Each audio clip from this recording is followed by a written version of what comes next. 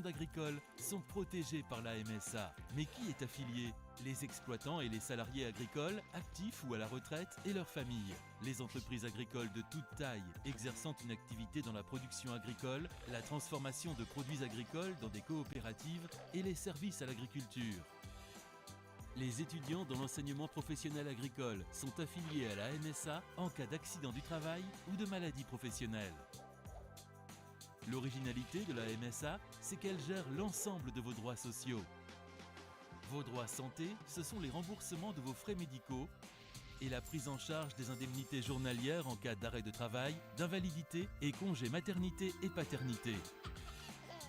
C'est aussi des actions pour préserver votre santé, organisées près de chez vous par votre MSA. Vos droits famille, ce sont les prestations familiales et les aides au logement. Des aides spécifiques. Un accompagnement lors de votre installation professionnelle. Vos droits pour la retraite, acquis dès que vous commencez à travailler. Votre santé et sécurité au travail avec l'intervention de professionnels MSA dans les entreprises et dans l'enseignement scolaire. Ces prestations et ces aides sont financées en partie par les cotisations sociales versées à la MSA par les employeurs, les salariés et les exploitants. Un seul organisme pour toute sa sécurité sociale, ça simplifie la vie. Ce qui différencie aussi la MSA, c'est son mode d'organisation fondé sur le mutualisme. Pour être représentés et défendre leurs droits, tous les 5 ans, les adhérents votent pour élire plus de 13 000 délégués qui participent aux assemblées générales et désignent les conseils d'administration. Et la MSA est proche de ses adhérents par son organisation décentralisée. 35 caisses, près de 200 agences d'accueil réparties sur tout le territoire français et 17 000 salariés sont vos interlocuteurs au quotidien.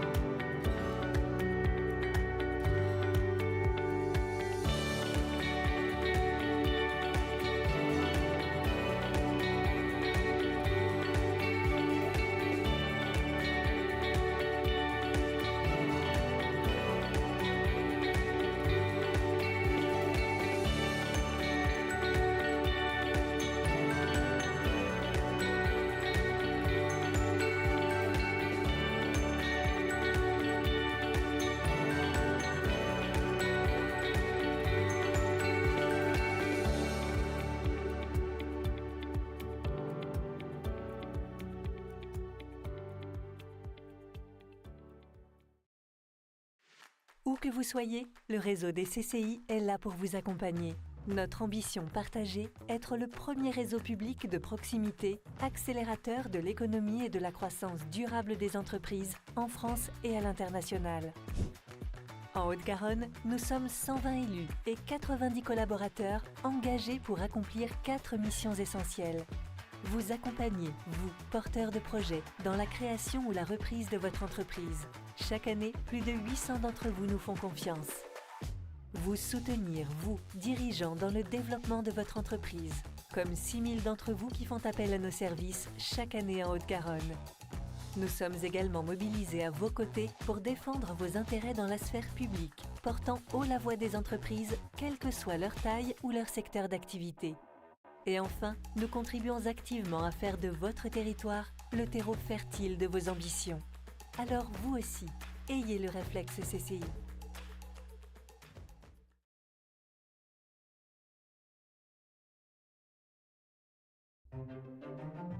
Depuis 100 ans, chaque jour, nous parcourons la France. Pour que chaque nouvelle génération d'agriculteurs trouve sa place. Pour que les questions sur le climat et l'environnement se transforment en réponses durables. Pour que la technologie, l'innovation viennent améliorer la performance des exploitations. Pour rapprocher ceux qui cultivent de ceux qui consomment. Pour que l'agriculture crée plus de revenus et de bien-être dans les exploitations et de valeur dans les territoires. Depuis 100 ans, chaque jour, les chambres d'agriculture agissent pour l'agriculture. Oui, l'agriculture a de l'avenir.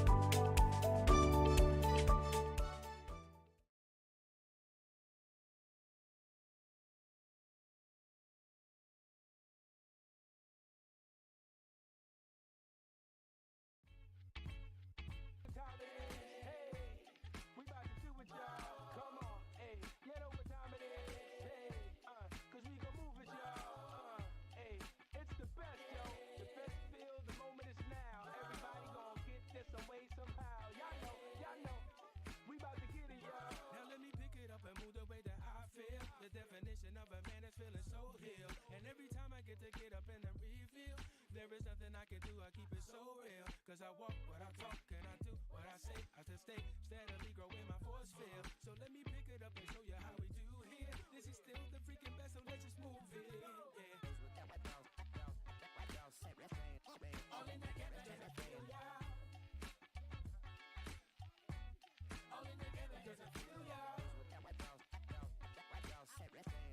All in together, just I feel y'all. All in together, right now. Say yeah, y'all. Whoa, come on. Yeah, y'all. Come on. Hey. Here we go now. All right. Come on. Say yo, yo, yeah, I would say that it's the best feel, y'all. It's the best feel, y'all.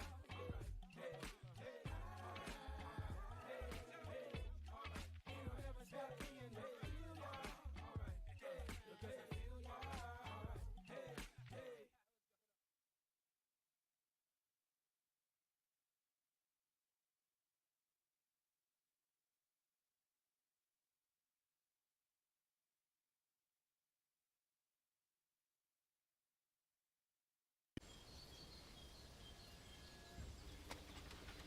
Hé, t'as vu? Ils vont nous remettre le perchoir. Oh là là, du calme, mon Bobby, du calme. Si, ils vont nous remettre le perchoir, là. C'est mieux que ça, mon Bobby. Ils vont surtout remettre l'électricité dans 20 000 foyers. Tu te rends compte? Ah ouais? Eh ben non, j'avais raison, ils nous ont mis le perchoir. Chut, profite de la vue, mon Bobby.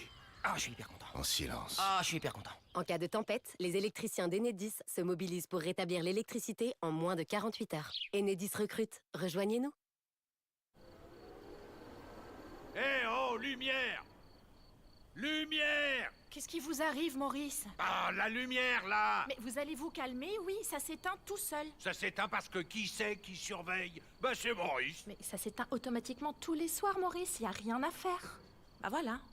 C'est un peu tendu, Maurice, hein? Monsieur Maurice. Oui, monsieur Maurice. Les électriciens d'Enedis inventent des solutions pour lutter contre la pollution lumineuse.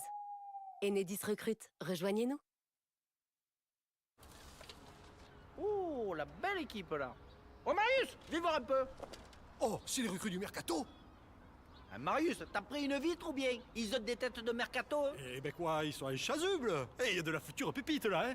Oh, Marius, fais un effort, oh. C'est Enedis, ça. Ils ont branché le stade au réseau électrique. Oh. Eh ouais, branche un peu les neurones, Marius. Les électriciens d'Enedis branchent les événements au réseau pour limiter l'usage de groupes électrogènes diesel. Enedis recrute. Rejoignez-nous.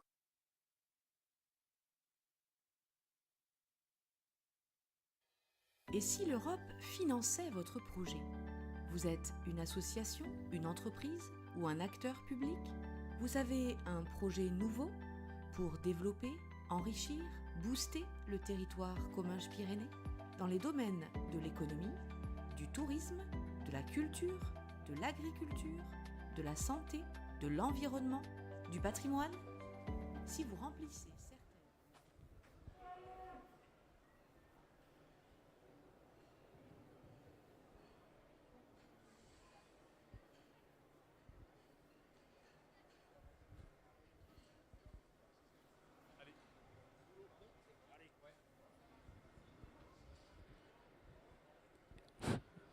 Eh bien, bonjour à tous.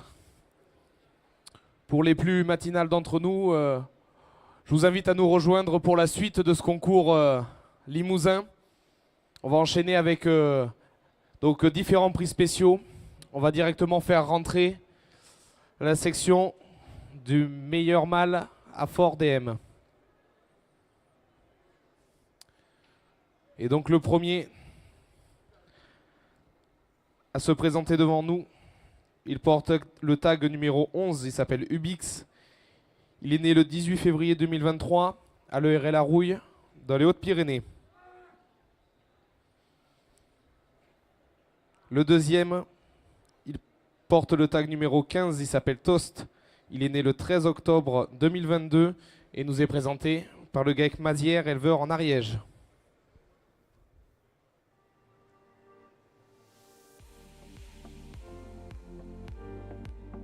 Il est suivi du numéro 20, Tot. Il est né le 16 septembre 2022 et nous est présenté par le GAEC NG Blanc, éleveur dans le Tarn.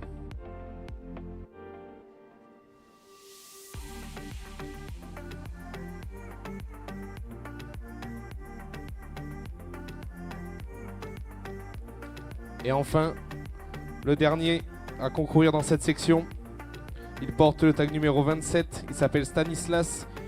Il est né le 2 octobre 2021 et nous est présenté par monsieur Philippe Dujardin.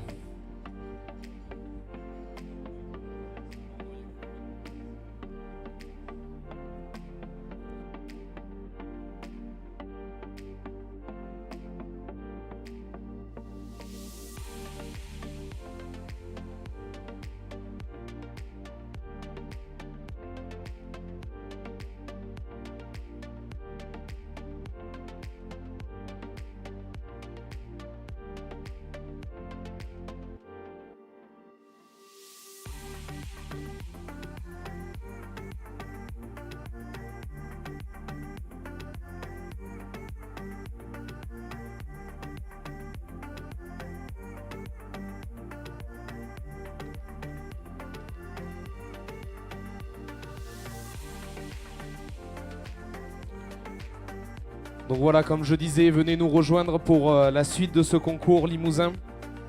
Après avoir enchaîné les différentes sections, élu les différents champions et enfin le meilleur animal du concours, pour ceux qui ont pu nous suivre hier. Donc aujourd'hui, différents prix spéciaux. Et donc le premier, eh bien, notre juge va devoir élire son meilleur mâle à fort développement musculaire. Je le rappelle, la race limousine, c'est une race à viande.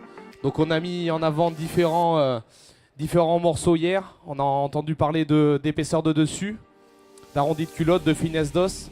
Tous ces postes-là, eh bien, font les masses musculaires de la race limousine. Et donc au fur et à mesure des sections, notre juge a fait sa sélection pour ce qui lui semblait, eh bien, les meilleurs mâles à fort développement musculaire. Donc parmi ces 4 taureaux qui sont devant vous, eh bien, il va désigner celui qui représente le mieux ces différents morceaux, ces différents postes musculaires.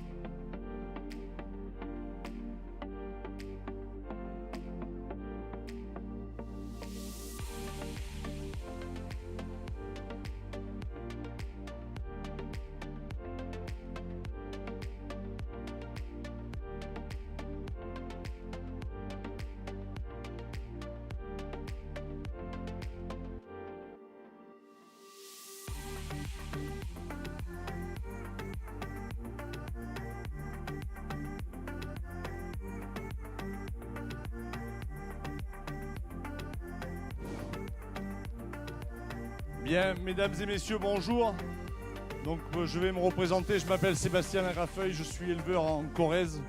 Donc j'ai eu le plaisir de juger ce concours limousin hier tout au long de la journée. Et tout au long du déroulement des sections, j'ai noté les animaux qui représentaient le plus, le mieux ce prix que je vais juger ce matin, le prix des qualités bouchères. Donc ça veut dire quoi, qualité bouchère? Ça veut dire des animaux qui expriment le plus le potentiel de viande. On veut dire par là qu'on cherche à avoir des animaux avec le plus de masse musculaire sur une carcasse, avec là aussi une finesse d'os la plus fine possible. Le tout, c'est sur un poids total d'avoir le maximum de kilos de viande qui peut être vendu, commercialisé. Après, donc, ces 4 animaux correspondent tout à fait puisqu'ils sont tous très bien fournis en viande dans leur globe arrière. Je vais rester sur le côté comme ça les gens peuvent voir. On prend en compte la largeur de culotte, l'arrondi de culotte, les longueurs de corps et les largeurs de dos et les épaisseurs de filet. Donc voilà, les 4 aujourd'hui prétendent à ça. Mais pour que vous compreniez bien, on n'est pas non plus dans un concours de boucherie. je vais désigner le mâle qui a le meilleur pouvoir, le potentiel de qualité bouchère, mais on reste quand même avec des animaux reproducteurs. Ça veut dire que ces animaux-là doivent avoir toutes les facultés de déplacement, comme j'ai jugé hier aussi pour le concours. C'est-à-dire qu'ils ne sont pas destinés à la boucherie, on ne va pas les mettre à l'abattoir demain. Ils sont là pour être des reproducteurs et produire de la descendance avec les mêmes qualités et surtout avec ces masses musculaires importantes. Donc voilà, je vais demander le jingle pour désigner le premier. À mes yeux, aujourd'hui, il y a 2 taureaux qui prétendent l'avoir. Vous m'avez vu quand j'ai tourné, c'est les 2 taureaux qui sont sur la droite. Et je vais désigner le premier avec le jingle et je vais vous expliquer pourquoi j'ai désigné celui-là par rapport à l'autre. Merci. Je vous disais, on parle de largeur de culotte, arrondi de culotte, on parle de longueur de dessus, les épaisseurs. Ces 2 taureaux sont exceptionnels, mais pour moi aujourd'hui, c'est celui-là qui monte sur le podium. Vous pouvez l'applaudir. Je vais vous expliquer pourquoi. Vous avez un taureau qui présente un peu plus de masse musculaire à l'arrière, dans le globe arrière, que celui que j'ai classé premier. Aujourd'hui, il a quelques gênes au niveau de ses aplombs. Et c'est pour ça que ça me gêne de le faire monter sur le podium, mais c'est un très bon taureau dans son type morphologique. Et donc j'ai mis en première position celui qui avait le meilleur compromis. Exceptionnel dans ses longueurs de corps, des bonnes largeurs de dos, un très bon globe arrière. Et il a surtout une grande qualité, c'est sa finesse d'os. C'était l'animal le plus fin de sa catégorie. Ça veut dire qu'en rendement carcasse, il est à l'optimum de ce qu'on peut faire. Si on prend un poids vif et qu'on ramène le poids carcasse, on est à plus de 60% de rendement. Et pour la filière bouchère, c'est quand même très important. Donc bravo à son éleveur, vous pouvez l'applaudir. Merci.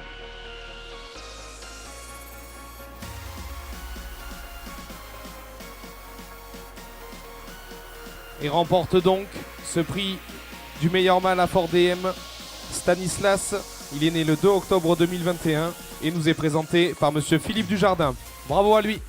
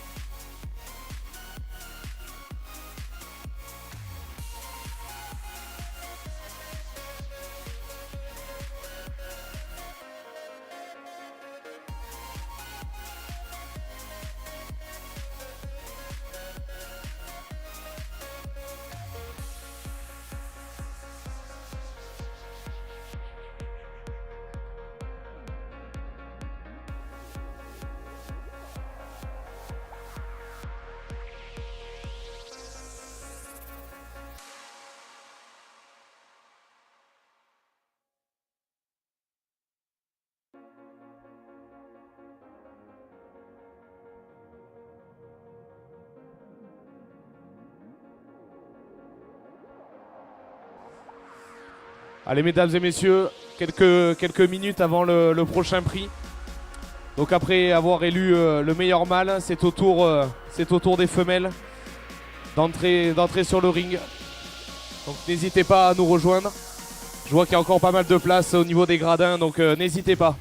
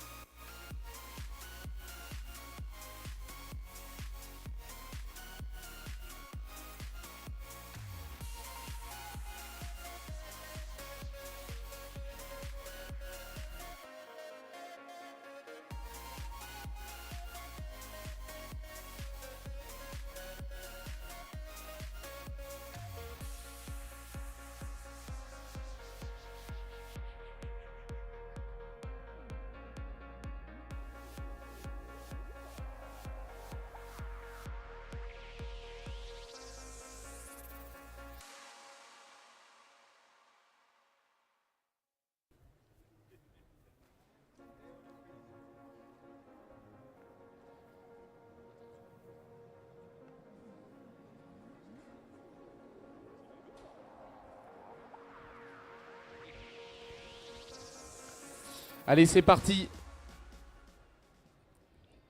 C'est au tour des femelles de concourir pour celles qui représentent le mieux les développements musculaires. On attaque avec Eugénie. Elle est née le 2 octobre 2023 et nous est présentée par monsieur Jérôme Bail.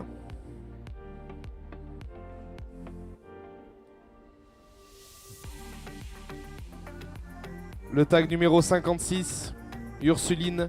Elle est née le 26 juin 2023 au GAEC du col de Lingous dans les Hautes-Pyrénées.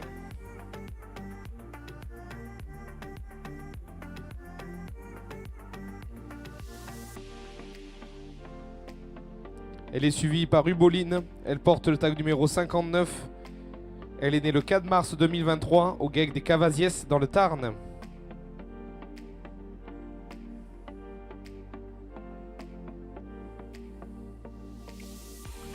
Le tag numéro 65, Teki, elle est née le 3 novembre 2022 au GAEC Fortin Père et Fils dans le Gers.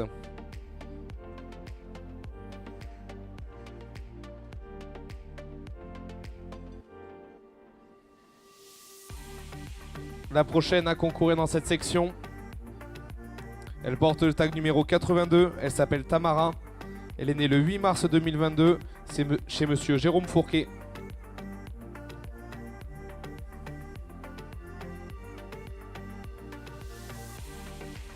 Elle est suivie de Sydney. Elle porte le tag numéro 89. Elle est née le 22 août 2021 dans les Landes et nous est présentée par le RL des Deux Ruisseaux.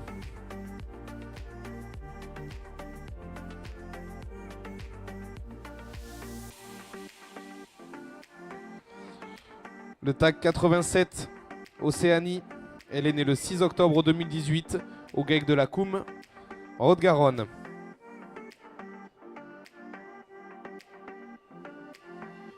Et la dernière à concourir dans cette section, elle s'appelle Maquette, elle porte le tag numéro 94.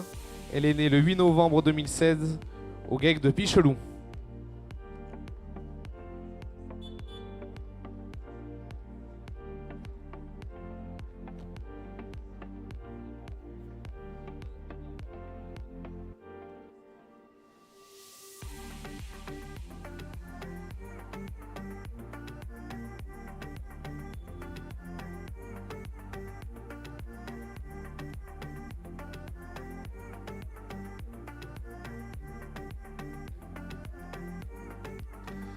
Et donc voilà, comme pour les mâles tout à l'heure, c'est au tour des femelles. Donc je me répète, mais on va enchaîner différents prix spéciaux. Et bien les femelles qui sont devant vous concourent pour le prix de la meilleure femelle à fort développement musculaire. Donc comme dit dans le titre de cette section, eh bien, on met en avant tous les postes musculaires. On va entendre parler d'épaisseur de filet, de largeur de dos, d'arrondi de culotte, de longueur de culotte. Tous ces postes forment toute la catégorie des développements musculaires. Donc on va chercher un maximum de viande sur ces morceaux-là. Sur ces postes-là, je parlais d'épaisseur du dessus, de largeur de dos. Donc ça, ce sont les morceaux qu'on retrouve sur le dos de l'animal. Et ce sont ce qu'on appelle les morceaux nobles. Les morceaux que nous et vous, consommateurs, sommes friands. On parle d'entrecôte, de filet, de faux filet. Et bien toute cette partie se trouve sur le dessus. Donc on va chercher d'extérioriser un maximum de viande sur ces postes-là pour avoir une carcasse bien conformée. L'arrondi de culotte aussi. La longueur de culotte, la largeur de culotte, ça va permettre aussi d'avoir un maximum de globe arrière sur l'arrière-main. On va aussi parler de longueur. Alors vous allez dire, on parle de squelette pour les développements musculaires, mais c'est là qu'on accroche eh bien, tous ces morceaux. Eh bien, quand on cumule épaisseur, largeur et longueur, eh bien, on a un maximum, de poids carcasse, qui est aussi représenté par ces longueurs. Et tout ça, c'est aussi accordé eh bien, à la finesse d'os. La finesse d'os, c'est gage de rendement de carcasse. Vous prenez le poids vif d'un animal. En race limousine, ça peut varier, mais vous avez environ 60% de ce poids vif qui représente le poids carcasse.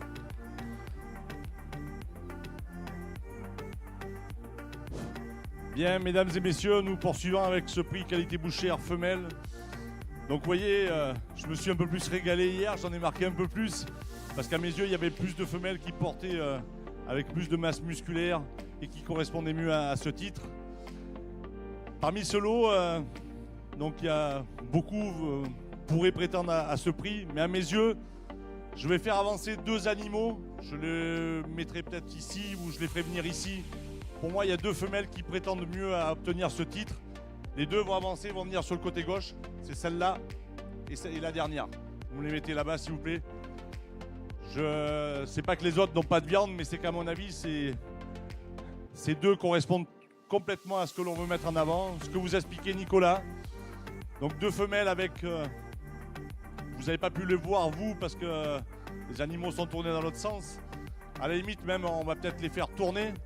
Les 2, comme ça, le public pourra observer les épaisseurs, les largeurs de dos, les épaisseurs de dessus. 2 femelles qui sont exceptionnelles dans leur dessus. 2 femelles qui ont beaucoup de viande dans l'arrière-main. Et bien, pour moi, il y en a une qui va monter sur le podium. Il y en a une qui va monter sur le podium des 2, mais pour moi, c'était les 2 meilleurs. Vous allez peut-être leur faire un tour afin que tout le public puisse admirer les largeurs de dos et les épaisseurs. Vous faites juste un tour devant. Et à la limite, on peut même demander le jingle en même temps. Et je peux, pendant que les 2 femelles tournent, je vais désigner celle qui va monter sur le podium. Admirez la puissance, admirez la finesse. Regardez les largeurs de dos. Elles sont toutes les 2 exceptionnelles. Pour moi, aujourd'hui, il y en a une qui a un peu plus de viande dans l'arrière-main. Elles sont toutes les 2 exceptionnelles dans le dos.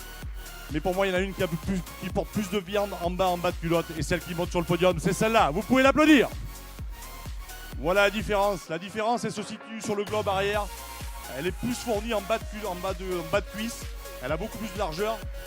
C'est une vache très impressionnante dans ses largeurs de dos, dans ses largeurs de bassin, avec un rendement de carcasse remarquable.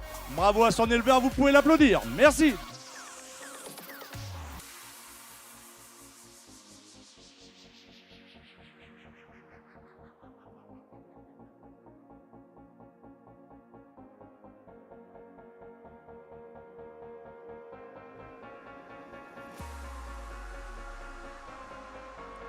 Allez, je pense qu'on peut renouveler nos applaudissements pour la première femelle qui remporte le prix de la meilleure qualité bouchère.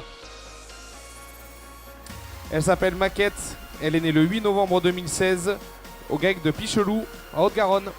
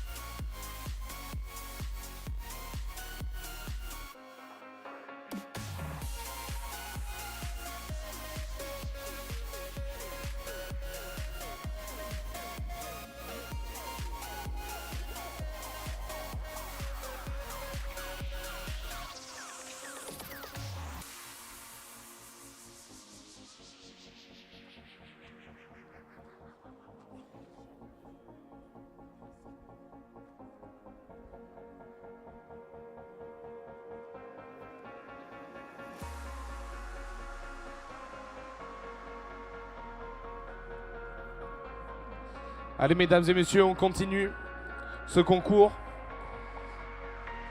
avec le prix du meilleur mâle génétiquement sans cornes. Donc ils sont 3 à concourir dans cette section. Et le premier, il porte le tag numéro 2. Il s'appelle Umtiti, c'est un fils de Lundi Pépé, qualifié RRE sur Rumba. Il est né le 23 août 2023 à l'ERL Arouille, dans les Hautes-Pyrénées. Il est suivi du numéro 15, Toast. C'est un fils de Patio sur Manon P, qualifié RR. Il est né le 13 octobre 2022 à l'ERL Vincent Besse et nous est présenté par le GAEC Mazière. Et enfin, sur la partie droite de notre ring, le numéro 34, Pony P. C'est un fils de Mustang P sur Fanny. Il est né le 2 mars 2019 au GAEC Gardet Chouznou en Corrèze et nous est présenté par une copropriété d'éleveurs, le GAEC de Bellevue et la SCEA de la Montagne Noire.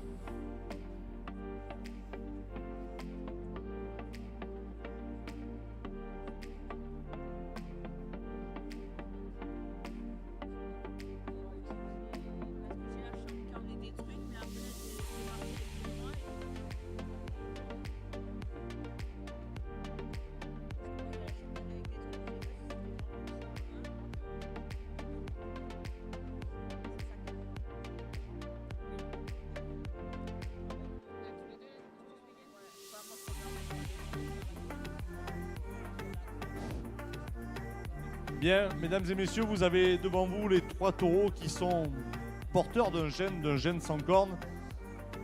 Donc c'est des animaux qui sont nés naturellement sans cornes et qui vont transmettre demain à leur descendance ce gène.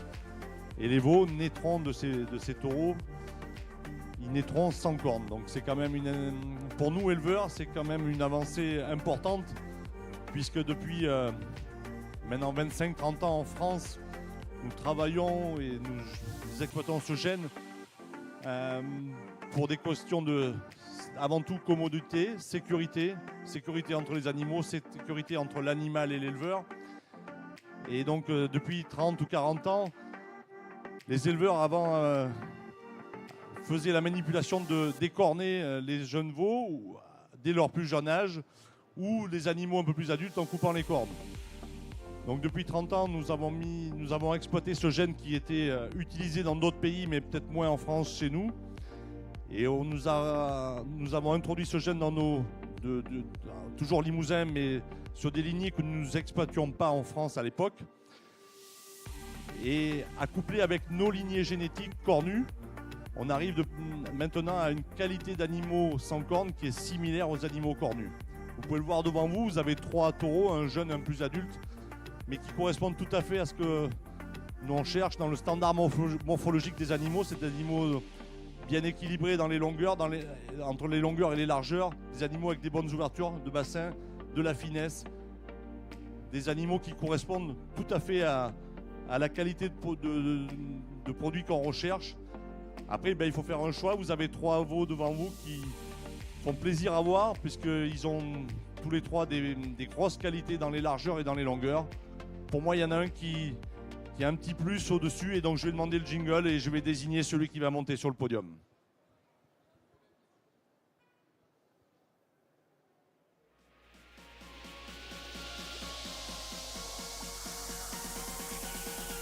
Va monter sur le podium l'animal qui correspond aux critères que j'ai mis en avant hier, c'est à savoir des animaux avec beaucoup de largeur de bassin, beaucoup de largeur de dos, le bon équilibre entre la taille et les largeurs. Et celui qui monte sur le podium, c'est le numéro 15, vous pouvez l'applaudir. Un animal exceptionnel dans ses ouvertures, dans ses longueurs de cuisses, un animal très très élégant en plus et qui se déplace très très très bien. Bravo à son propriétaire, vous pouvez l'applaudir, merci.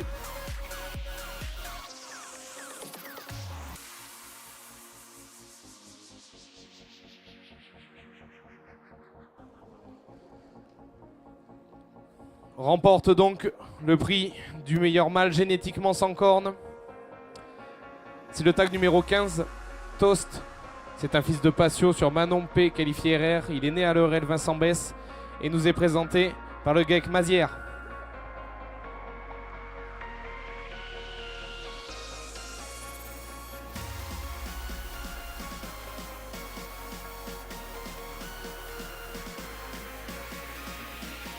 et un lot qui est remis par le Crédit Mutuel.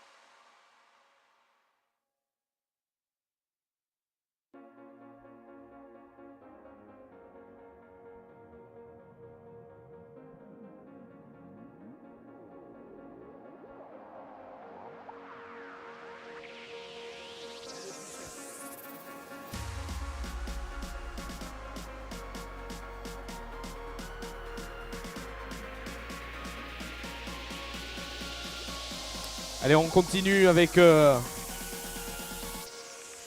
l'élection du prix synthèse mâle.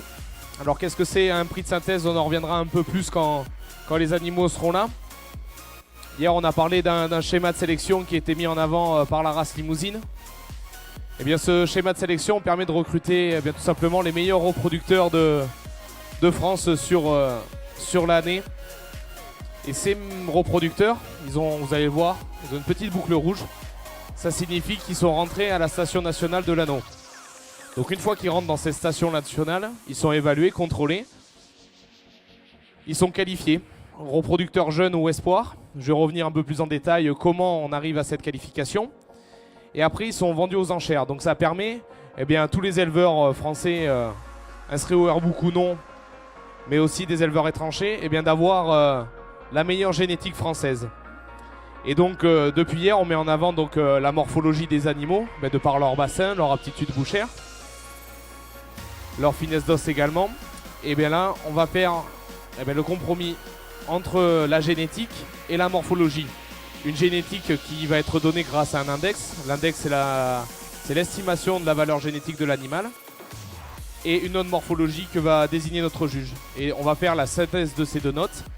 Et donc le mâle qui va monter sur le podium tout à l'heure, fera le parfait compromis entre la morphologie et la valeur génétique. Donc je vois qu'ils sont en train de se préparer dans le pré-ring. Restez pour comprendre un peu plus ce prix.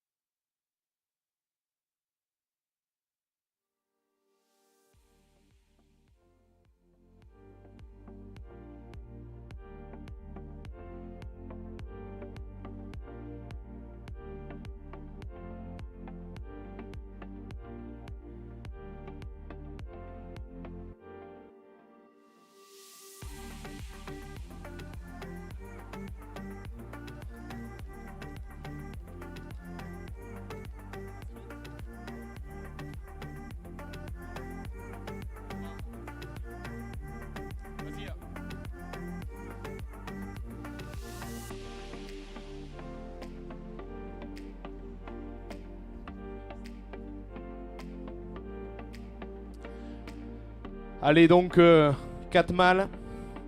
Comme j'ai expliqué venant de la station de l'Anneau, vous pouvez d'ores et déjà apprécier cette boucle rouge que j'ai parlé tout à l'heure. Et donc le premier à concourir dans cette section, il porte le tag numéro 9. Il s'appelle Uni, il est qualifié RJ. C'est un fils de Riley, qualifié RJ. Il est né chez monsieur Régis Chaplier et nous est présenté par le GEC Fortin père et fils.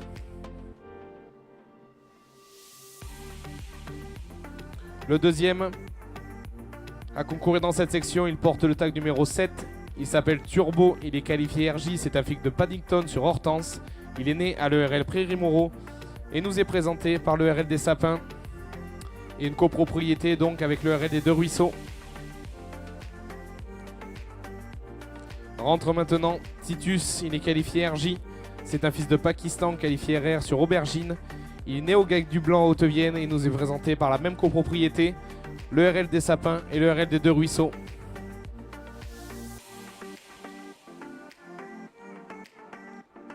Et donc le dernier, le tag numéro 27, Stanislas, il est qualifié reproducteur jeune, c'est un fils d'Origan qualifié RJ sur Lolita. Il est né au GEC Prolim et nous est présenté par monsieur Philippe Dujardin.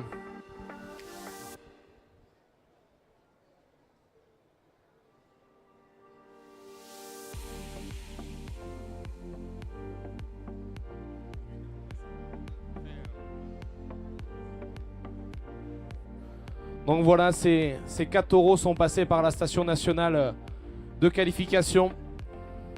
La station de l'Anneau qui se situe en Haute-Vienne, au sud de Limoges. Donc comme je l'ai expliqué tout à l'heure, mon travail à Coralie et moi-même, eh bien, ça va être de recruter les meilleurs jeunes mâles sur le territoire français. Ça représente 600 à 700 mâles sur l'année. Et une fois qu'ils sont sélectionnés, donc on va s'appuyer surtout sur la morphologie, mais aussi une partie d'index, une partie d'ascendance également. Ces mâles rentrent dans cette université, on peut dire, de reproducteurs de la race limousine. Et donc ils sont évalués, ils sont pesés régulièrement. On va aussi les pointer. Donc ça c'est la description morphologique à un instant T. Et grâce à tout ça, on va pouvoir calculer un index. Cet index, c'est l'IMOCRE, c'est l'index morphologie croissance. Et grâce à cet index, eh bien, les meilleurs d'entre eux vont être qualifiés reproducteurs jeunes. Ça veut dire les 50% meilleurs de la série. Et ceux qui auront un peu moins réussi leur performance, et un index du coup un peu moins élevé, seront qualifiés espoirs. Donc pour ce prix, notre juge Sébastien est en train de donner une note morphologique. Donc bien, tout ce qu'on a mis en avant depuis le début de ce concours. Et je vais lui apporter ce fameux IMOCRE pour faire la synthèse de ces deux notes et donc élire le meilleur mâle qualifié en station, celui qui fera le compromis entre la valeur génétique et la morphologie.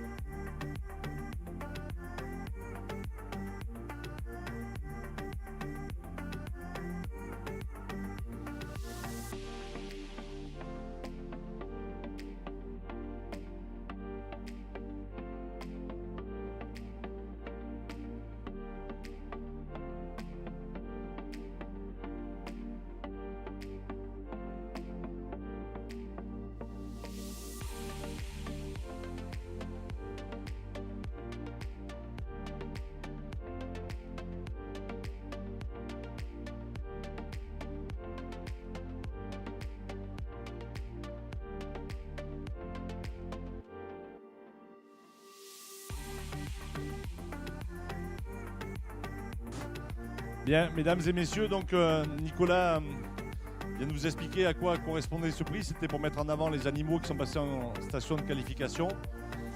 Moi, en tant que juge, je vais m'attarder à mettre une note morphologique entre 80 et 100. Et donc lui, après, il a la note d'index et il additionnera ces deux notes. Et de fait, après, on sait maintenant, on a fait les calculs et maintenant, en additionnant les deux notes, on sait quel taureau va monter sur le podium. Donc voilà, je vais demander le jingle pour désigner le premier, mais je voulais juste vous dire que moi, morphologiquement, sans tenir la note d'index, j'ai mis en avant ce taureau-là et ce taureau-là. Et après, c'est peut-être les écarts de points ce qui a fait que, pour moi, ils étaient proches en morphologie, différents mais proches en morphologie. Et après, c'est la note d'index qui fait que, aujourd'hui, celui qui va monter sur le podium, entre ces deux taureaux, eh bien, c'est celui-là. Tu peux le faire avancer, s'il te plaît. Vous pouvez l'applaudir. Un très joli animal de type mixte, très bon dans son bassin. C'est le plus jeune du concours, mais un animal bien équilibré. Voilà, je vais en passer le micro à Nicolas. Il va terminer la présentation. Merci.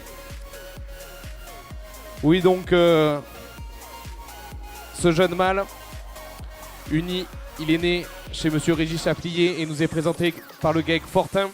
Donc, il remporte ce prix de synthèse avec une note morphologique qui était de 95 sur 100, donc qui était déjà assez élevée.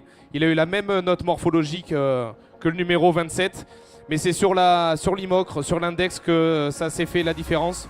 Celui qui est sur le ring sort à 106. Donc par déduction et par cumul de ces deux notes, il obtient la plus haute note de ce compromis entre la morphologie et la génétique. Donc bravo à lui.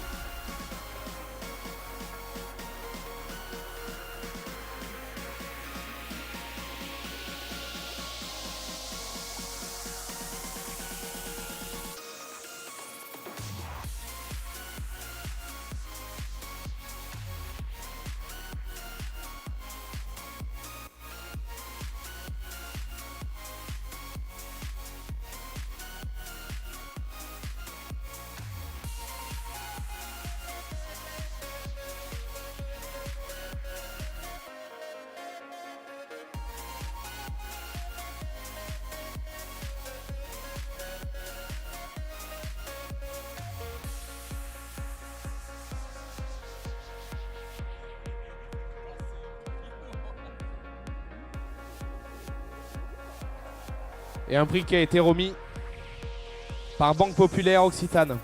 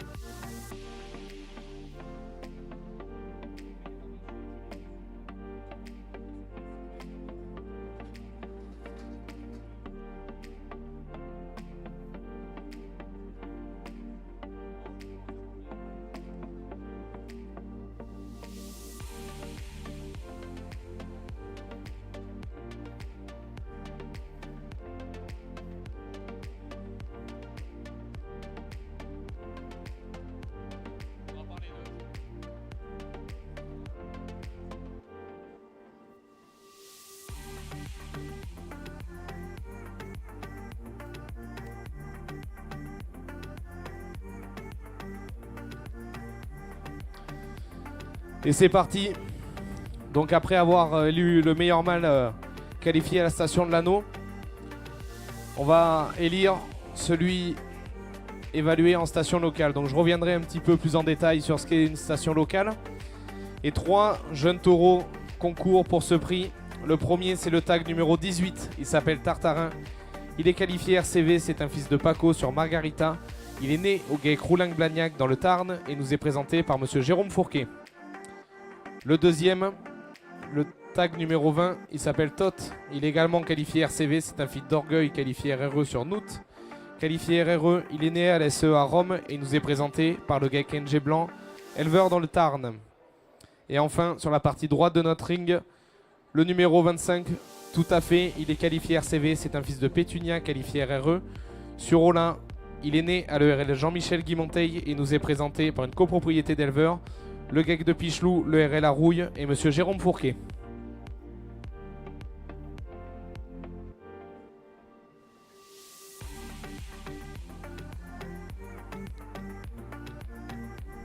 Et donc, comme tout à l'heure, on a des mâles qui sont passés donc à la station nationale de qualification. On les a pu les reconnaître grâce à leur boucle rouge. Et vous avez peut-être pu remarquer, eh bien, deux d'entre eux une boucle jaune et celui du milieu a une boucle verte. Ça signifie qu'ils sont passés en station locale. Alors, elles sont au nombre de 3.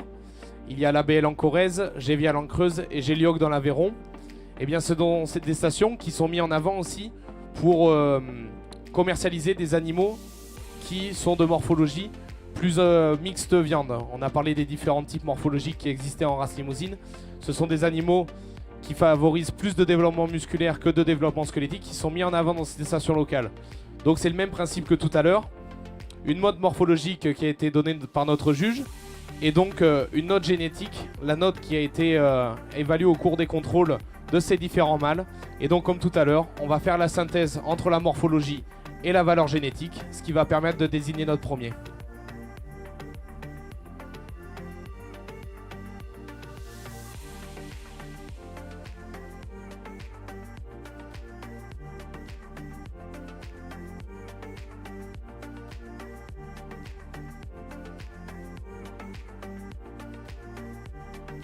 Bien, comme pour les mâles tout à l'heure de la station de l'Anneau, donc là vous avez les 3 mâles qui sont passés dans les autres stations, comme Nicolas vous l'a expliqué.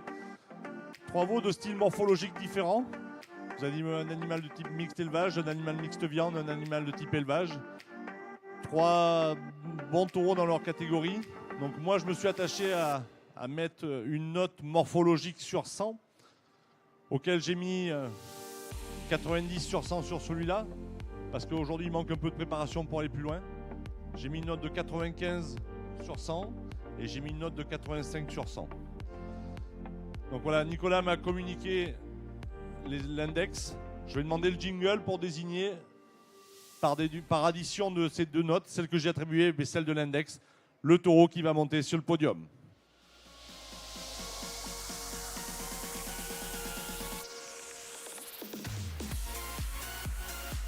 Eh bien, le taureau qui va monter sur le podium, il a eu la plus grosse note morphologique et il a eu le plus gros index.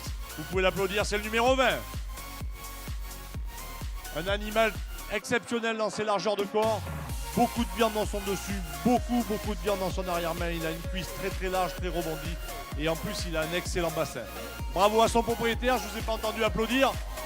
Vous n'êtes peut-être pas encore réveillés, mais il va falloir les soutenir ces éleveurs. Merci.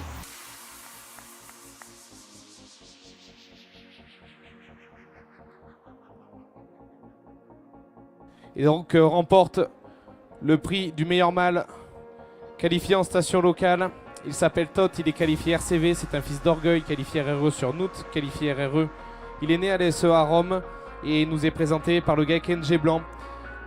Et ce prix nous est remis par Groupama. Donc comme l'a expliqué Sébastien, il a eu la meilleure note morphologique de 95, et avec un index qui était déjà très haut, qui était de 117, et bien la synthèse de ces 2 notes a pu élire Tot, le meilleur mâle qualifié en station locale. Bravo à lui.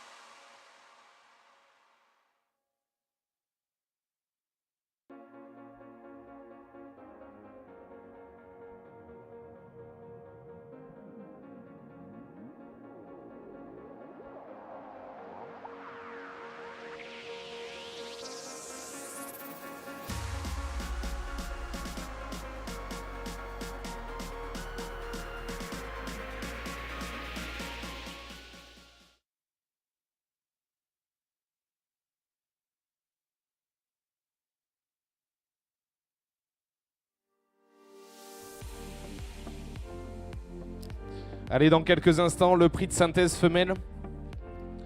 Venez nous rejoindre. Différentes femelles vont concourir dans cette section. Donc maintenant, vous l'aurez compris, ce qu'est un prix de synthèse, c'est la synthèse entre la note morphologique et la valeur génétique. Il faut savoir que les éleveurs qui présentent des animaux devant vous aujourd'hui, ce sont des éleveurs sélectionneurs, c'est-à-dire qui sont adhérents au Airbook Limousin. Alors le Airbook Limousin, qu'est-ce que c'est? C'est le livret généalogique de la race limousine. Donc en fait, ces éleveurs sont adhérents donc, à ce Airbook Limousin. Ce sont des choses qui sont définies par France Limousin Sélection, l'organisme de sélection de la race limousine. Ça entraîne plusieurs contrôles, notamment des pesées, des pointages. Ça, c'est le travail du contrôle de performance. Et ce travail de contrôle de performance en ferme permet donc de calculer différents index. Donc je le répète, c'est l'estimation de la valeur génétique de l'animal. Et donc les vaches qui vont défiler devant vous ont un index. C'est un index qui s'appelle l'IVMAT. C'est l'index de valeur maternelle du troupeau. Et donc en fait, c'est tout simplement sa capacité à produire des bons veaux. Donc ça, c'est ce qu'on va mettre en avant sur ces femelles. Parce qu'elles font partie des meilleures reproductrices de la race limousine. Pourquoi? Elles ont donc cet index que je vous parlais, l'IVMAT. Elles ont un index qui est très haut. Et donc moi, inspecteur du Airbook et Coralie, on passe en ferme et on va qualifier ces femelles.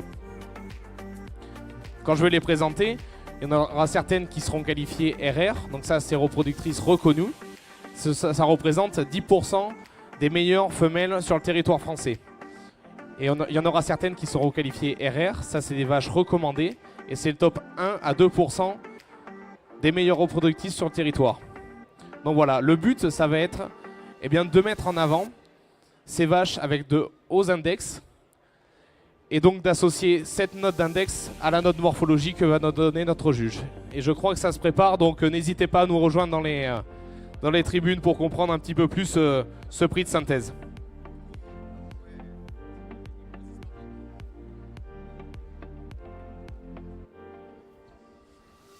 Et donc voilà, après quelques minutes de préparation, on peut les faire rentrer avec Océanie.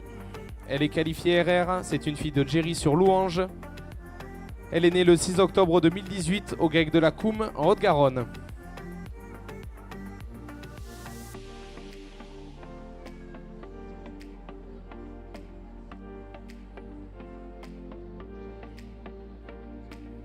Rentre maintenant Océanie, elle est qualifiée RRE. C'est une fille de Gepetto, qualifiée Espoir sur Liberté, qualifiée RRE. Elle est née le 29 août 2018 à l'ERL des Deux Ruisseaux, dans les Landes.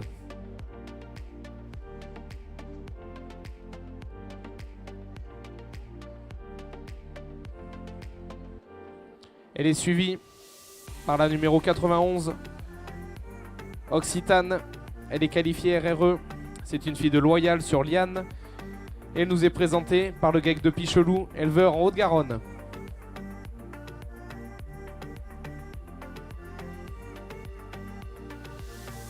Rentre maintenant le tag numéro 94. Maquette, elle est qualifiée RR. C'est une fille d'Harmonieux, qualifiée RVS sur Hautaine. Elle est également la propriété du GEC de Pichelou.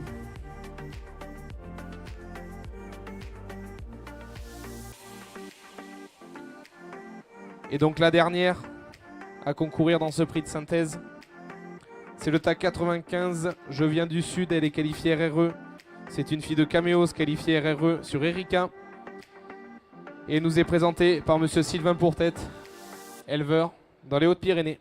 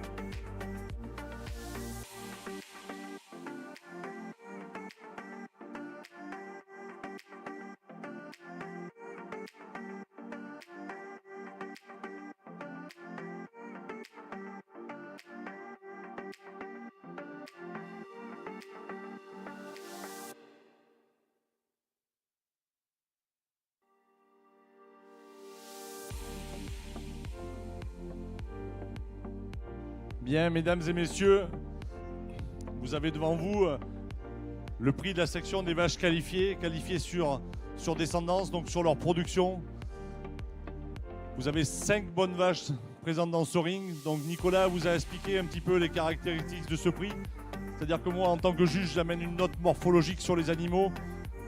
La note, elle va de 80 à 100 au maximum. Et après, on additionne cette note morphologique à la note d'index. Et en additionnant les deux, c'est celle qui a la plus haute note termine à la première place. Bon, il y a 3 vaches que j'ai mis un peu en avant. Il y a celle-là, sur le plan de morphologie. Cette vache-là, cette vache-là et cette vache-là. Donc c'est ces 3 vaches où j'ai amené une note morphologique supérieure. On a additionné les 2 notes. Et je vais demander le jingle du fait pour désigner celle qui va monter sur le podium. Ce qui est très intéressant de voir, c'est que c'est des vaches qui ne sont pas forcément toutes jeunes, mais que c'est des vaches qui ont produit plusieurs veaux, qui ont des bons aplombs, qui ont des bonnes qualités de mamelles. Et aujourd'hui, en additionnant les deux, celle qui monte sur le podium, c'est la 91, vous pouvez l'applaudir. Une vache très très puissante, exceptionnelle dans ses largeurs de dos. Une vache qui a beaucoup de longueur, très lourde, très puissante, très pesante. Une vache qui est qualifiée, qui a la plus haute qualification, qui est recommandée. Et une vache qui a une belle mamelle malgré son âge. Vous pouvez l'applaudir très fort. Merci. Et remporte donc le prix de synthèse femelle Occitane. C'est une fille de Loyal sur Liane. Elle nous est présentée par le GEC de Pichelou. Et un prix qui nous est remis par Sanders.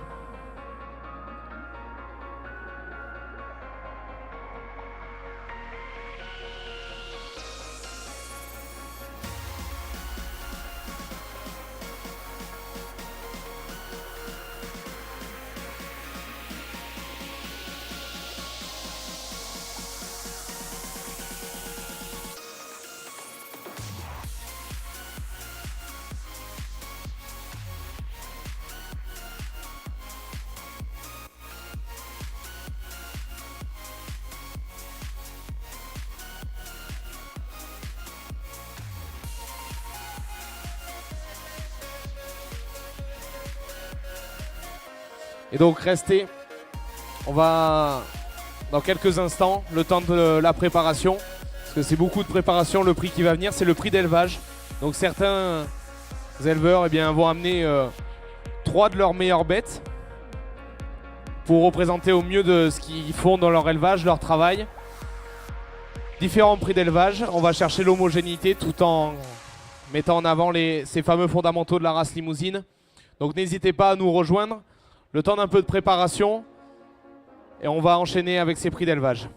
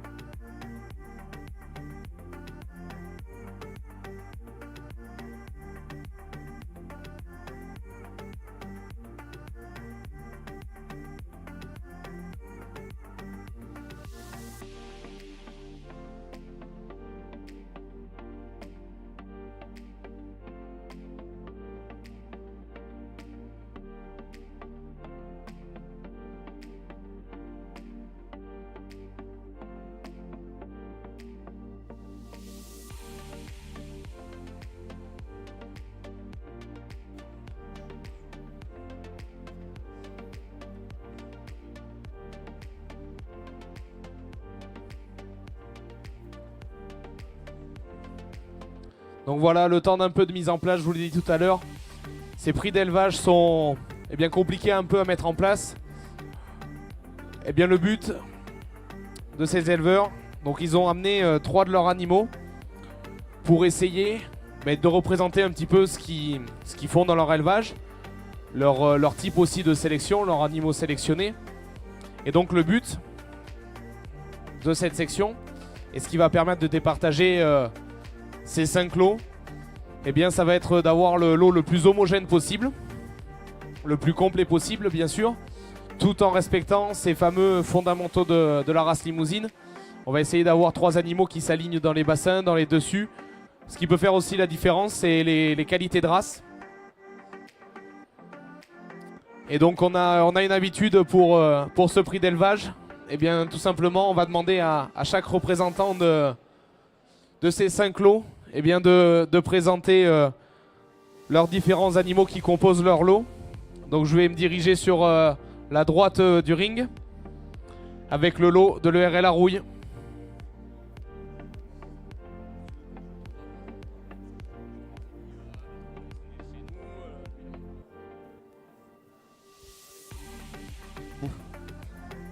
Bonjour à tous, Pierre-François Arouille, donc je suis éleveur à Pinas dans les Hautes-Pyrénées. Et donc pour ce lot, ce petit lot d'ensemble on va dire, donc il est composé de 3 animaux qui sont nés sur l'exploitation. Donc en bout on a Thiago qui est un fils de Nagano, c'est une demi-sœur à lui à côté. Et une angénisse qui s'appelle Tiffany. Voilà, bon courage à tous, merci. On peut l'applaudir s'il vous plaît. Il y a une petite voix mais je pense qu'on peut l'applaudir quand même. On continue avec le lot de Jean-Luc Mouisset, mais le représentant est là je crois. Donc bonjour à tous, donc Brice Mouisset, je vais vous présenter le lot de Jean-Luc Mouisset. Donc il y a 2 petites génisses, une de 1 an et une qui va avoir 2 ans. Et Twinny le taureau de tête, donc lui qui a 2 ans et quelques mois. On peut l'applaudir.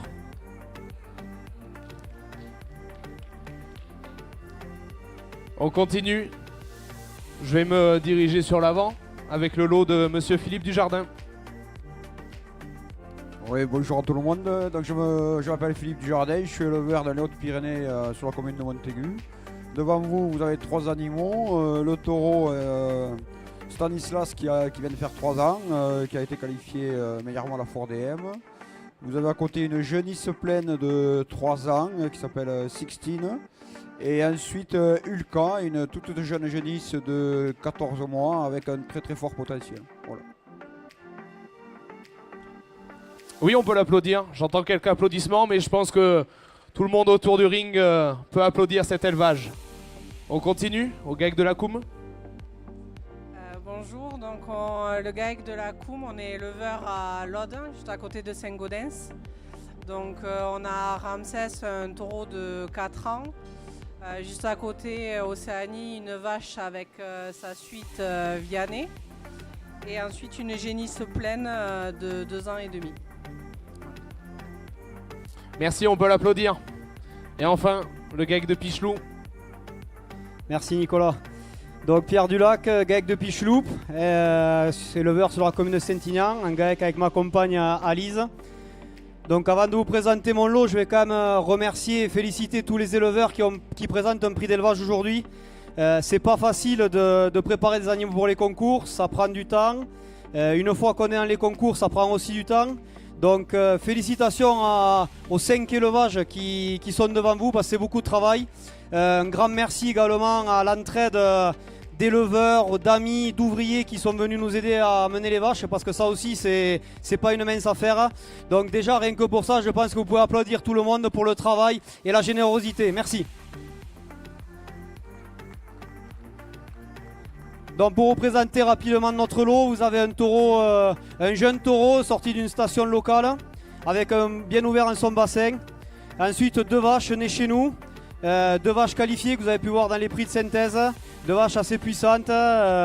L'une d'elles nous a fait notre fierté cette année car elle nous a permis de participer pour la première fois au Salon agricole de Paris. C'était une très belle expérience, très enrichissante. Et ensuite la dernière vache d'un style plutôt mixte viande, fine d'os, voilà. Donc encore une fois, bon courage aux juges parce qu'il y a 5 lots de qualité et bon courage à tous les concurrents et merci encore. On peut applaudir le GAEC de Pichelou, s'il vous plaît. Merci. Ces applaudissements un peu timides, s'il vous plaît. Un tonnerre d'applaudissements pour tous ces éleveurs. Merci.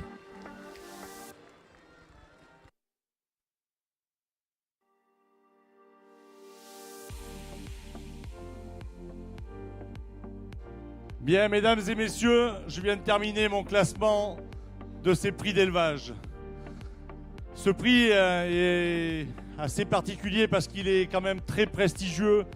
C'est pouvoir présenter un lot d'animaux d'un élevage qui représente au mieux la morphologie que l'on met en avant dans chaque élevage.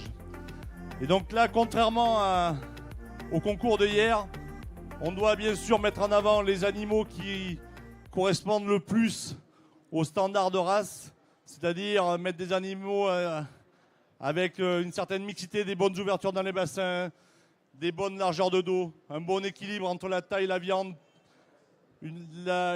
avec une finesse d'os cohérente à ce que l'on veut, ça veut dire des animaux pas trop chargés en os. Mais la petite particularité pour ce prix, c'est qu'on doit mettre en avant aussi un lot d'animaux le plus homogène possible. Et donc, vous pouvez avoir des très très bons animaux individuellement. Après, de les accoupler ensemble, de les mettre ensemble, eh bien, voilà, il faut que dans l'idéal, il faut que les 3 animaux se ressemblent et qui correspondent le mieux à ce que l'on veut mettre en avant dans la race. Moi, je voulais vous féliciter parce que depuis hier, il y a eu une qualité d'animaux présentés sur le ring assez exceptionnelle. Vous travaillez tous très très bien. On a eu, en termes de présentation, une image assez remarquable des plus jeunes animaux jusqu'aux plus adultes. Vous êtes des vrais professionnels. Les animaux étaient bien dressés, bien préparés. Vous m'avez fait plaisir, vous avez fait honneur à la race limousine. Et pour ça, je voulais vous féliciter et vous remercier du fond du cœur. Sous les applaudissements du public, merci.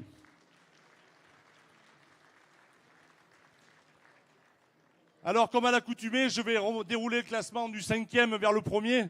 Comme ça, je vais classer tous les animaux et je vais expliquer un petit peu mes choix en remontant donc du 5e vers le 1er. J'ai classé en 5e position le lot qui est en face de moi. Vous pouvez l'applaudir, s'il vous plaît. C'est un lot composé d'un jeune taureau de type mixte. Là aussi, une jeune vache ou une jeune génisse de type mixte également. La femelle aussi. Les caractéristiques de la race, savoir les ouvertures de bassin, la finesse, ça y est. Sur l'homogénéité du lot, la jeune génisse décroche un petit peu. Elle manque un peu de puissance pour venir concurrencer les autres lots. Mais bravo, bravo et encore merci. Vous pouvez applaudir une nouvelle fois, s'il vous plaît. Donc, il n'y en a plus que 4.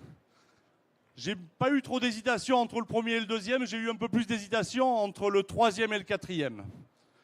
Et je vais m'expliquer. Je mets en 4e le lot qui appartient au GAEC de la Coum. Applaudissez-le, s'il vous plaît. C'est un lot qui est composé d'un taureau très puissant, très ouvert, une très très bonne vache également. La pénalité aujourd'hui, elle arrive sur celle qui est en 3e position. Elle ne correspond pas tout à fait dans les ouvertures de bassin par rapport aux 2 autres. Et elle a un état de préparation avec un excès de gras qui est marqué.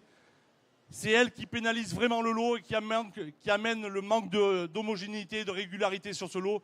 C'est peut-être un peu dommage parce qu'il y avait les 2 animaux de tête qui étaient très très puissants et qui allaient bien.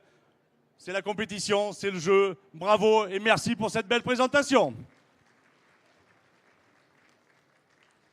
Donc il n'en reste plus que 3. Alors ils sont disposés dans tous les sens, donc ils ont décidé de me faire marcher.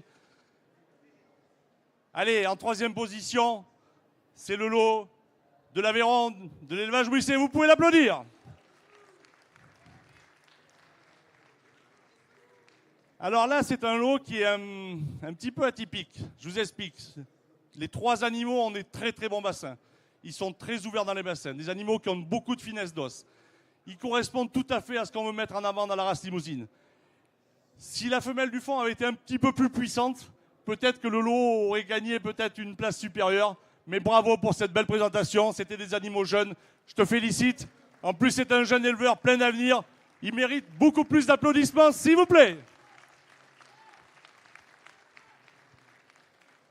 Et donc, vous l'aurez compris, il reste de l'eau. Je vais demander le jingle pour désigner le premier. Je commenterai le deuxième. En plus, ils me l'ont fait facile. Il y en a un à gauche et un à droite. Ils ont dû estimer qu'il fallait que je bouge un peu plus, que je marche un peu plus. Je ne demanderai pas de commentaires particuliers, monsieur Forquet. Je vous remercie en tout cas. Il y a deux très bons lots. Deux lots un peu différents, puisqu'il y a un lot qui a un peu plus de puissance, un lot qui en a un peu moins, des animaux un peu plus adultes, un peu plus jeunes. Je vous ai dit, je vous mettrai en avant les animaux qui seront le plus homogènes, c'est-à-dire tout le lot, avec les trois animaux faits pareil, qui correspondent tout à fait à ce qu'on voit en race limousine. Et celui qui termine à la première place, c'est celui qui est à droite. Vous pouvez l'applaudir. Je classe donc en deuxième position ce lot magnifique, celui qui est sur la gauche. Il est composé de deux vaches exceptionnelles, des vaches très puissantes, très lourdes, bien équilibrées entre la taille et la viande. Pour monter à la première place, il aurait fallu que le taureau ait un peu plus de puissance, un peu plus de largeur. Surtout dans l'arrière-main, c'est lui qui pénalise un petit peu le lot dans l'homogénéité. Il a du volume, mais il n'est pas assez puissant, vu la gabarit et vu la puissance de ces vaches qui sont exceptionnelles. C'est un petit détail qui fait qu'ils sont à la deuxième place. Mais bravo, bravo, bravo. Merci de les applaudir une nouvelle fois.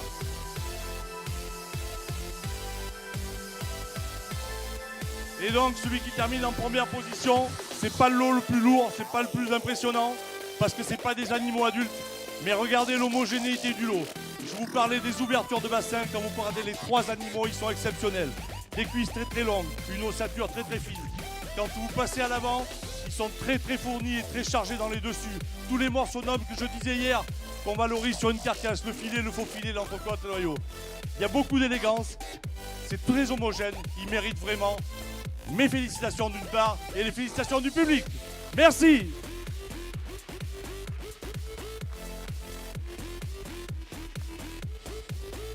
Allez, on va demander pour la photo du premier prix.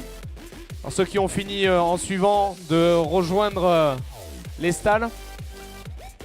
Et demander aussi de préparer, on va avoir le prix interrégion. Donc s'il vous plaît, restez, ça va être des prix d'ensemble aussi, mais par département.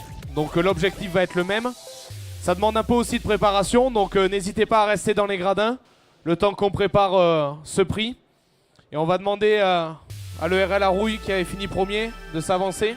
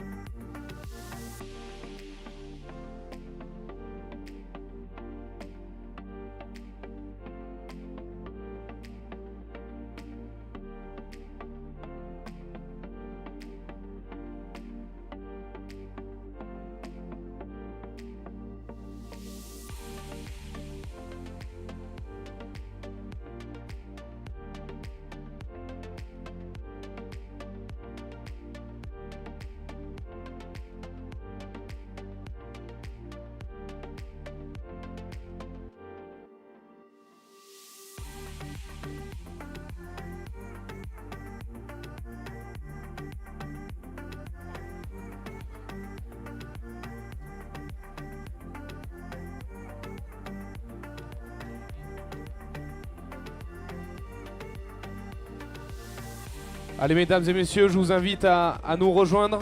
Je vois qu'il y a pas mal de monde autour des tribunes et on arrive au terme de ce concours, ce top 100 des Pyrénéennes.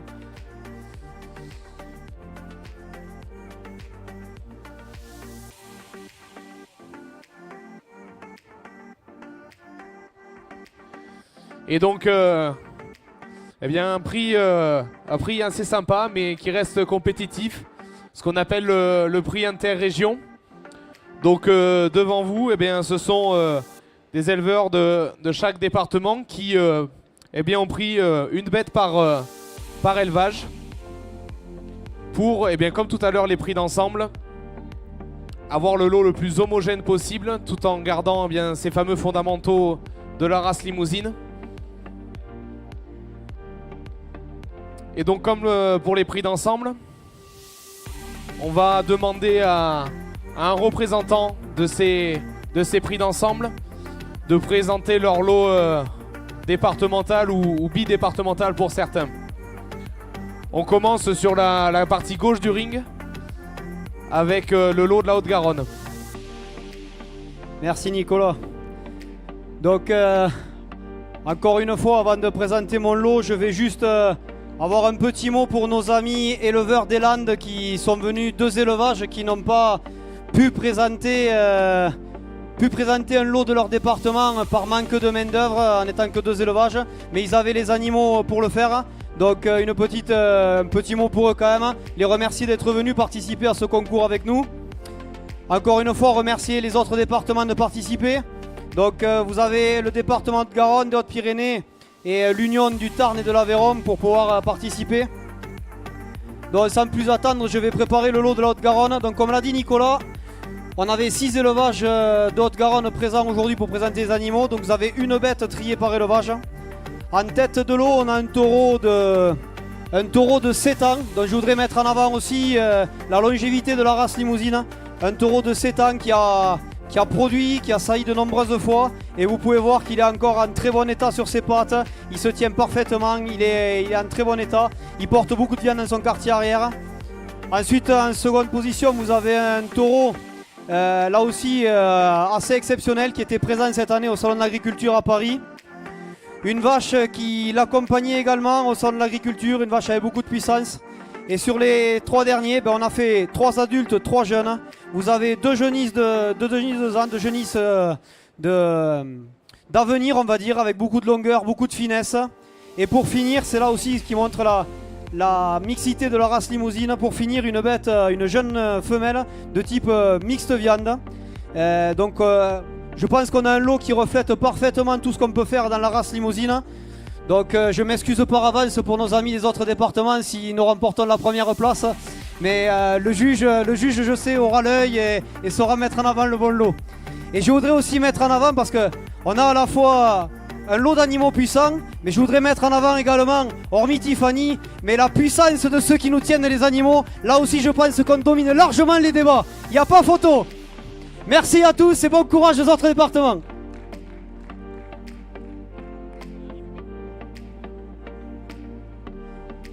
Merci Pierre pour cette belle présentation du lot de la Haute-Garonne. On va se diriger sur le lot du milieu, celui des Hautes-Pyrénées. Le plus timide, Jérôme. Et merci Nicolas. Donc bonjour à toutes et à tous, je me présente Jérôme Fourquet, coprésident du syndicat limousin des Hautes-Pyrénées. Mais avant de vous détailler un petit peu rapidement notre lot, remercier Pierre qui a très bien appris sa leçon de juge, je vois ça. On a bien retenu les cours. Par contre, nous on a retenu les instructions du juge comme quoi la puissance ne fait pas tout. Donc ça sert à rien d'avoir des gros qui ne savent pas tenir. Nous on a des gros qui sont solides.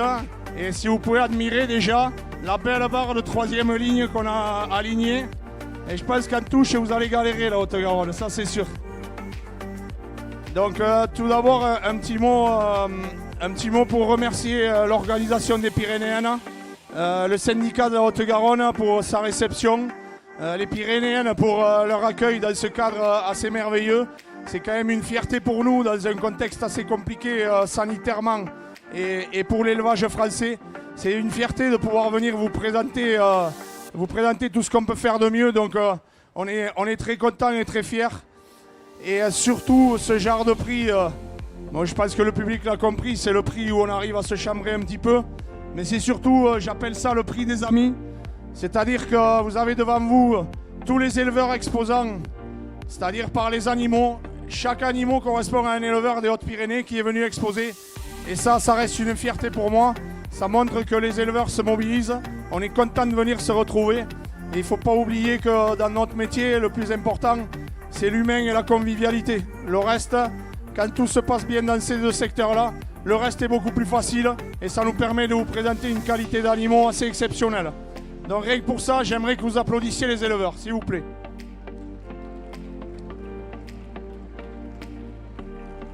Donc moi, je ne vais pas faire la petite leçon de juge comme a fait mon ami Pierre. C'est-à-dire faire le travail de notre juge Sébastien Lagrafeuille. Ah, celle-là, elle a des gros bassins, tout ça, non? On a un taureau de l'OARL La Rouille, bon, en copropriété, mais on ne dira pas avec qui, parce qu'on est un peu sectaire. Hein. On a ensuite une génisse à Philippe Dujardin, éleveur à Montégut. On a une génisse à Nicolas Fortin, qui est éleveur dans le Gers, mais qui est rattaché dans notre syndicat, puisque les éleveurs gersois ne sont pas nombreux, donc il est là pour travailler avec nous. On a Frédéric Bazerque, qui est éleveur limousin sur la commune de Bise, et qui estime un tout petit peu aussi. On a moi-même, Jérôme Fourquet, éleveur à Saint-Laurent-de-Nest. On a le GAEC du col de Lengous, qui est sur la commune de Chest, entre Bagnères et Lourdes, et qui est un éleveur qui estime aussi. Et notre petite fierté aujourd'hui, c'est de revoir notre ami Sylvain Bourté, qui revient en notre compagnie avec une très bonne petite génisse tenue par son petit stagiaire Léo. Et on est très content de te revoir parmi nous. Donc pour moi, pour ce prix-là, ça sera l'essentiel pour nous. Donc un grand merci à tout le monde, un grand merci aux autres concurrents, parce que sans concurrents, il n'y a pas de concours. Peu importe la place où on sera, la meilleure place, c'est être là tous ensemble. Et juste pour terminer, j'ai une petite chose à faire parce qu'on ne le remercie pas assez. Et avant d'être le président de la Haute-Garonne, il reste avant tout mon ami, enfin mes amis, puisque sa compagne en fera partie. Dans notre ami Pierre Dulac a fait un beau discours de juge. Il a été agréé il n'y a pas très longtemps. Et la semaine dernière, il était au Mexique pour aller juger. Mais on s'est dit, on aimerait quand même le voir avec sa tête de Mexicain. Alors j'ai pas la fausse moustache, mais il s'est pas trop rasé. Mais j'ai quand même trouvé les chapeaux. Dans votre gage à tous les deux aujourd'hui, ça sera de nous trimballer avec ça. Je devrais peut-être inverser parce que en général, on est sur les Hautes-Pyrénées, il y avait une belle pousse de cèpe et je les aime avec un petit chapeau et une grosse queue. Mais...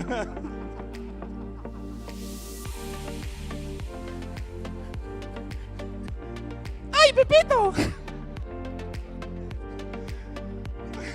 Merci à tous, je passe le micro à mes concurrents et que le meilleur gagne. Allez, on peut l'applaudir. Et bon courage à celui qui va prendre le micro après ça. Lucie, pour... c'est Brice ? Ah, faut se mettre d'accord. Pour le lot de l'Aveyron et du Tarn.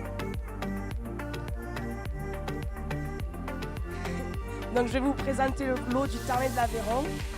Nous avons 5 animaux qui représentent les 5 élevages présents aujourd'hui. Donc 3 taureaux et 2 génisses.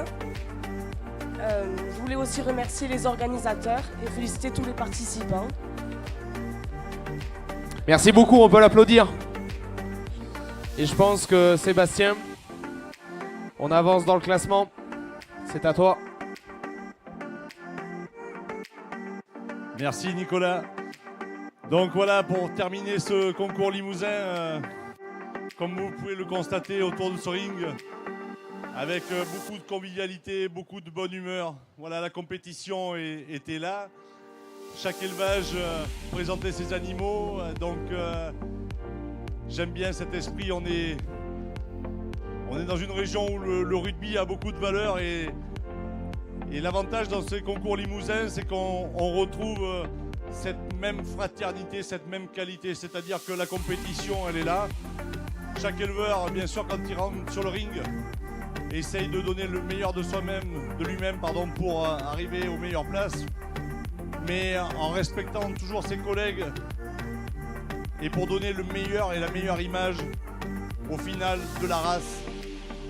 Donc voilà, je vais, avant de dévoiler le classement, je voudrais une nouvelle fois vous féliciter tous pour cette belle image que vous avez donnée une nouvelle fois de la race limousine, cette belle image que vous avez donnée de vos élevages, dans un contexte un peu particulier, un peu difficile, où ça fait quand même 2 ans maintenant où vous êtes confrontés à des problèmes sanitaires dans vos élevages. Vous avez su maîtriser, vous avez su rester positif, rebondir et aujourd'hui revenir de la plus belle des façons.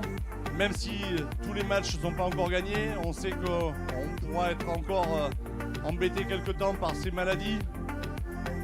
Mais voilà, c'est ça le métier d'éleveur, c'est ça le métier d'agriculteur, c'est savoir relever le genou, remonter la tête haute et même dans la difficulté, être présent et donner la plus belle des images de l'agriculture pour vous, mais surtout pour l'ensemble des gens qui sont là autour.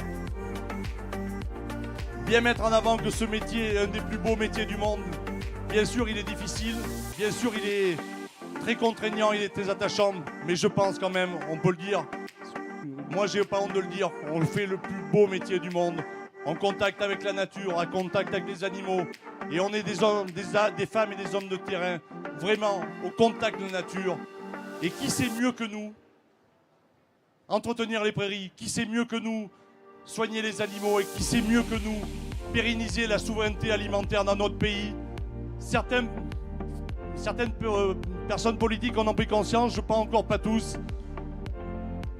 Mais moi je crois que c'est par ces manifestations, par cet échange entre le public et le professionnel, en démontrant la qualité de nos produits et de nos animaux, de notre belle agriculture. Moi qui ai le privilège d'aller juger dans les différents pays, je peux l'affirmer haut et fort et sans aucune difficulté. Je pense que nous avons la plus belle agriculture du monde et la plus saine. Et donc c'est grâce à tous ces éleveurs, tous ces agriculteurs de la race limousine ou d'autres races, que tant qu'il y aura des éleveurs comme ça, des professionnels, demain, nos amis, les consommateurs, et nous sommes aussi des consommateurs, pourront être sûrs d'avoir des produits de qualité. Je vous remercie. Avant de commenter, je voudrais que vous les applaudissiez très très fort pour cette magnifique journée aux Pyrénéennes, ces magnifiques journées aux Pyrénéennes. Donc maintenant qu'on a fait un peu d'explication, on va revenir dans la compétition, mais vous l'avez compris, avec beaucoup d'humour, beaucoup d'humilité. C'est un lot donc par département, c'est un lot qui est composé où chaque éleveur de chaque département n'a le droit de présenter qu'un animal. Et donc c'est pas toujours évident d'amener le lot le plus homogène en respectant tout ce que j'ai dit depuis 2 jours, les qualités morphologiques, les ouvertures de bassin, la finesse, le standard de race qu'on veut mettre en avant. Donc après vous avez bien sûr les fondamentaux, l'homogénéité du lot, les aspects de robe aussi, la couleur. Voilà, c'est le plus joli des lots, le plus beau des lots qui correspond à tout ça. Là aussi, je vais amener le classement du 3e vers le 1er. Donc il n'y en a que 3, on en ira plus vite. Et pour moi, en 3e position, c'est le lot qui est sur ma droite. Vous pouvez les applaudir. C'est un lot donc, qui est du Tarn-Aveyron. C'est un lot qui est composé d'animaux individuellement assez exceptionnels. Vous avez de l'animal le plus âgé, le plus sur ma gauche, un animal très bon de type mixte élevage. Là aussi, dans le deuxième taureau, un animal très puissant dans ses longueurs, dans ses largeurs. Vous avez un exceptionnel taureau de type viande précoce avec de très bonnes ouvertures, des bons quartiers arrière et 2 bonnes femelles qui suivent. Le problème, c'est que j'ai l'impression d'avoir différents styles morphologiques. C'est des très bons animaux individuellement.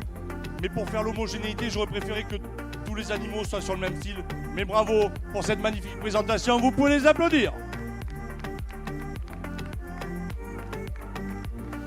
Et donc là, si on pouvait baisser un peu la musique et mettre un jingle, parce que vous l'avez compris, dans les présentations, les deux présentateurs, je dirais, se sont renvoyés la balle coup pour coup. J'ai entendu la puissance des personnes qui tenaient, j'ai entendu l'élégance des animaux. Et moi, je vais rester fidèle à ce que j'ai fait depuis hier, c'est-à-dire mettre en avant le lot qui est le plus homogène, qui correspond tout à fait à ce qu'on veut mettre en avant. Pour moi, il y a deux très bons lots, mais il y a un lot où il y a un animal ou deux qui décroche un petit peu dans l'homogénéité. C'est pour ça que... Allez, je vais pas regarder les animaux. On va applaudir. Et je vais vous dire de ces deux lots, lequel va arriver le premier. Je pense que certains l'ont compris dans les propos que j'ai tenus juste avant. L'homogénéité est très importante. Et pour moi, c'est ce lot-là qui va arriver en première position. Vous pouvez les applaudir. Vous l'avez compris, en deuxième position, les Hautes-Pyrénées, de très très bons animaux individuellement. Le taureau exceptionnel, il était classé le meilleur animal du concours. Deux très très bonnes femelles. Cette femelle ici décroche un petit peu dans les largeurs par rapport à l'autre. Celle-ci un petit peu dans la préparation. Et voilà un petit peu le petit détail qui fait qu'aujourd'hui, vous arrivez en deuxième position. Mais bravo pour cette magnifique présentation. Et donc là, vous l'avez compris, c'est à la fois la puissance des gens qui sont devant et l'homogénéité et l'élégance qui est derrière. Deux taureaux faits dans le même style, de type mixte élevage. Une vache très très puissante que j'ai commentée sans arrêt hier dans les concours avec des bonnes largeurs.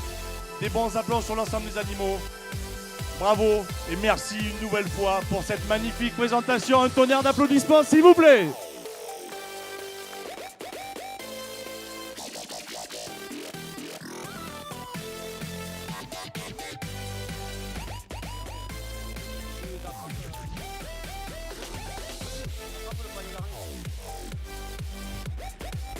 Donc avant de conclure ce concours, je vais demander aux trois départements, et vu qu'il y a tous les éleveurs, de rester là.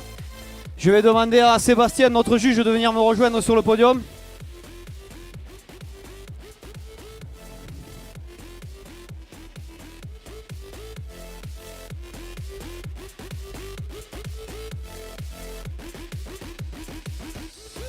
Bon, toi t'as de la chance, t'as pas eu droit au chapeau.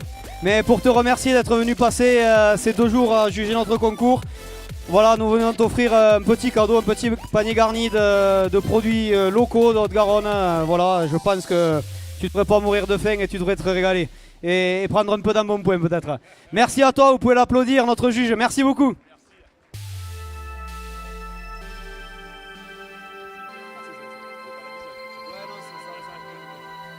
Et ensuite, bon, je vais une nouvelle fois remercier. Alors je vais demander, ils sont 3 ou 4 aux élèves peut-être du lycée de Saint-Gaudens de rentrer dans le ring. Non mais n'ayez pas peur, ne soyez pas timides, vous pouvez rentrer un petit peu.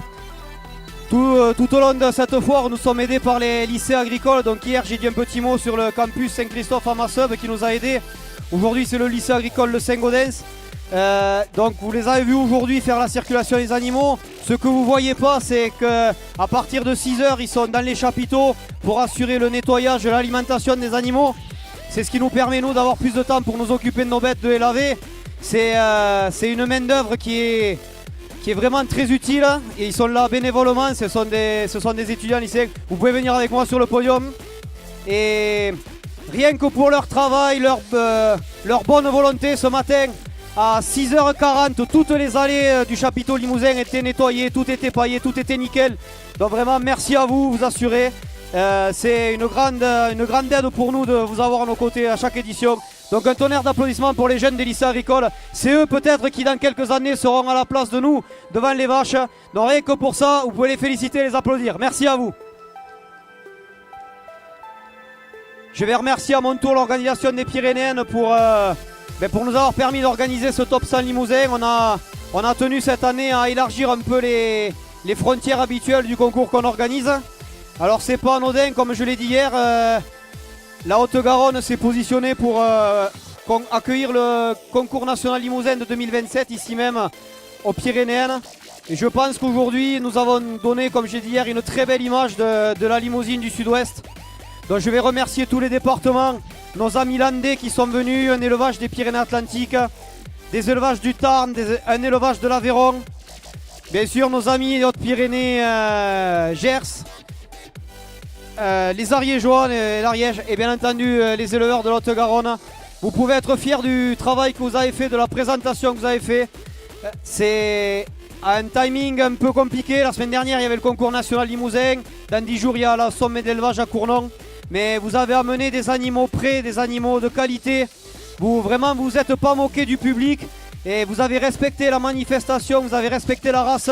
Donc rien que pour ça, vraiment, je vous remercie. Merci de votre solidarité, comme l'a dit Jérôme. Tout le monde s'entraide, tout le monde tient les vaches des uns et des autres. C'est ce qui fait aussi la force du monde agricole, cette solidarité, cette union. Donc merci à tous, merci pour votre participation. Et je vous dis à très bientôt, je l'espère. Merci à tous, merci à tous les partenaires que vous avez pu voir remettre les prix.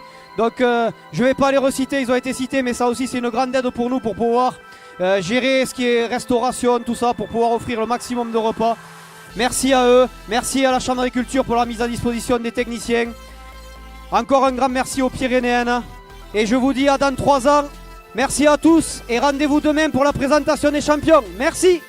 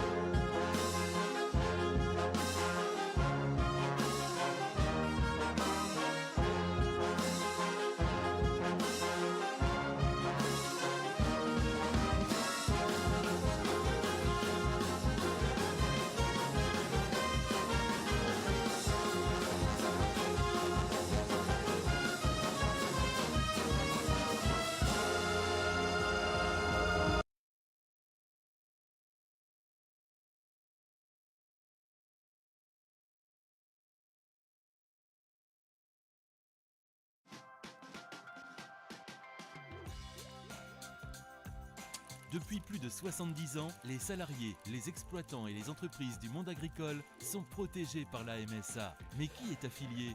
Les exploitants et les salariés agricoles, actifs ou à la retraite, et leurs familles. Les entreprises agricoles de toute taille, exerçant une activité dans la production agricole, la transformation de produits agricoles dans des coopératives et les services à l'agriculture. Les étudiants dans l'enseignement professionnel agricole sont affiliés à la MSA en cas d'accident du travail ou de maladie professionnelle. L'originalité de la MSA, c'est qu'elle gère l'ensemble de vos droits sociaux. Vos droits santé, ce sont les remboursements de vos frais médicaux et la prise en charge des indemnités journalières en cas d'arrêt de travail, d'invalidité et congé maternité et paternité. C'est aussi des actions pour préserver votre santé, organisées près de chez vous par votre MSA. Vos droits famille, ce sont les prestations familiales et les aides au logement. Des aides spécifiques. Un accompagnement lors de votre installation professionnelle. Vos droits pour la retraite, acquis dès que vous commencez à travailler. Votre santé et sécurité au travail avec l'intervention de professionnels MSA dans les entreprises et dans l'enseignement scolaire.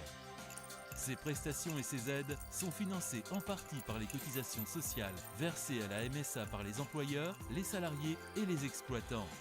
Un seul organisme pour toute sa sécurité sociale, ça simplifie la vie. Ce qui différencie aussi la MSA, c'est son mode d'organisation fondé sur le mutualisme. Pour être représentés et défendre leurs droits, tous les 5 ans, les adhérents votent pour élire plus de 13 000 délégués qui participent aux assemblées générales et désignent les conseils d'administration. Et la MSA est proche de ses adhérents par son organisation décentralisée. 35 caisses, près de 200 agences d'accueil réparties sur tout le territoire français et 17 000 salariés sont vos interlocuteurs au quotidien.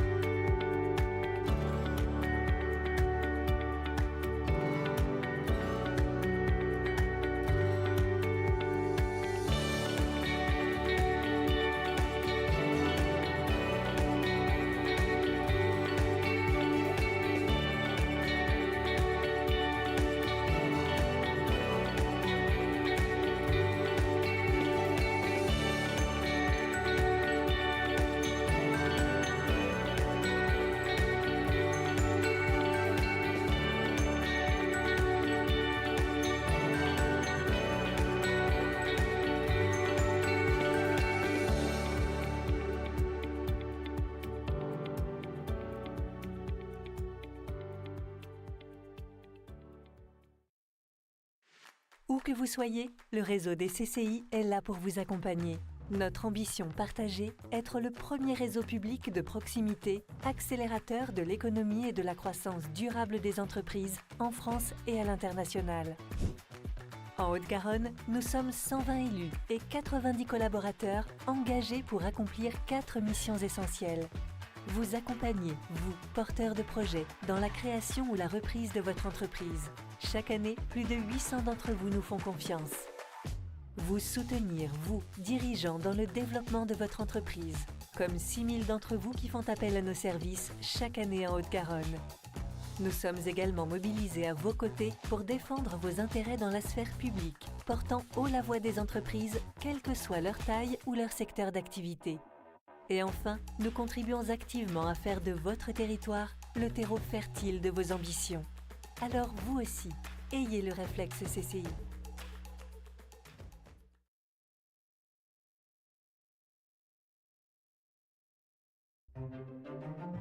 Depuis 100 ans, chaque jour, nous parcourons la France. Pour que chaque nouvelle génération d'agriculteurs trouve sa place. Pour que les questions sur le climat et l'environnement se transforment en réponses durables. Pour que la technologie et l'innovation viennent améliorer la performance des exploitations. Pour rapprocher ceux qui cultivent de ceux qui consomment. Pour que l'agriculture crée plus de revenus et de bien-être dans les exploitations et de valeur dans les territoires. Depuis 100 ans, chaque jour, les chambres d'agriculture agissent pour l'agriculture. Oui, l'agriculture a de l'avenir.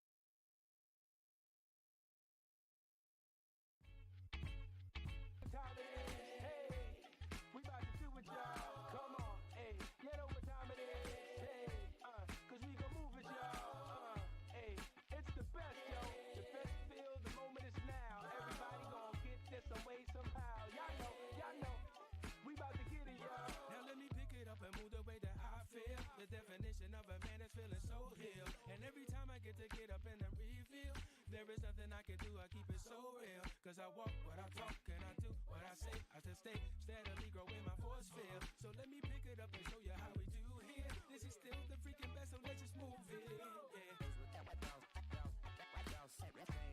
All in together, does it feel ya? All in together, does it feel ya? All in together, does it feel ya? All in together, right now. Say yeah, y'all. Whoa, come on. Yeah, y'all. Come on.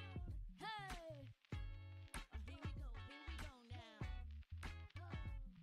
All right. All right. Come on. All right. All right.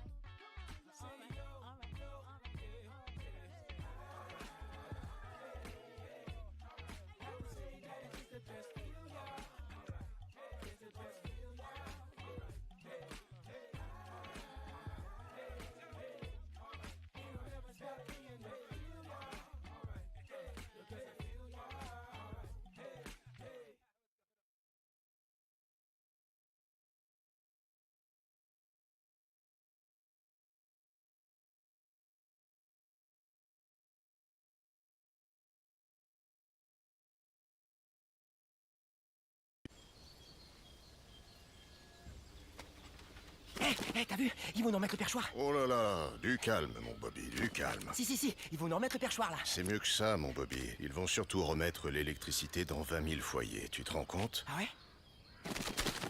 Eh ben non, j'avais raison, ils nous ont mis le perchoir. Chut, profite de la vue, mon Bobby. Ah, je suis hyper content. En silence. Ah, je suis hyper content. En cas de tempête, les électriciens d'Enedis se mobilisent pour rétablir l'électricité en moins de 48 heures. Enedis recrute. Rejoignez-nous. Eh oh, lumière!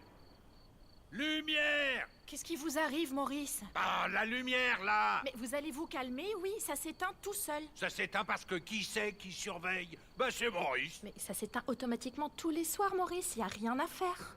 Bah voilà. Vous êtes un peu tendu, Maurice, hein? Monsieur Maurice. Oui, monsieur Maurice. Les électriciens d'Enedis inventent des solutions pour lutter contre la pollution lumineuse. Enedis recrute. Rejoignez-nous. Oh, la belle équipe là. Oh Marius, viens voir un peu. Oh, c'est les recrues du Mercato. Ah, Marius, t'as pris une vitre ou bien? Ils ont des têtes de Mercato, hein? Eh ben quoi, ils sont inchasubles. Eh, il y a de la future pépite là, hein. Oh Marius, fais un effort. C'est Enedis ça, ils ont branché le stade au réseau électrique. Oh. Eh ouais, branche un peu les neurones, Marius. Les électriciens d'Enedis branchent les événements au réseau pour limiter l'usage de groupes électrogènes diesel. Enedis recrute. Rejoignez-nous.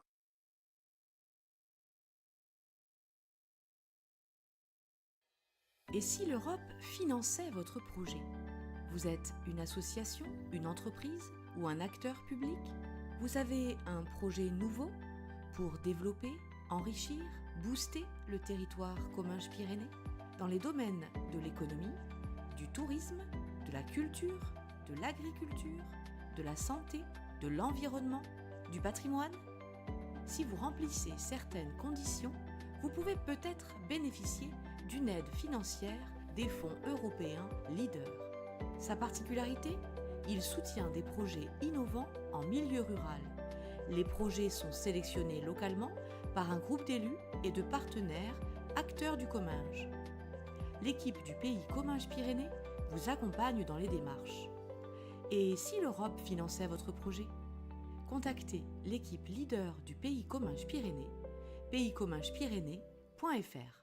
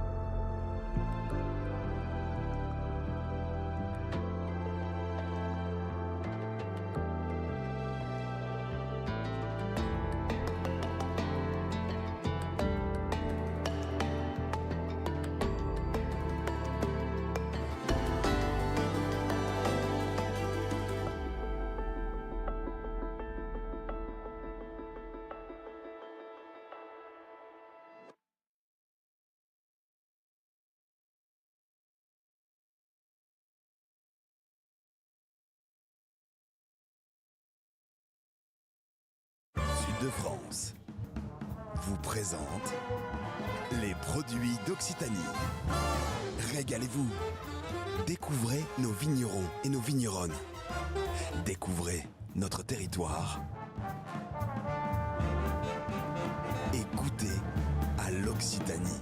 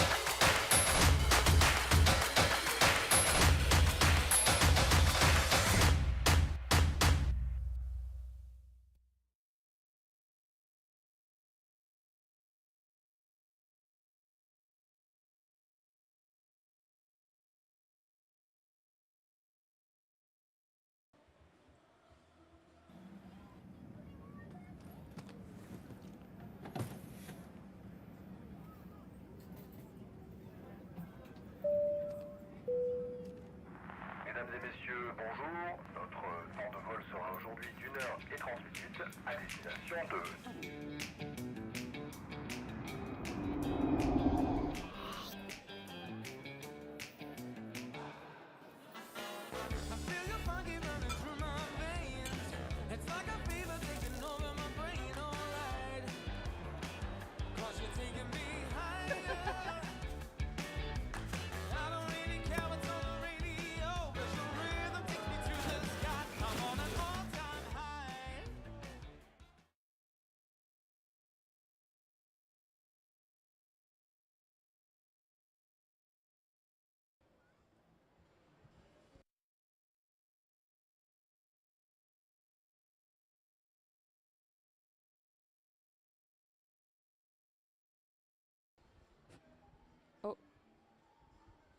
Bonjour à tous.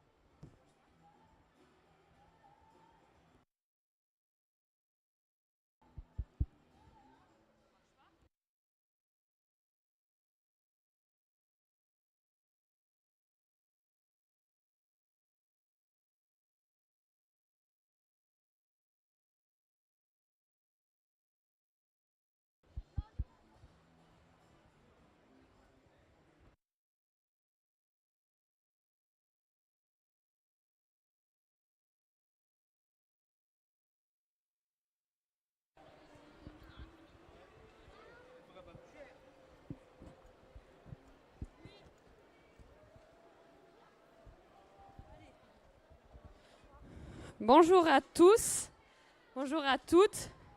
Merci de nous accueillir aux Pyrénéennes, voilà, pour la première année. Vous avez devant vous des vaches de race Aubrac.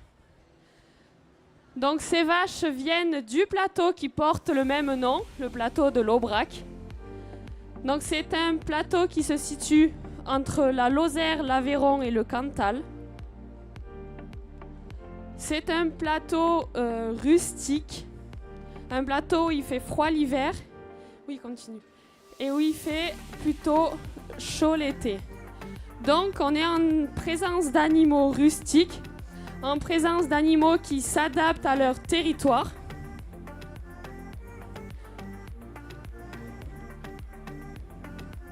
L'Aubrac, c'est une race qui doit avoir des capacités à se déplacer sur ces plateaux, sur ces hauts plateaux calcaires.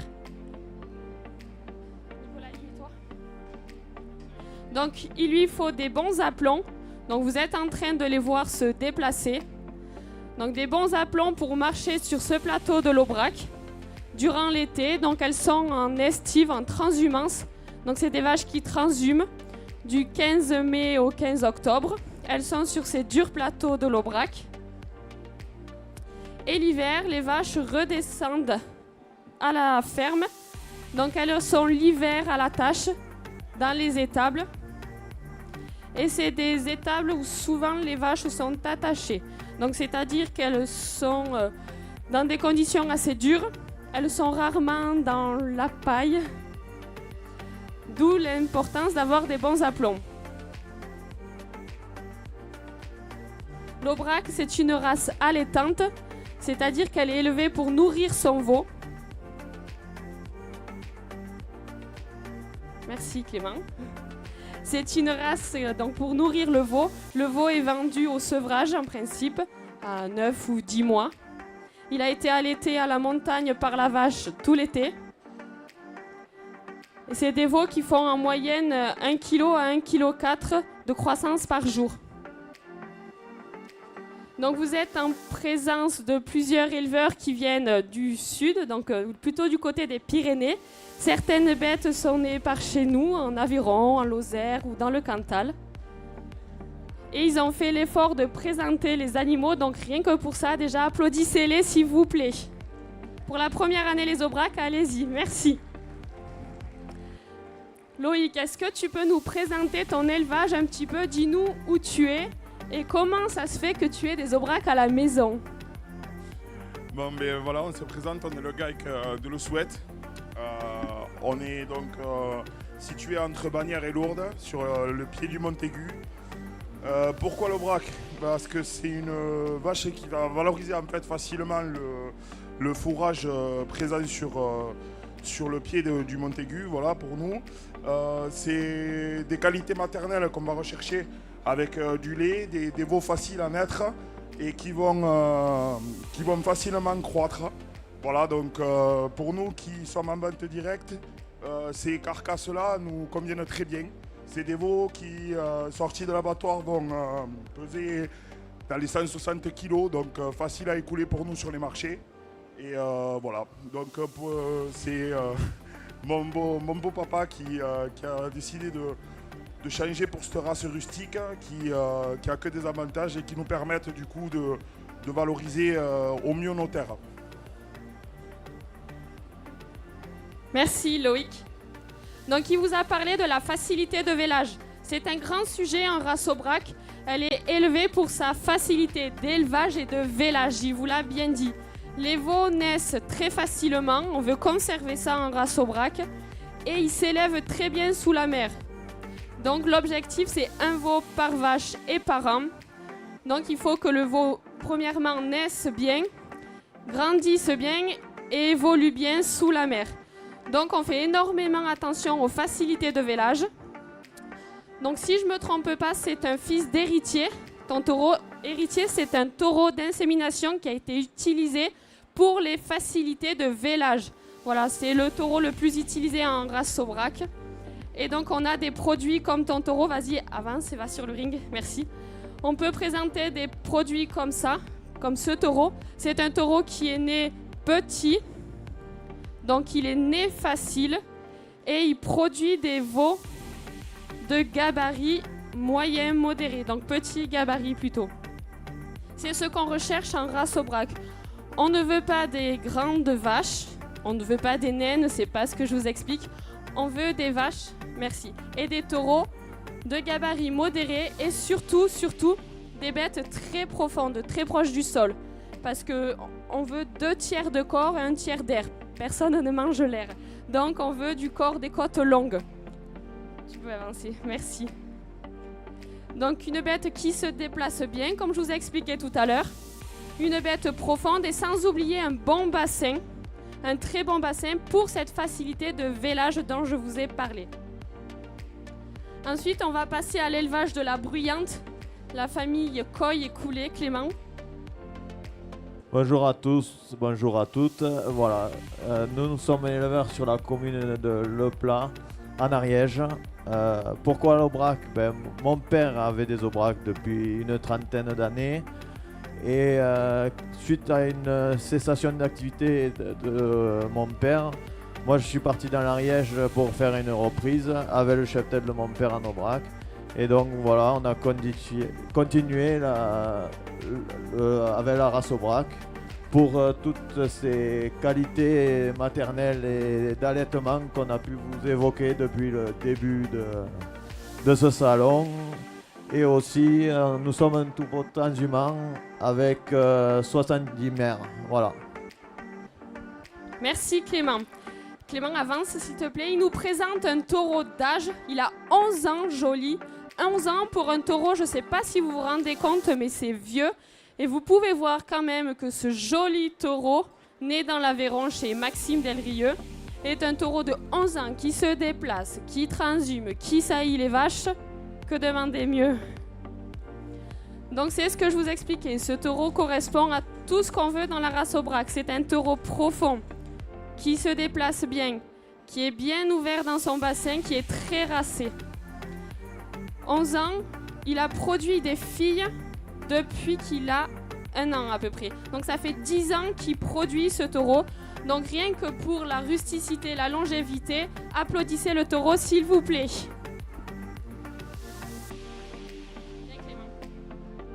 Merci Clément. On va passer à la famille suivante. Galdric, est-ce que tu nous présentes ton élevage s'il te plaît? Bonjour à tous. Donc, je me présente, Sola Galdric, éleveur dans les Pyrénées-Orientales avec une quarantaine de mères Aubrac. Donc moi, j'ai fait le choix de l'Aubrac parce que j'ai fait une reprise d'exploitation avec mon prédécesseur avait les Aubrac, du coup j'ai gardé cette race. Merci Galdric. Aujourd'hui, il nous présente un taureau né chez l'élevage Boss du Fayet, il me semble. Merci. Donc, il est né dans le Cantal et vous voyez que les animaux du Cantal s'adaptent très bien dans les Pyrénées. C'est un taureau qui est en état robuste. C'est un taureau un peu plus type mixte viande. Donc, pour produire des bons broutards. Des broutards qui vont peser à l'automne rapidement pour les vendre.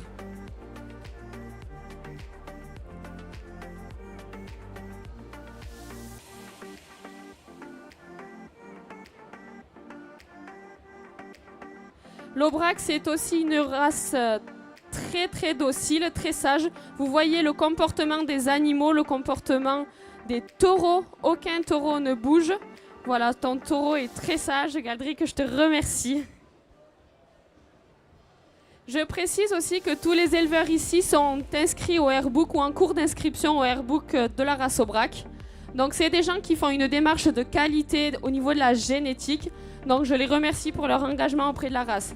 Nicolas, est-ce que tu veux présenter ton jeune élevage Aubrac? Bonjour, je m'appelle Nicolas Serre. Donc je représente le GAEC de la Métairie. On est situé pas loin d'ici, à Mazères-sur-Salate, avec une quarantaine de mères en Aubrac. Merci. Tu fais aussi de la vente directe, il me semble. Voilà. Comme beaucoup d'élevages en race Aubrac, tous ceux présents ici font de la vente directe, donc une démarche de qualité auprès du consommateur. Et je pense que les consommateurs apprécient la viande Aubrac, car si je ne me trompe pas, vous êtes tous overbookés dans la vente directe. Mathias, est-ce que tu veux nous présenter ta vache, s'il te plaît? Bonjour, donc je tiens J'adore. J'adore est une vache de 10 ans avec Savel, vénérée, qui a 9 mois à l'heure actuelle. Voilà, et bon, elle est bientôt on va devoir bientôt la sevrer, parce que bon, ça sera l'heure. Merci. J'adore, c'est une vache... Monte sur le ring si tu veux, Mathias. C'est une vache comme on les aime, c'est-à-dire une vache trapue, une vache très racée dans sa tête, la jolie corne en lyre, le mufle bien large, le dessous de l'œil bien noir. et une belle démarche. C'est une vache très élégante avec une belle ligne de dos. Et je n'en doute pas, elle va encore vieillir sur la ferme parce que je crois que c'est un peu la chouchoute. Et sa velle aussi, vous voyez comme elle est mignonne. Sa velle ressemble énormément à la vache. On veut des petites velles comme ça, qui ont été à la montagne, qui sont jolies, qui ont profité du lait de la vache et qui sont quand même aussi sages, tout droit descendus de la montagne. Merci Mathias et Mélanie. Dans la race Aubrac, je vous ai parlé de la vente directe, mais je ne vous ai pas encore parlé des labels de qualité qu'on a. On a 2 grands labels de qualité. Le label Bœuf Fermier Aubrac, donc c'est une vache de moins de 10 ans qui a transhumé, donc qui est montée à plus de 800 mètres d'altitude. C'est une vache, la Bœuf Fermier Aubrac, c'est une vache qui n'a pas mangé d'OGM, pas mangé de maïs et qui a été engraissée avec le foin de la ferme. Voilà, donc c'est souvent des carcasses de 380 à 450 kg et qui est commercialisée dans les boucheries traditionnelles. Vous pouvez en retrouver à l'Aïol, à Rodez et peut-être même par ici à Toulouse. Ensuite, on a un autre label de qualité, c'est la Fleur d'Aubrac. Donc là, c'est un croisement entre une vache, une mère Aubrac et un taureau charolais. Le but, c'est de faire de la viande un peu plus précocement que l'Aubrac pour valoriser des génisses de 3 ans. Donc c'est une viande un peu plus grasse, mais très tendre, tout comme le Bœuf Fermier Aubrac. Ça, c'est les 2 labels de qualité qu'on a. Et quand il naît des mâles, ils sont vendus à l'Italie. Ils sont vendus un peu plus lourds que les mâles Aubrac purs.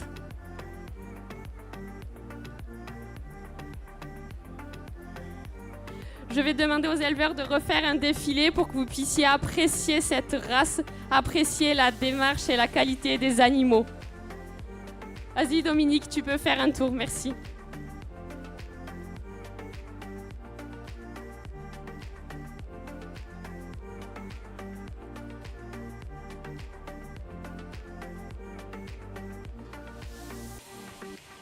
Donc l'Aubrac, c'est une race qui mange essentiellement du foin, qui est nourrie avec du grossier.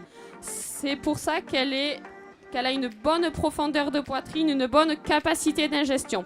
Cette capacité d'ingestion, on l'évalue aussi à la station d'évaluation, donc une station qui se trouve à Saint-Chély-d'Aubrac, pour évaluer tous les ans les 140 meilleurs mâles. Donc on évalue la capacité d'ingestion en pesant le foin qu'on leur donne, essentiellement le foin, et en pesant les refus. Ça permet de savoir ce qu'ils ont ingéré. Ensuite, à cette station d'évaluation, on évalue donc les 140 meilleurs veaux pour faire des taureaux.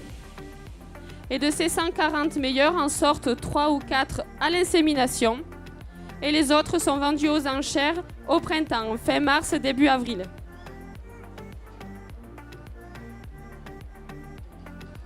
Je te remercie Dominique, je remercie tous les éleveurs. C'est pas souvent qu'on fait des présentations en ring, c'est assez stressant, mais je remercie la qualité de dressage des vaches. Les éleveurs, ils sont au top et vous pouvez vraiment applaudir les éleveurs Aubrac. C'est la première fois qu'ils viennent à Saint-Gaudens, alors remerciez-les. On espère revoir encore plus d'Aubrac l'année prochaine. Merci les éleveurs, merci l'organisation de Saint-Gaudens. Merci à tout le monde d'accueillir la race Aubrac.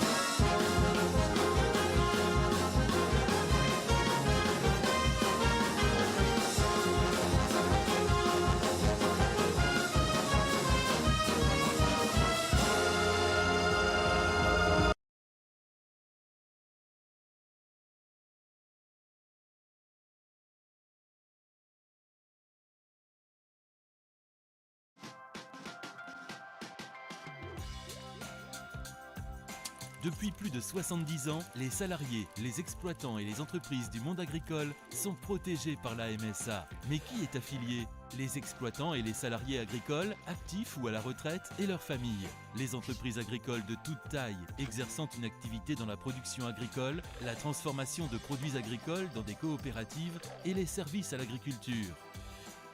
Les étudiants dans l'enseignement professionnel agricole sont affiliés à la MSA en cas d'accident du travail ou de maladie professionnelle. L'originalité de la MSA, c'est qu'elle gère l'ensemble de vos droits sociaux. Vos droits santé, ce sont les remboursements de vos frais médicaux et la prise en charge des indemnités journalières en cas d'arrêt de travail, d'invalidité et congé maternité et paternité. C'est aussi des actions pour préserver votre santé, organisées près de chez vous par votre MSA. Vos droits famille, ce sont les prestations familiales et les aides au logement. Des aides spécifiques. Un accompagnement lors de votre installation professionnelle. Vos droits pour la retraite, acquis dès que vous commencez à travailler. Votre santé et sécurité au travail avec l'intervention de professionnels MSA dans les entreprises et dans l'enseignement scolaire. Ces prestations et ces aides sont financées en partie par les cotisations sociales versées à la MSA par les employeurs, les salariés et les exploitants. Un seul organisme pour toute sa sécurité sociale, ça simplifie la vie. Ce qui différencie aussi la MSA, c'est son mode d'organisation fondé sur le mutualisme. Pour être représentés et défendre leurs droits, tous les 5 ans, les adhérents votent pour élire plus de 13 000 délégués qui participent aux assemblées générales et désignent les conseils d'administration. Et la MSA est proche de ses adhérents par son organisation décentralisée. 35 caisses, près de 200 agences d'accueil réparties sur tout le territoire français et 17 000 salariés sont vos interlocuteurs au quotidien.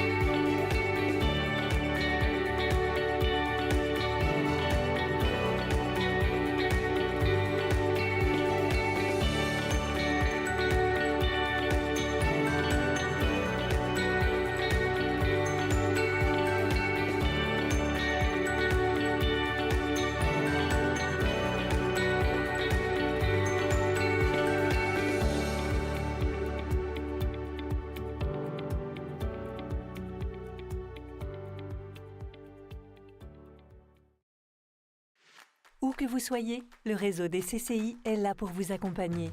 Notre ambition partagée, être le premier réseau public de proximité, accélérateur de l'économie et de la croissance durable des entreprises en France et à l'international. En Haute-Garonne, nous sommes 120 élus et 90 collaborateurs engagés pour accomplir 4 missions essentielles. Vous accompagner, vous, porteurs de projets, dans la création ou la reprise de votre entreprise. Chaque année, plus de 800 d'entre vous nous font confiance. Vous soutenir, vous, dirigeants, dans le développement de votre entreprise, comme 6000 d'entre vous qui font appel à nos services chaque année en Haute-Garonne. Nous sommes également mobilisés à vos côtés pour défendre vos intérêts dans la sphère publique, portant haut la voix des entreprises, quelle que soit leur taille ou leur secteur d'activité. Et enfin, nous contribuons activement à faire de votre territoire le terreau fertile de vos ambitions. Alors vous aussi, ayez le réflexe CCI.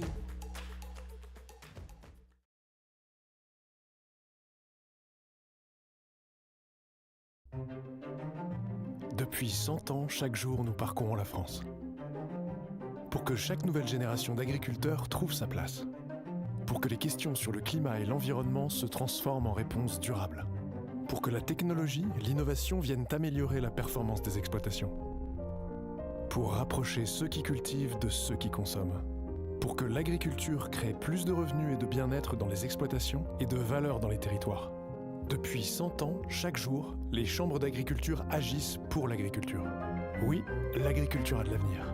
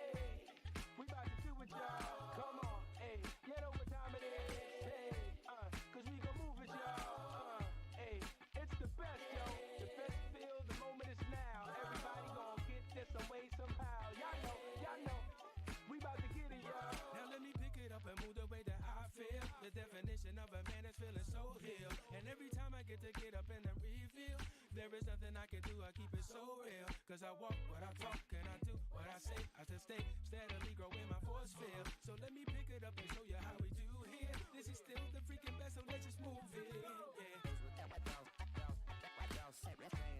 All in together, does it feel y'all?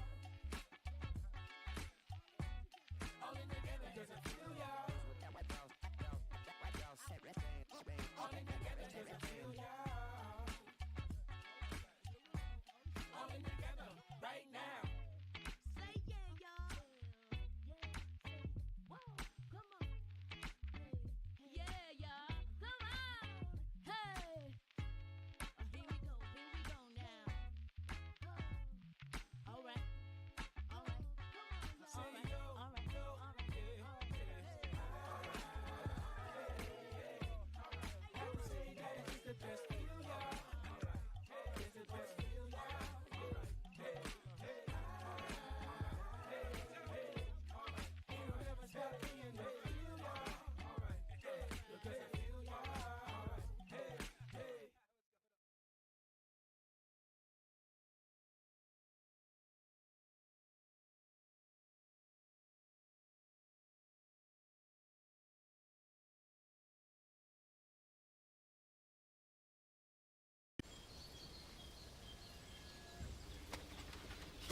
T'as vu? Ils vont nous remettre le perchoir. Oh là là, du calme, mon Bobby, du calme. Si, ils vont nous remettre le perchoir là. C'est mieux que ça, mon Bobby. Ils vont surtout remettre l'électricité dans 20 000 foyers. Tu te rends compte? Ah ouais? Eh ben non, j'avais raison, ils nous ont mis le perchoir. Chut, profite de la vue, mon Bobby. Ah, je suis hyper content. En silence. Ah, je suis hyper content. En cas de tempête, les électriciens d'Enedis se mobilisent pour rétablir l'électricité en moins de 48 heures. Enedis recrute. Rejoignez-nous. Eh oh, lumière! Lumière! Qu'est-ce qui vous arrive, Maurice? Ah, la lumière, là! Mais vous allez vous calmer, oui, ça s'éteint tout seul. Ça s'éteint parce que qui c'est qui surveille? Bah, c'est Maurice. Mais ça s'éteint automatiquement tous les soirs, Maurice, y a rien à faire. Bah voilà. C'est un peu tendu, Maurice, hein? Monsieur Maurice. Oui, monsieur Maurice. Les électriciens d'Enedis inventent des solutions pour lutter contre la pollution lumineuse. Enedis recrute. Rejoignez-nous. Oh, la belle équipe là. Oh Marius, viens voir un peu. Oh, c'est les recrues du Mercato. Ah, Marius, t'as pris une vitre ou bien? Ils ont des têtes de mercato. Eh ben quoi, ils sont un chasuble. Eh, il y a de la future pépite là, hein. Oh Marius, fais un effort. C'est Enedis ça, ils ont branché le stade au réseau électrique. Oh. Eh ouais, branche un peu les neurones, Marius. Les électriciens d'Enedis branchent les événements au réseau pour limiter l'usage de groupes électrogènes diesel. Enedis recrute. Rejoignez-nous.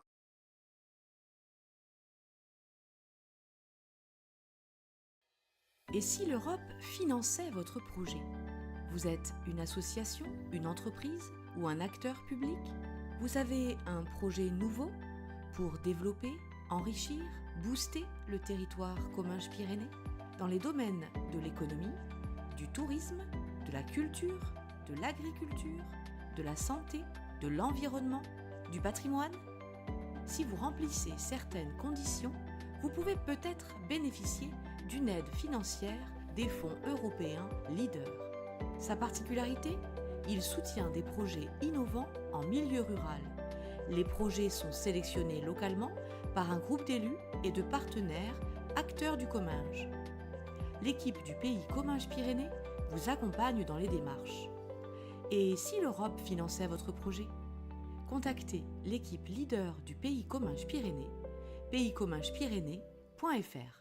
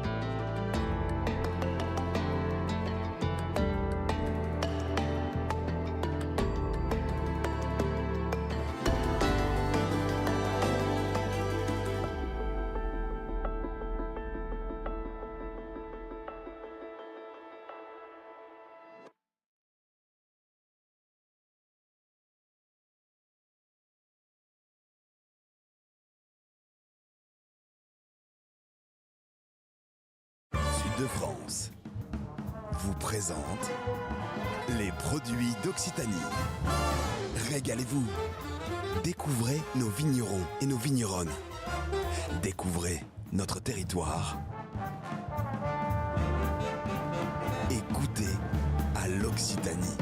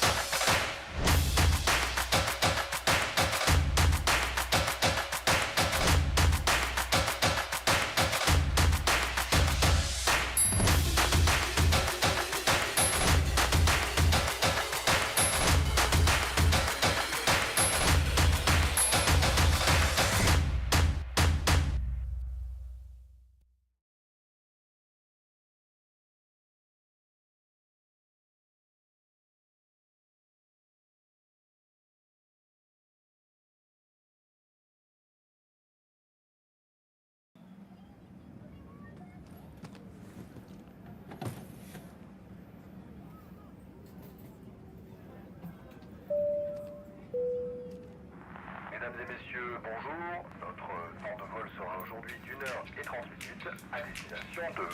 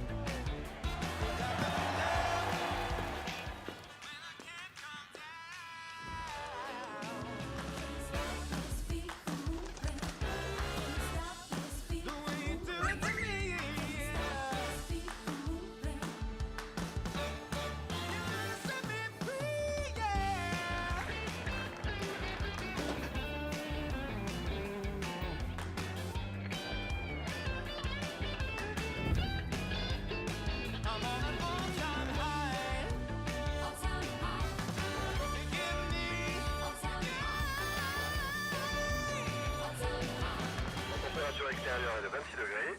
Bienvenue à Toulouse.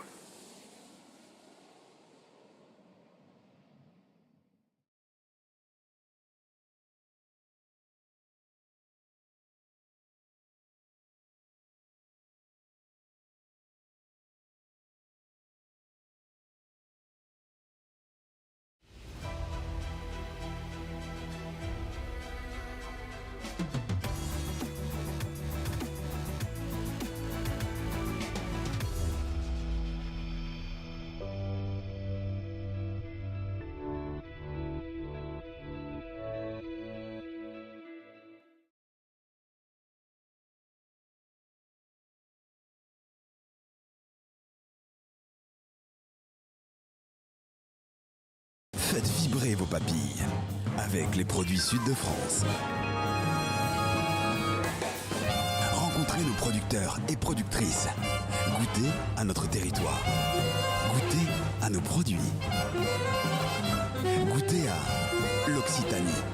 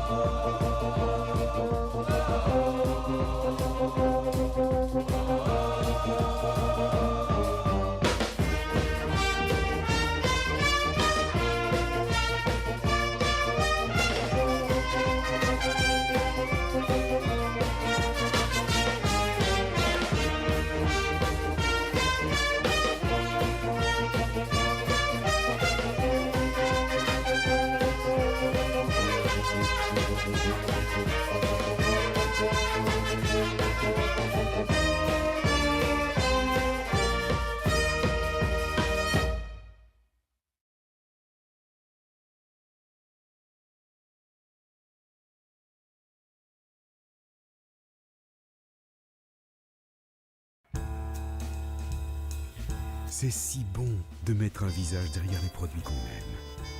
Quand Jean-Marc et Hugo parlent de leur huile d'olive, ils deviennent des moulins à parole. Et on se régale de les écouter.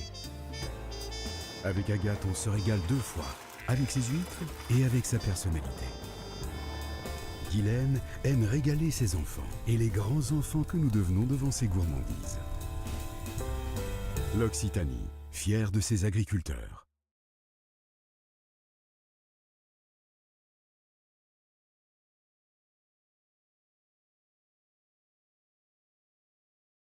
C'est une PME de 32 emplois, donc ça fait vivre des familles, exactement. C'est toute notre ADN. L'humain est important pour l'entreprise. C'est notre engagement depuis tout temps, c'est nos valeurs.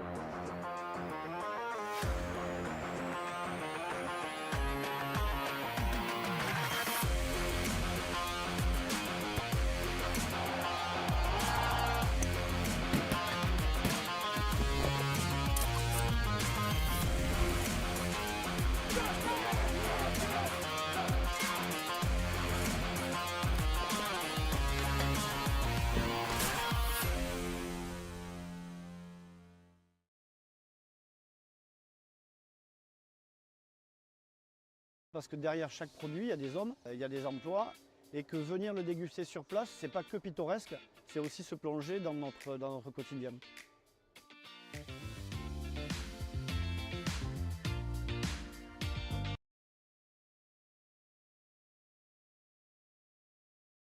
J'avais besoin d'avoir quelque chose où les gens ils aient confiance dans le produit. Quand on achète du bio, on sait que, surtout dans un département comme le nôtre, on a besoin de savoir que le produit est bon et est fait naturellement.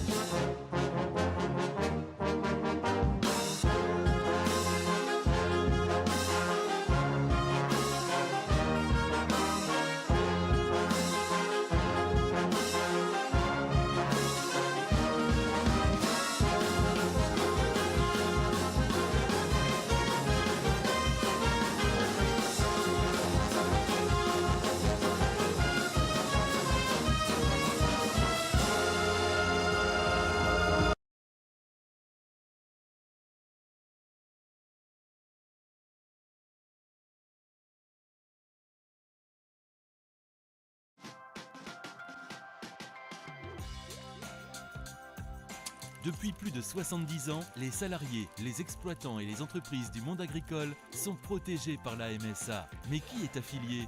Les exploitants et les salariés agricoles, actifs ou à la retraite, et leurs familles. Les entreprises agricoles de toute taille, exerçant une activité dans la production agricole, la transformation de produits agricoles dans des coopératives et les services à l'agriculture.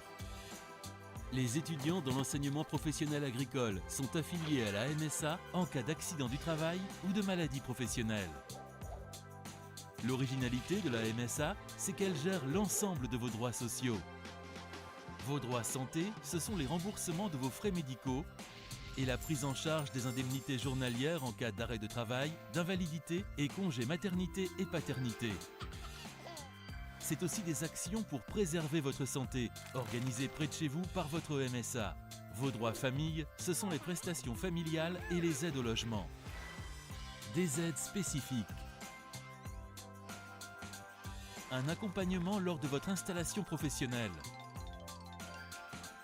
Vos droits pour la retraite, acquis dès que vous commencez à travailler. Votre santé et sécurité au travail avec l'intervention de professionnels MSA dans les entreprises et dans l'enseignement scolaire. Ces prestations et ces aides sont financées en partie par les cotisations sociales versées à la MSA par les employeurs, les salariés et les exploitants. Un seul organisme pour toute sa sécurité sociale, ça simplifie la vie. Ce qui différencie aussi la MSA, c'est son mode d'organisation fondé sur le mutualisme. Pour être représentés et défendre leurs droits, tous les 5 ans, les adhérents votent pour élire plus de 13 000 délégués qui participent aux assemblées générales et désignent les conseils d'administration. Et la MSA est proche de ses adhérents par son organisation décentralisée. 35 caisses, près de 200 agences d'accueil réparties sur tout le territoire français et 17 000 salariés sont vos interlocuteurs au quotidien.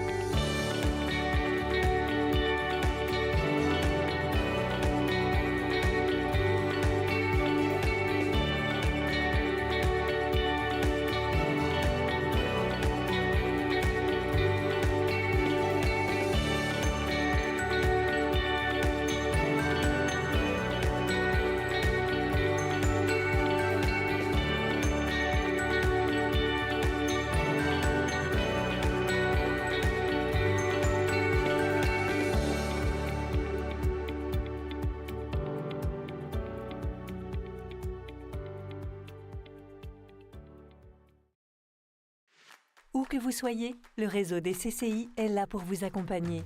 Notre ambition partagée, être le premier réseau public de proximité, accélérateur de l'économie et de la croissance durable des entreprises en France et à l'international. En Haute-Garonne, nous sommes 120 élus et 90 collaborateurs engagés pour accomplir 4 missions essentielles. Vous accompagner, vous, porteurs de projets, dans la création ou la reprise de votre entreprise. Chaque année, plus de 800 d'entre vous nous font confiance. Vous soutenir, vous, dirigeants, dans le développement de votre entreprise, comme 6000 d'entre vous qui font appel à nos services chaque année en Haute-Garonne. Nous sommes également mobilisés à vos côtés pour défendre vos intérêts dans la sphère publique, portant haut la voix des entreprises, quelle que soit leur taille ou leur secteur d'activité. Et enfin, nous contribuons activement à faire de votre territoire le terreau fertile de vos ambitions. Alors vous aussi, ayez le réflexe CCI.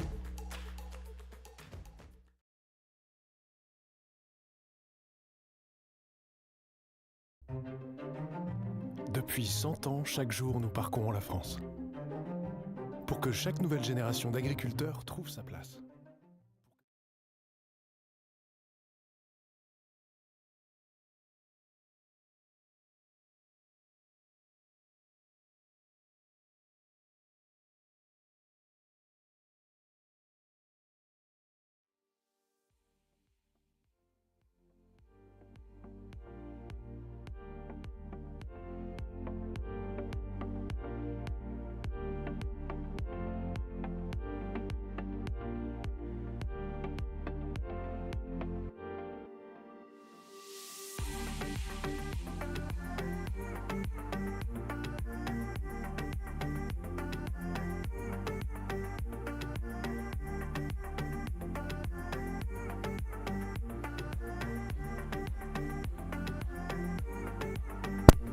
Allô?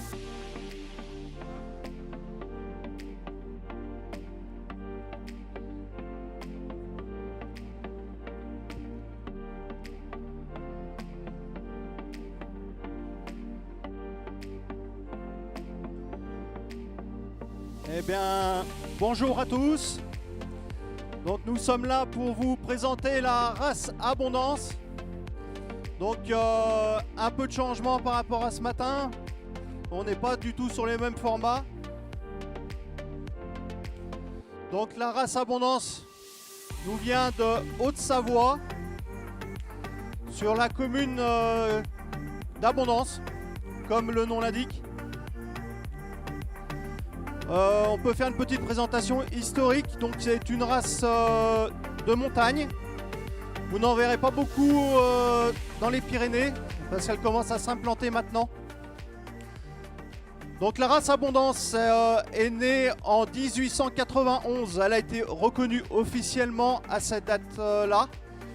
Donc elle a été déclarée, le premier book Abondance a été créé en 1891. Donc c'est la date officielle de la création de cette race.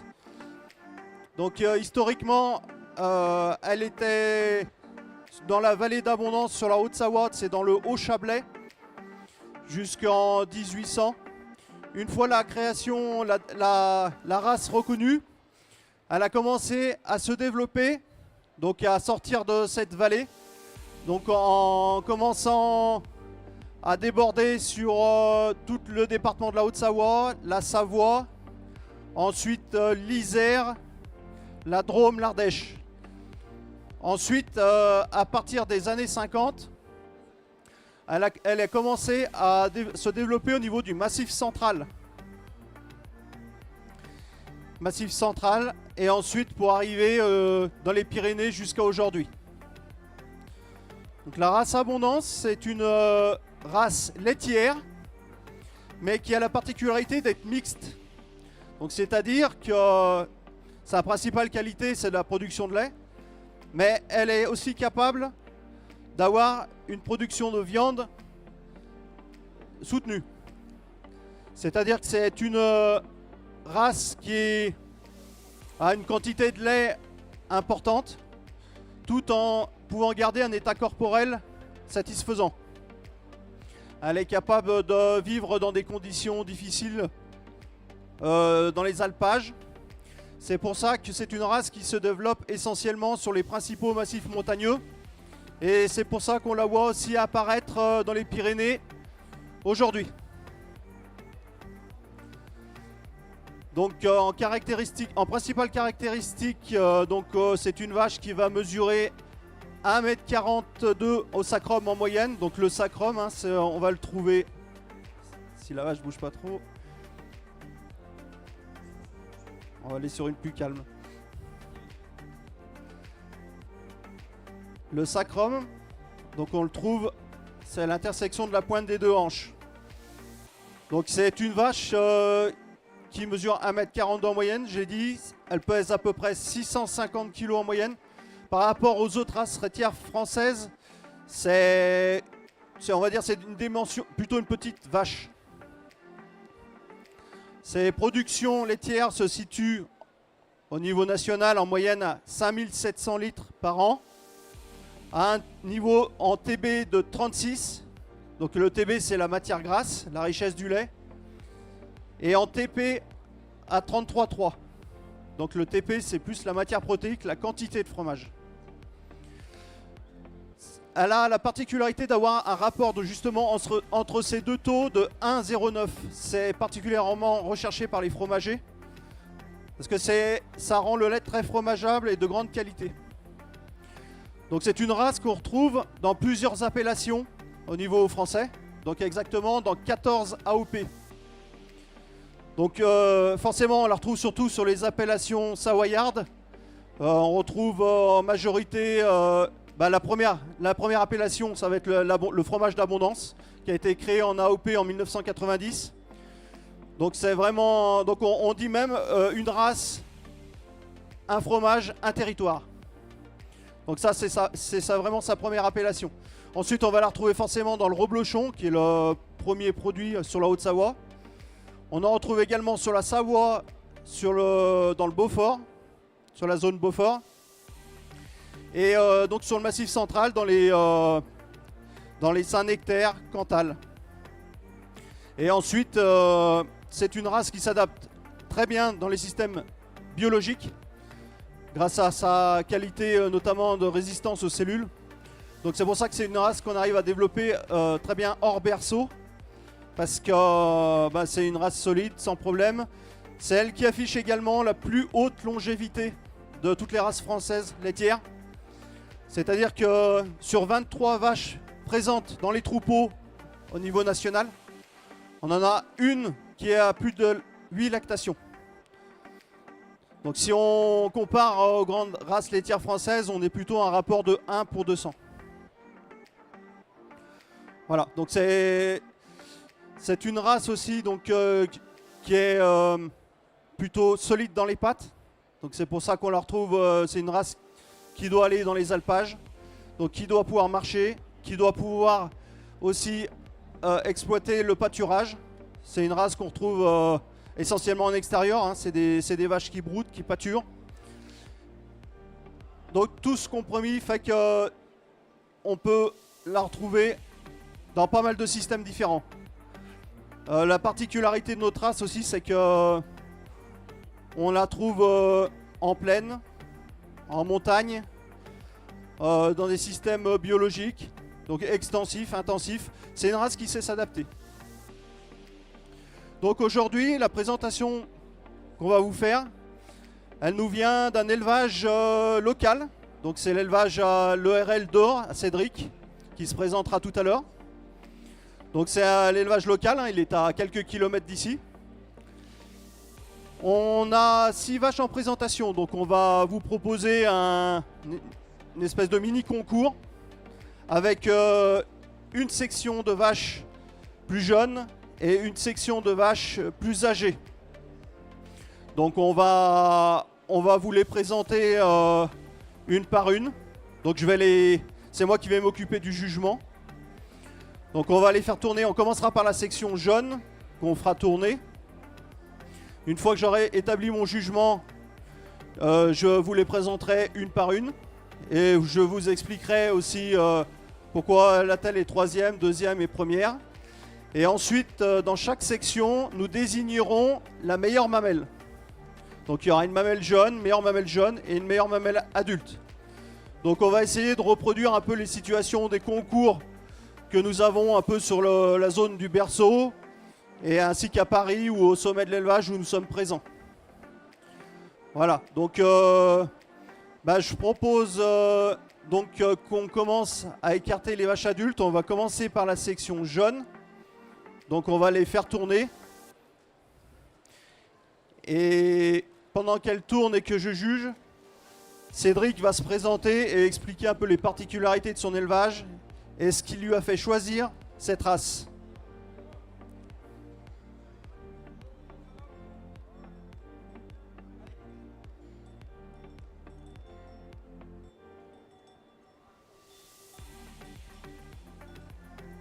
Donc bonjour à tous, Dor Cédric, je suis éleveur en vache laitière sur la commune de Pointe-Isinard et en race abondance et en Gascogne des Pyrénées également sur la même commune. Aujourd'hui, je vais vous parler un peu de mes pratiques. Donc la race abondance s'adapte très bien à mon élevage parce que c'est un élevage qui est 100% au pâturage. Alors je vais vous donner quelques chiffres techniques, mais c'est juste quelques chiffres. C'est 320 jours au pâturage, où il y a au moins un repas par jour. C'est-à-dire sur une vache fait 3 repas, elle a un repas à la pâture, à la prairie, et le reste c'est au foin. Mettez-vous comme ça. Et ensuite c'est 120 jours où elle est 100% à la pâture, jour et nuit, elle fait tous ses repas dehors. Et pour la partie hivernale, elle est soignée avec les céréales de l'exploitation et au foin. Donc le lait qui est produit avec ces vaches, il est collecté par la fromagerie Jean Fop qui fait un bête mal au lait cru. Puisqu'on est quelques éleveurs collectés par cette fromagerie où on fait un fromage où il y a 0 produit fermenté dans la ration. Voilà. Alors pourquoi le choix de Pourquoi le choix de l'abondance? Parce que également l'été, j'ai une petite exploitation en Ariège et on va faire du lait et du fromage. On fabrique à 1200 mètres d'altitude en moyenne avec une vingtaine de vaches.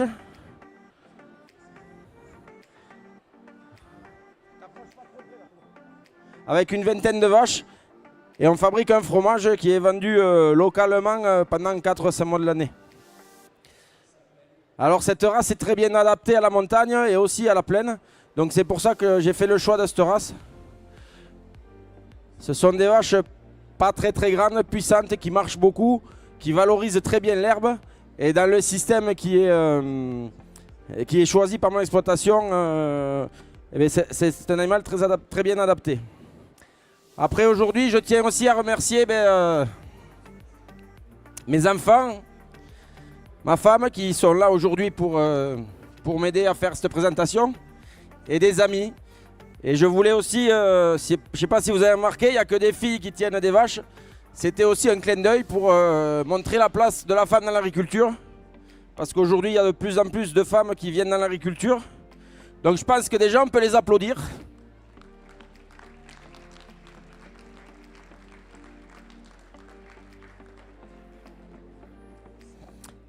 Alors juste pour faire un petit peu d'historique, c'est que je suis hors cadre familial.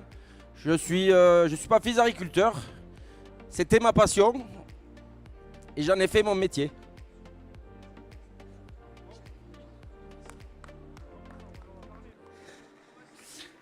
Alors je tiens aussi à remercier les partenaires de ce concours, Groupama et Bio 3G et mon ami Jérôme Bail qui vont remettre les prix aux championnes, enfin à toutes les bêtes.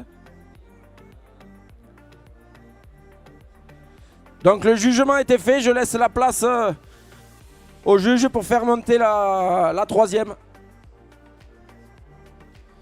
Merci Cédric pour cette magnifique présentation. Et oui, félicitations aux enfants pour le dressage des animaux. Et puis regardez les préparations, les paillettes, la graisse sur les cornes, la propreté des animaux et la qualité du dressage. Donc, je vais commencer par vous annoncer la troisième. La troisième à monter sur le podium, c'est elle s'appelle Ombrelle. La 51-46, Ombrelle.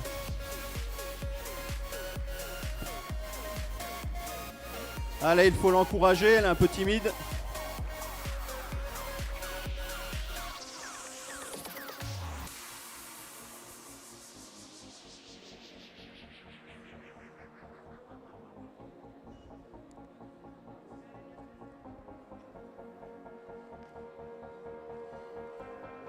Donc là, la section jeune, habituellement, sur les concours habituels, on est plutôt sur des premières, deuxièmes lactations. Là, donc, on sera sur des 3 et 4e lactations. Donc, comme je vous disais, l'abondance, c'est une race qui vieillit bien. Donc, on voulait vous présenter. Donc, c'est pas gênant d'avoir des vaches. Voilà, d'ailleurs, on voit même un peu âgées, elles ont encore du caractère. Donc, celle-là, je l'ai mis 3e. Parce que... Bon déjà, on a un peu plus de volume sur la mamelle par rapport aux autres. Dans les aplombs, ça c'est une chose qu'on regarde souvent quand même en race abondance. Je dis, il faut qu'elle marche. On a tendance à avoir des aplombs un peu plus coudés que les deux autres. Et surtout au niveau de la ligne de dos, on est un peu plus cassé. Donc la ligne de dos, c'est ce que Cédric vous montre. Donc on voit entre le garrot et le sacrum, on voit que ça fait un peu la courbe. Donc c'est pas signe de solidité. Voilà. Donc c'est pour ça que j'ai classé cet animal 3e.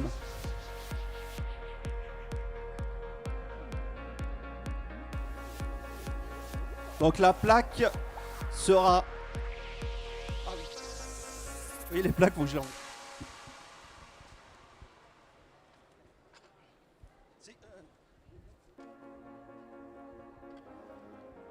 Donc les plaques pour la section jaune seront remises par Bio 3G, l'entreprise Bio 3G. La plaque de la 3e de section. Vous pouvez applaudir. Merci.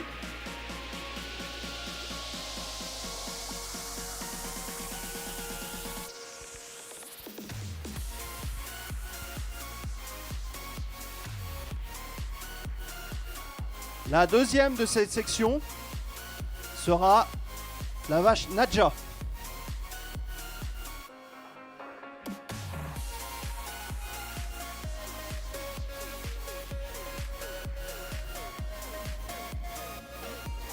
Donc Nadja est une fille du taureau Rumex. Donc Rumex, un taureau en race abondance qui a été énormément diffusé. Et sa mère était une fille du taureau lion. D'ailleurs, vous voyez sur ses joues, elles sont toutes mouchetées. C'est vraiment un style qu'on retrouve en abondance, qui est assez recherché d'ailleurs. C'est signe de robustesse. Donc cette vache,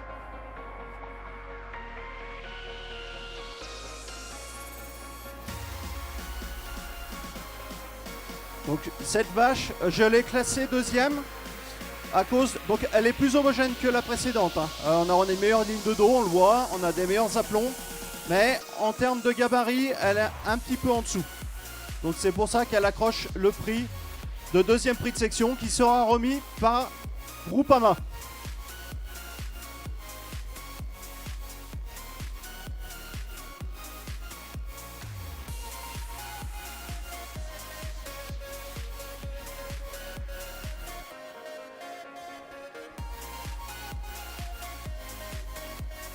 Enfin, donc la première de cette section, donc qu'on peut qualifier de championne jeune, sera la vache Nabila. Donc elle décroche le premier prix de cette section. C'est une fille de Chic Boy sur Robuste. Donc je l'ai mis en première de section. Elle a des qualités mamelles moins bonnes que la précédente, c'est certain. Par contre, elle a une morphologie beaucoup plus développée. On le voit au niveau des profondeurs. Donc ce qu'on recherche, hein, c'est les profondeurs de flanc. Donc le profondeur de flanc, c'est où on voit le nombril dessous. Hein. Donc ça, c'est signe de capacité d'ingestion. Donc dans nos races de montagne, c'est hyper important parce que capacité d'ingestion, ça veut dire capacité à manger de l'herbe.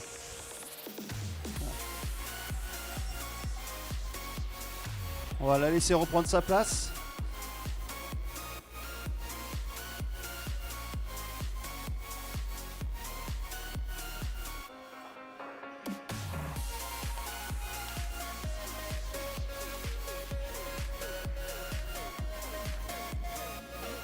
Vous la voyez passer aussi. Je l'ai mis première de section aussi pour son bassin. Parce qu'elle a un bassin beaucoup plus large que ses concurrentes. C'est typique du taureau Chic Boy, son père, qui était très coté à ce niveau-là, qui transmettait des très bons bassins. Donc le bassin, pour le public, c'est plus pour la facilité de vélage, la facilité de naissance du veau. C'est-à-dire que plus la vache vèle facilement, moins elle souffre, plus le veau est en bonne santé derrière, et donc plus elle va faire un meilleur démarrage de lactation. On peut noter aussi la profondeur de poitrine sur cette vache. La profondeur de poitrine, c'est la capacité respiratoire, c'est ce qui va mettre de l'oxygène dans le sang. Et l'oxygène, c'est ce qui va permettre de faire du lait aussi, indirectement. Donc, ce premier prix de section, ce championnat jaune, est remis par Bio 3G.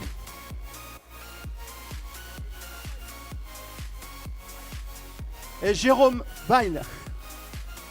Excusez-moi, je ne suis pas d'ici, donc je ne connais pas bien les personnes. Donc félicitations donc, pour la championne jeune.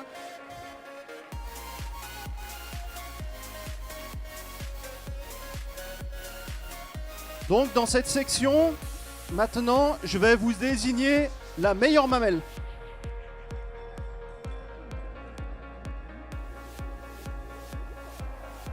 Donc on va replacer les trois vaches. Et je vais aller vous la désigner.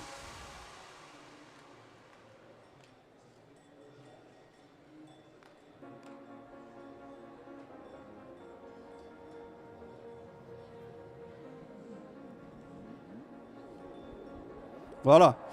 Donc, la meilleure mamelle, laquelle ça va être à votre avis? Allez, ça va être celle-là.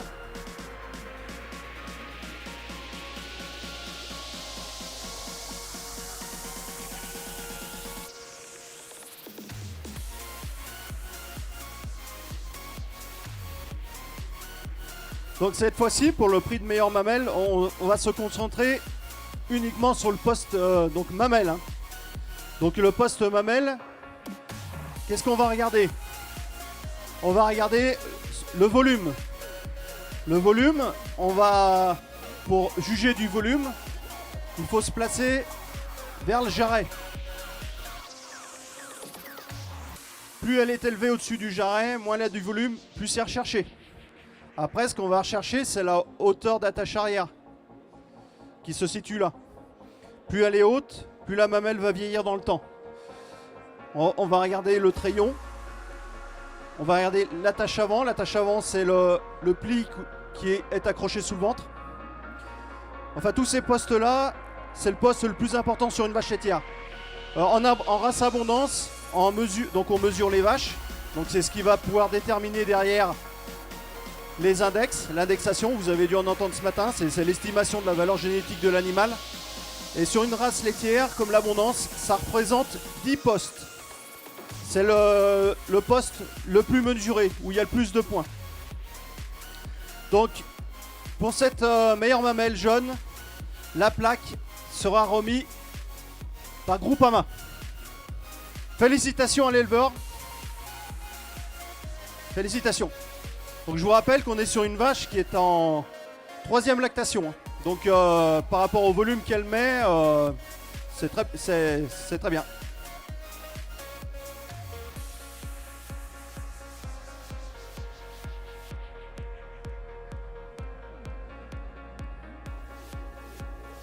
Ce qu'on peut rajouter sur les filles de Rumex, c'est qu'elles ont un petit peu de caractère.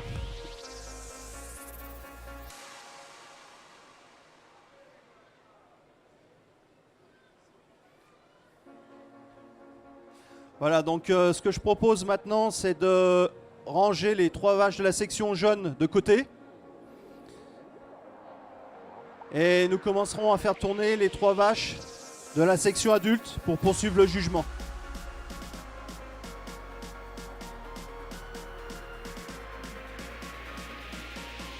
Donc en race abondance, la longévité, je vous l'expliquais, c'est quelque chose qui nous tient vraiment à cœur. Parce que les éleveurs déjà sont passionnés, aiment leurs animaux. Donc ils tissent des liens avec, plus ils la gardent longtemps, mieux c'est.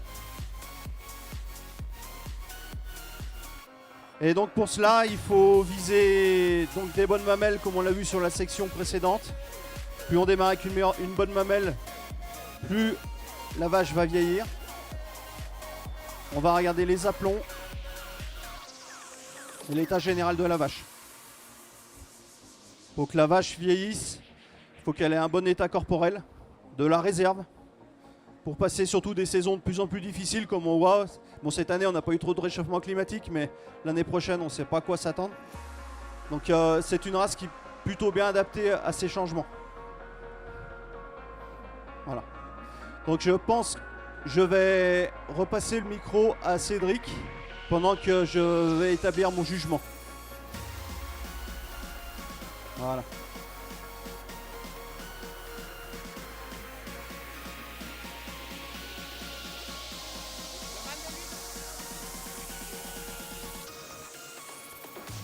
Allez, Mas. Donc je vais vous parler un peu des caractéristiques. Allez-y, tournez. Ah non. Attends, laisse passer. Vas-y, ça va suivre. Vas-y. Allez, Mas. Donc je vais vous parler un peu des caractéristiques de la race abondance qui font sa particularité. Vous pouvez voir autour de... Bon, elles ont un peu de caractère, c'est des vaches de montagne. Vous pouvez voir qu'elles ont autour de l'œil, on appelle ça les lunettes. Et c'est pour éviter que les mouches aillent leur faire mal aux yeux. Sous les lèvres, elles ont 2 petites mouchettes. C'est une vache qui a les sabots noirs, donc la corne des sabots noirs est plus dure que la corne blanche. Attention.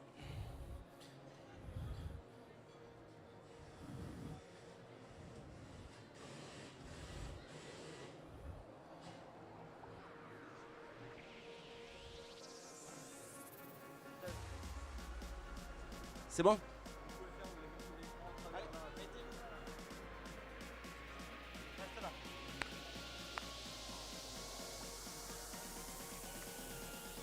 Fais le tour.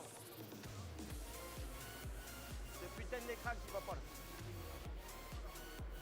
Hein? On les laisse, on les monte pas sur le podium. Allez, viens là.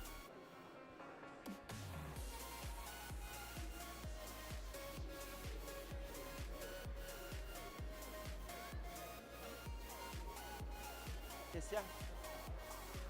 On s'excuse un peu.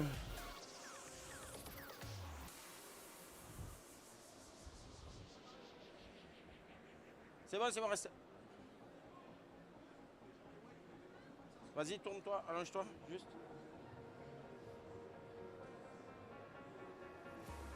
Chut, arrête. Je suis, j'en peux plus.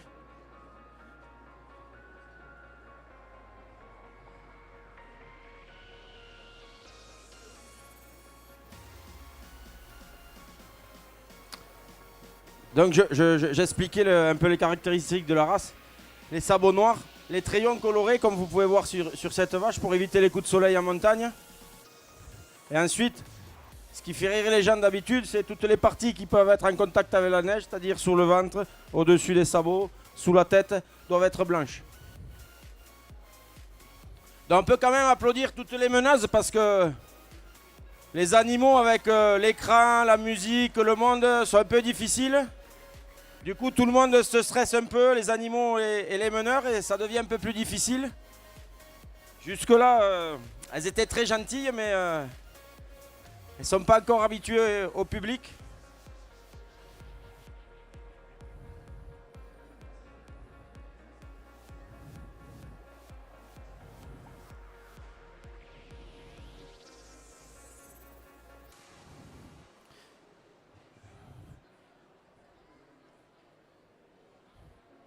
Alors, je vais juste parler un peu de notre métier qui est éleveur laitier. Donc, peut-être certains le savent, peut-être d'autres ne le savent pas, mais éleveur laitier, c'est 365 jours de travail, matin et soir, où il faut traire le matin et le soir les vaches à un intervalle assez régulier pour pas que on ait des problèmes sur la santé animale. C'est l'élevage des petits veaux. C'est tout au long de l'année soigner ces animaux, élever ces génisses, récolter les fourrages pour qu'on tire le meilleur d'elles-mêmes.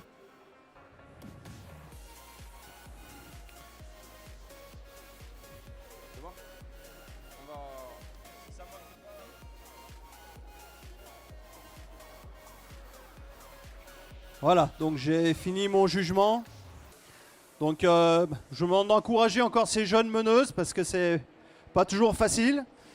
La race abondance, c'est une vache de caractère et ça nécessite beaucoup de courage pour les mener comme ça. Alors,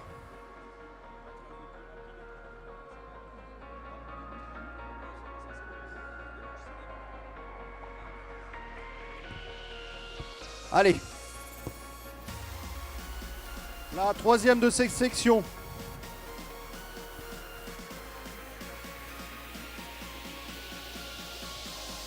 Ça sera Libellule.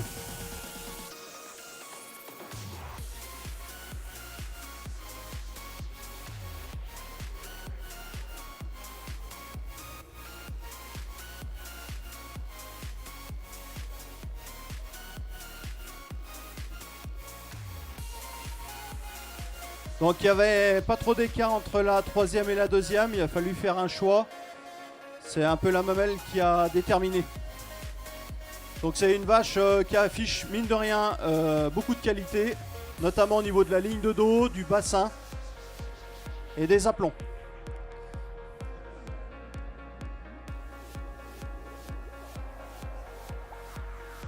Donc la plaque de la 3e de section est remise par Groupama.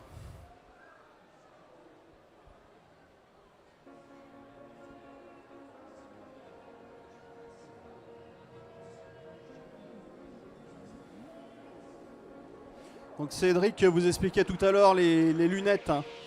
Les lunettes, ça sert pour la réverbération du soleil surtout. Par rapport à la neige, par rapport... Et l'été et les mouches, c'est les yeux qui pleurent moins, sont moins embêtés par les mouches. Les lunettes, c'est quelque chose d'hyper important. Allez, la 2e de cette section. Ça sera la numéro 62. C'est la 6292. Elle s'appelle Mang.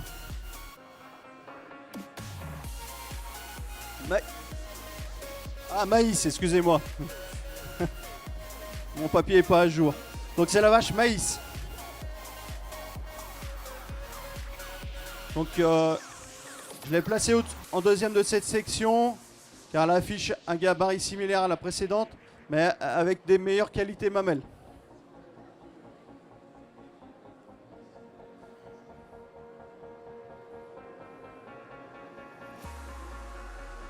Donc c'est pareil, on est sur un animal avec une très bonne ligne de dos. Hein. Plutôt un bon bassin. Donc en abondance, on ne recherche pas le bassin renversé. Hein. C'est un bassin légèrement incliné. C'est-à-dire qu'entre la pointe de la fesse et la pointe de la hanche, le bassin... Bon là, elle ne se tient pas comme il faut. Mais le bassin idéal, c'est 5 cm. Et donc celle-ci affiche aussi des fortes qualités sur la mamelle. Il n'y a pas de problème spécifique sur les aplombs. La plaque est remise par Bio 3G. Vous pouvez l'applaudir.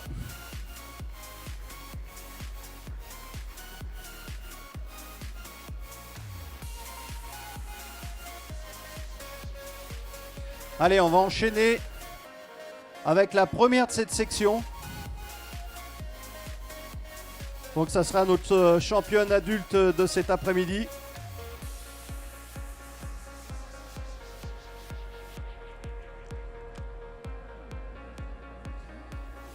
Cette fois-ci, c'est la vache. C'est bien la vache Mang.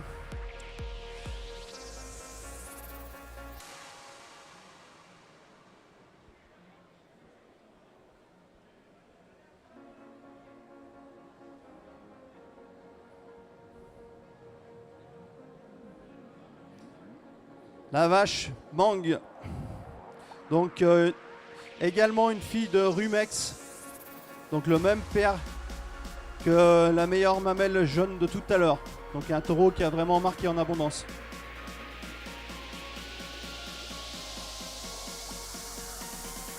Donc ça va être compliqué de la faire monter sur le ring. On va la laisser en bas.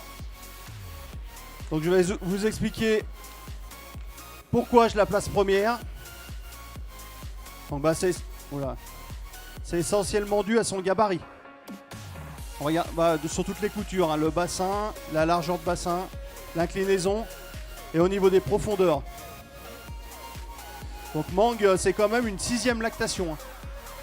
C'est une vache en 6e lactation et elle a même produit 6450 kg de lait à 38 de TB et à 33,5 de taux protéique. Donc c'est une vache qui se tient quand même très bien dans le temps. Elle a un petit peu plus de volume que ses voisines, mais bon, elle a produit aussi plus de lait. Donc pour moi, ça est la vache la plus complète dans la section adulte. Félicitations. Vous pouvez applaudir.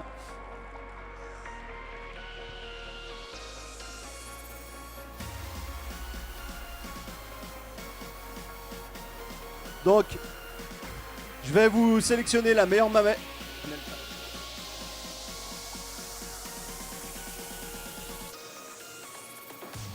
Donc en meilleure mamelle.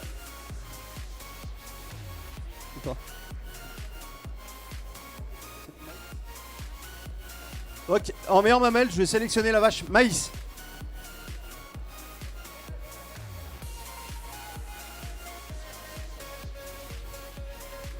Donc c'est pas très orthodoxe parce que c'est une vache qui est tarie. Non, excusez-moi. C'est une vache qui est en fin de lactation, mais par contre, elle affiche encore des très belles qualités, surtout au niveau du sillon mamelle, et toujours pareil au niveau du volume. Le volume mamelle est très bon. Et des 3 concurrentes, c'était celle qui affichait le moins de volume et les meilleures attaches. Donc je sélectionne celle-là en meilleure mamelle adulte. Et donc la plaque sera remise cette fois-ci par Groupama.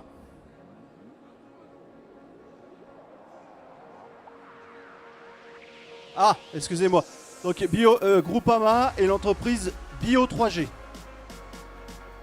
Pour ce prix de meilleure mamelle adulte. Voilà, donc pour clôturer ce petit championnat, je vous propose c'est de présenter les 2 championnes.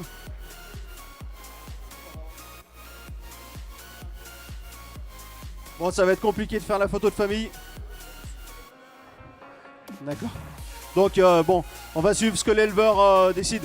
Ça va être initialement on voulait vous présenter les 2 meilleures championnes, mais c'est un peu compliqué vu le caractère.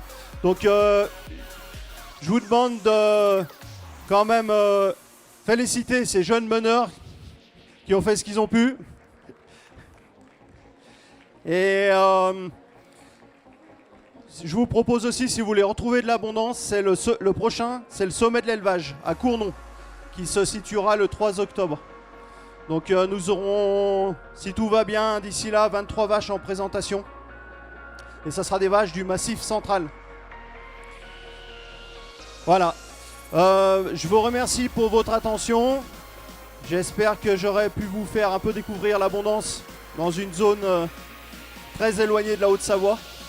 Mais on a espoir de la développer ici parce qu'on est quand même dans des zones très similaires sur des zones de montagne. Et elle affiche toutes les qualités pour se développer ici. Voilà. Je vous remercie pour votre attention et je vous dis à bientôt. Merci, on peut encore féliciter les meneurs parce que l'exercice est quand même périlleux. Je m'en excuse aussi, pourtant les animaux étaient tous sages jusqu'à aujourd'hui. Je suis un peu embêté, mais bon, on a essayé de faire quand même en partie l'écran. Ils n'étaient pas habitués à passer à la télé, ça les a un peu perturbés. On les applaudit encore, merci à eux.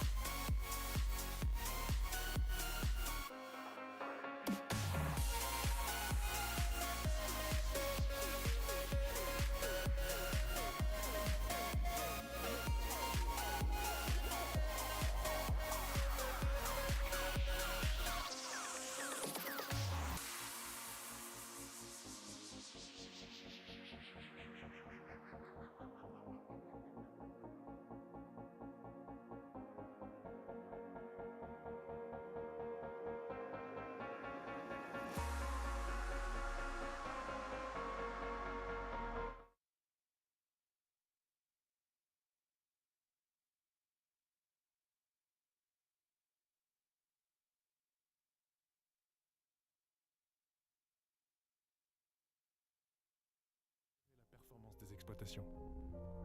Pour rapprocher ceux qui cultivent de ceux qui consomment. Pour que l'agriculture crée plus de revenus et de bien-être dans les exploitations et de valeur dans les territoires. Depuis 100 ans, chaque jour, les chambres d'agriculture agissent pour l'agriculture. Oui, l'agriculture a de l'avenir.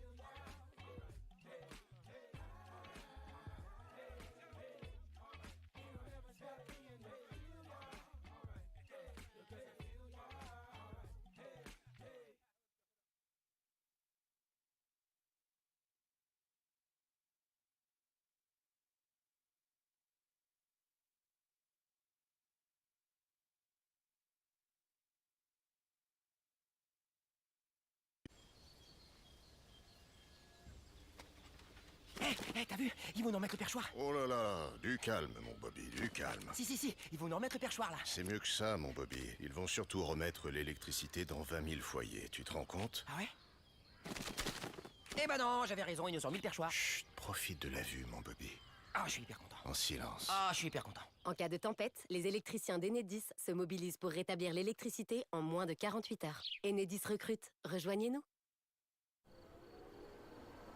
Eh oh, lumière! Lumière! Qu'est-ce qui vous arrive, Maurice? Ah, la lumière, là! Mais vous allez vous calmer, oui, ça s'éteint tout seul. Ça s'éteint parce que qui c'est qui surveille? Bah, c'est Maurice. Mais ça s'éteint automatiquement tous les soirs, Maurice, y a rien à faire. Bah voilà. C'est un peu tendu, Maurice, hein? Monsieur Maurice. Oui, monsieur Maurice. Les électriciens d'Enedis inventent des solutions pour lutter contre la pollution lumineuse. Enedis recrute. Rejoignez-nous. Oh, la belle équipe, là. Oh, Marius, viens voir un peu. Oh, c'est les recrues du Mercato. Ah, Marius, t'as pris une vitre ou bien? Ils ont des têtes de mercato, hein? Eh ben quoi, ils sont inchasubles. Il y a de la future pépite, là, hein. Oh, Marius, fais un effort. C'est Enedis, ça. Ils ont branché le stade au réseau électrique. Oh. Eh ouais, branche un peu les neurones, Marius. Les électriciens d'Enedis branchent les événements au réseau pour limiter l'usage de groupes électrogènes diesel. Enedis recrute. Rejoignez-nous.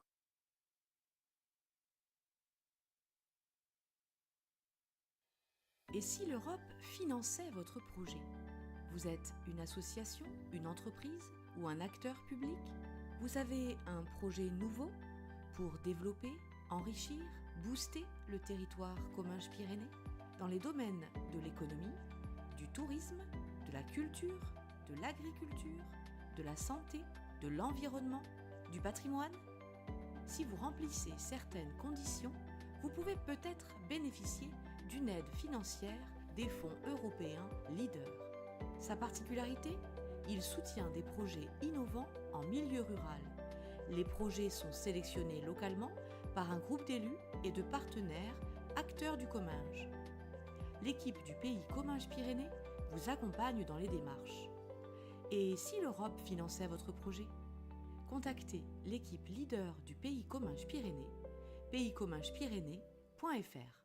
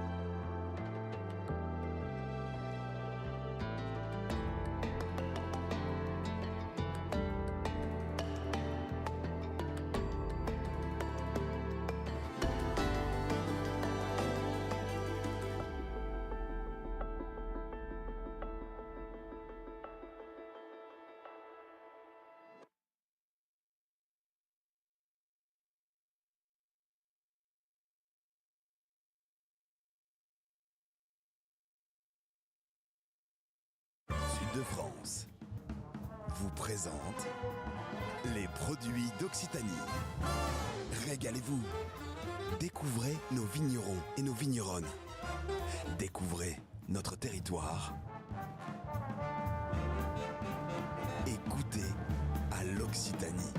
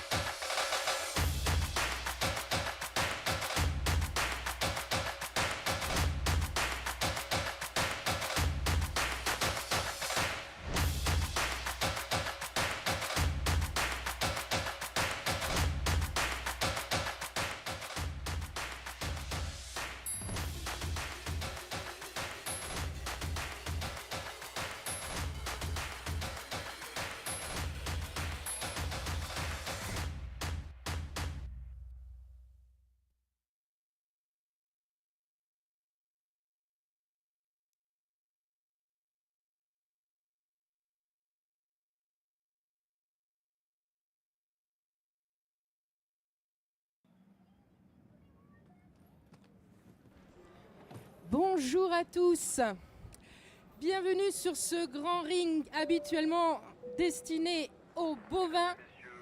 Mais ce matin, cet après-midi plutôt, pardon, on va vous présenter des chevaux.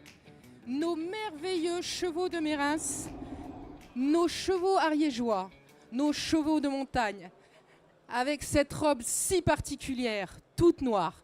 Parce que non, on n'a pas fait exprès d'en amener 2 noirs pour faire une paire. C'est qu'il n'existe qu'une seule couleur chez le cheval ariégeois, le cheval de Mérins, c'est le noir. On peut admettre quelques petites taches blanches, comme Joey. On va lever la main, Marielle. Joey, c'est lui. Joey, c'est un étalon. C'est un animal reproducteur pour sa race. Et Joey, vous voyez, il a une petite tache blanche. Ça, c'est accepté. On peut aussi en accepter un petit peu sur les pieds. Notre merveilleux cheval de Mérins, il est élevé de manière transhumante. C'est-à-dire que les mamans et les bébés, à partir du mois de mai à peu près, suivant la météo, en gros quand la neige a fondu, on les emmène en estive, là-haut, en montagne, où ils vont y passer 5 mois de l'année, en totale liberté. Et maman, elle va apprendre à son bébé à choisir l'herbe, à choisir les endroits où elle va aller boire, à choisir les endroits où elle va mettre ses pieds. Et ça va devenir très important, cette éducation, parce que ça va en faire un cheval extrêmement sûr dans tout le travail qu'on va pouvoir lui demander ensuite. Mais ce n'est pas simplement un cheval de rando pour son pied sûr. Ça va nous permettre d'en faire un cheval pour toute la famille et pour tous les sports. Voilà, donc ce sont des chevaux avec lesquels on va faire de la rando, du dressage, de l'obstacle, de l'attelage, du travail à pied, du western, de l'amazone, du horseball, toutes les disciplines équestres. Et ils seront particulièrement doués dans tout ça grâce à ce mode d'élevage. C'est-à-dire qu'ils vont voir tellement de choses là-haut, maman va leur apprendre tellement de choses, qu'ensuite, nous les humains, petits humains que nous sommes, nous allons utiliser toutes ces capacités. Alors là, on va vous présenter le deuxième cheval, qui est en fait une jument. Cette jument, par exemple, pour l'instant, n'est pas encore à la reproduction, c'est Weska. Weska, elle fait de l'attelage de compétition. C'est-à-dire que ce n'est pas les attelages comme vous pouvez voir des fois pour les mariages et choses comme ça. C'est un petit peu plus vivant. C'est même extrêmement sportif. Ce n'est pas des chevaux que vous verrez au championnat du monde ou sur les JO. Par contre, ce sont des chevaux que vous allez pouvoir avoir à la maison pour toute la famille. Vous voulez aller vous promener, vous voulez aller faire du CSO, vous voulez aller faire du dressage, vous voulez aller faire de la voiture d'attelage. Ça, c'est votre cheval idéal. Il est merveilleusement bien adapté à toutes les disciplines familiales. Alors, vous voyez, on peut faire beaucoup de travail à pied avec Joey, notre étalon. Et vous remarquerez le calme. C'est un étalon, ça veut dire que c'est un mâle reproducteur. Et à côté, on a une femelle. Joey reste parfaitement calme. Il est à l'écoute de sa propriétaire, Marielle, qui nous le présente. Vous remarquerez également, alors pas trop sur la jument, parce que comme elle fait de la compétition, on lui a un petit peu raccourci, l'abondance de crin, surtout sur Joey. Voilà, c'est typiquement le cheval de Mérins. Cette abondance de crin légèrement crépus, c'est aussi sa marque de fabrique. Il y a d'autres petites anecdotes, mais pour que vous puissiez bien le remarquer, c'est quand même un cheval. Ne le confondez pas avec des frisons. Les frisons sont des chevaux grands. Nous, ce sont des chevaux qui vont faire entre 1m45 et 1m55. C'est pas un poney, c'est un cheval. Alors, ils sont un petit peu impressionnés, enfin surtout la jument, par l'écran. En général, ils n'aiment pas se voir sur les écrans. Allez, on va les faire un petit peu évoluer. On va essayer de mettre par exemple Weska au trot. Oui, d'habitude, elle a la voiture d'attelage derrière, elle comprend pas bien pourquoi sa patronne lui est juste derrière là. Mais le ring étant un peu petit, on ne pouvait pas vous amener la voiture d'attelage.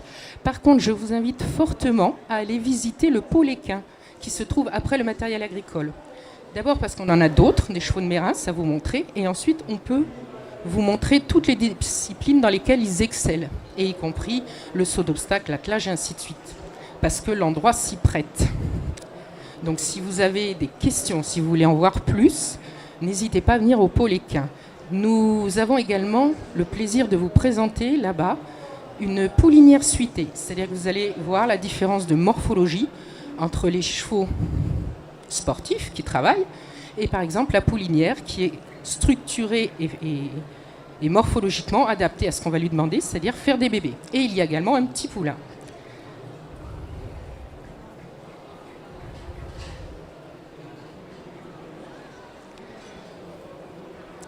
On va demander à Joey de raser le côté du ring pour que les gens puissent bien voir son poil luisant, son abondance de crinière.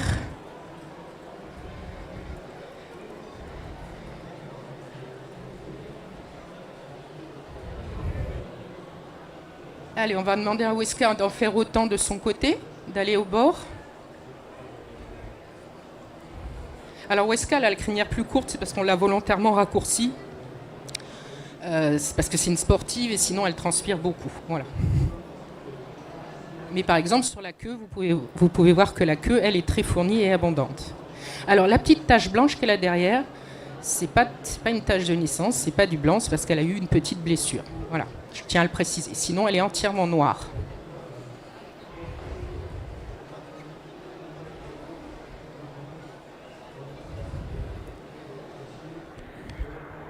Nina ?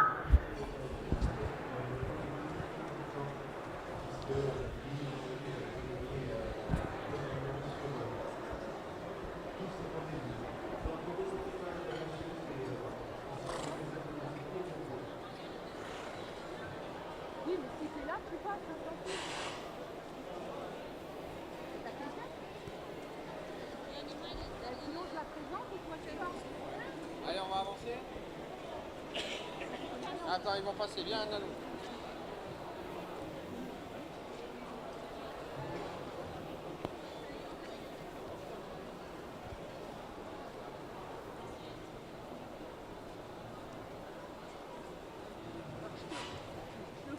Je le présente en gros et après tu parles. D'accord ?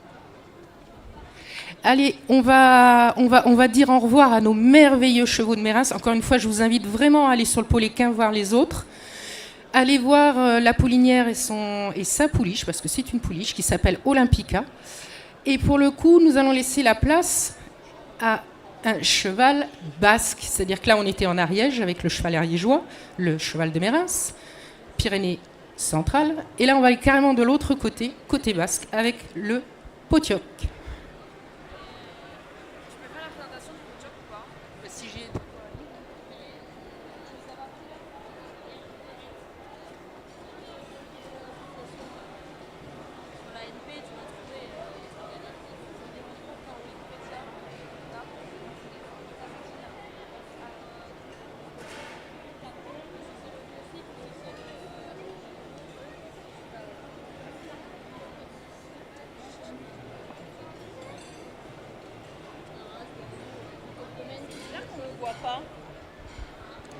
Allez, voilà, donc je vous l'avais dit, on se retrouve avec le Potioc de l'autre côté des Pyrénées, version basque. D'ailleurs, si vous avez les couleurs affichées sur le dos de Nina, qui nous présente Fanfan.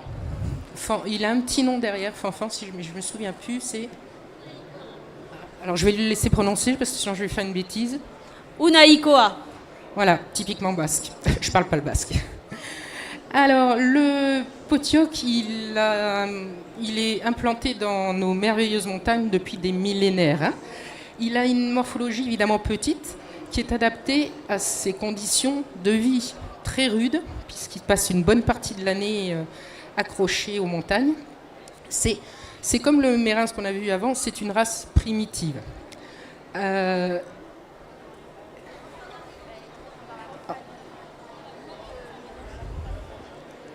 Il est, au niveau morphologie et descendance directe, pour ceux qui connaissent, il est proche du cheval de Przewalski, hein, qu'on peut encore voir dans les steppes.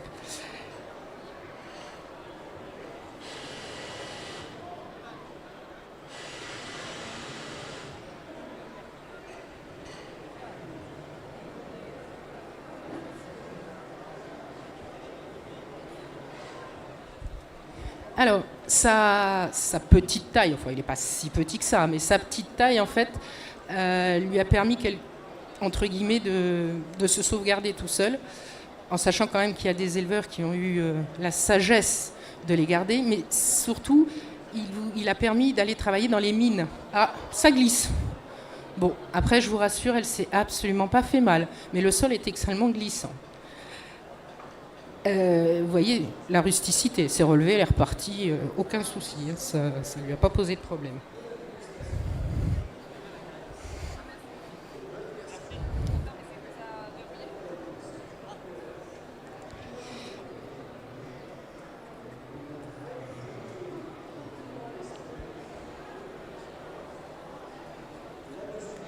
Alors, contrairement au cheval de Mérins, où, comme vous l'avez vu tout à l'heure, alors le mot robe désigne la couleur des chevaux.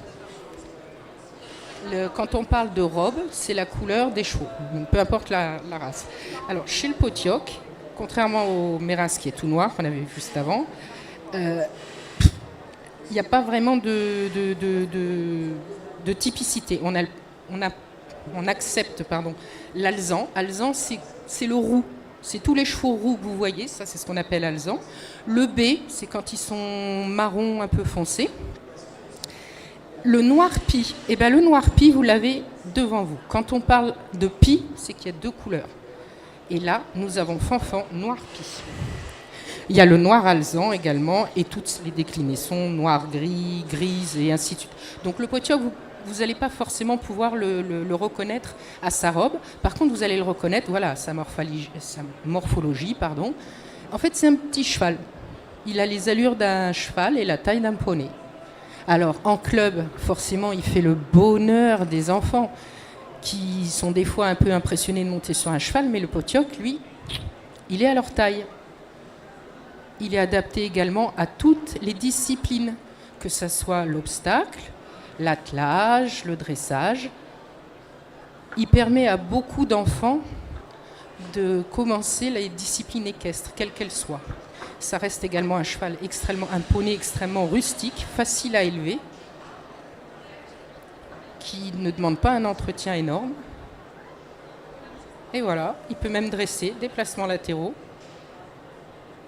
Alors on leur apprend ce genre de choses, c'est souvent pour se sortir de situations difficiles, par exemple des fois en randonnée où il y a des trous, des crevasses, on est obligé de se décaler, donc on leur apprend à pousser leurs hanches, à reculer. Voilà, nous avions Fanfan qui nous arrivait du Pays Basque, qui va vous saluer.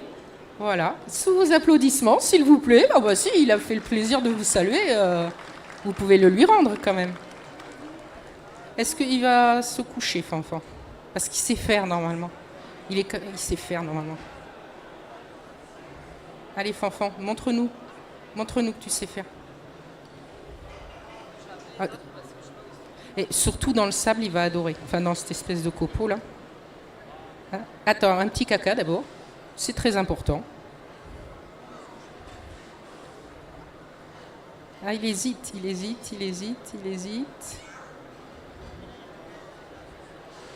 Et voilà, on l'applaudit. Fanfan, pour votre plaisir.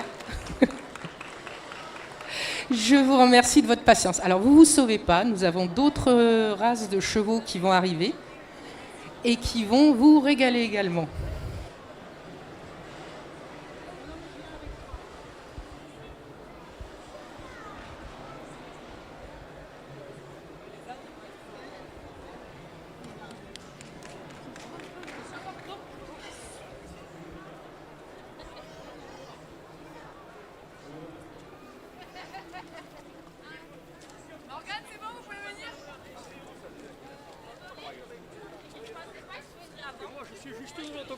Mais j'arrive là.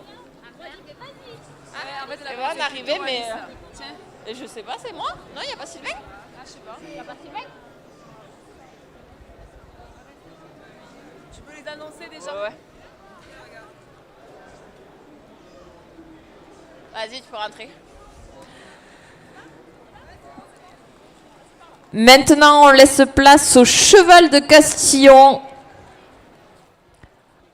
Donc vous allez avoir devant vous deux étalons castillonnés. Donc le castillonné, c'est le cheval ariégeois. Il nous vient du Couserans.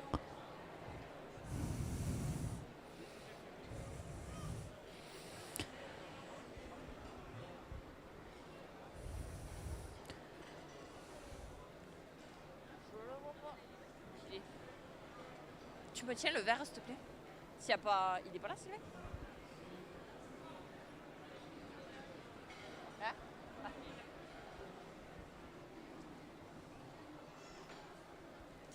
J'ai juste annoncé le cheval castionné.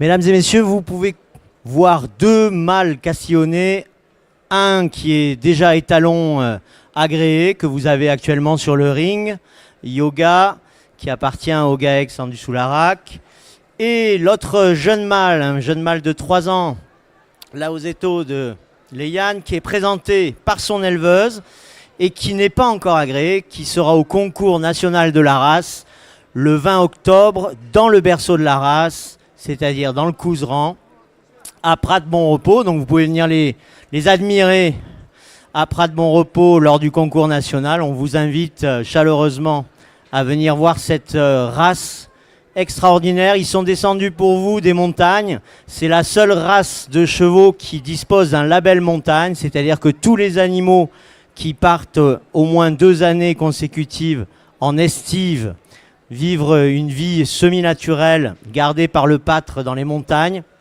sont labellisés pour leurs propriétés, leurs caractéristiques qui sont finalement transmises par la montagne. Ils sont façonnés par la montagne, ces animaux. Vous voyez la force qu'ils ont, le calme.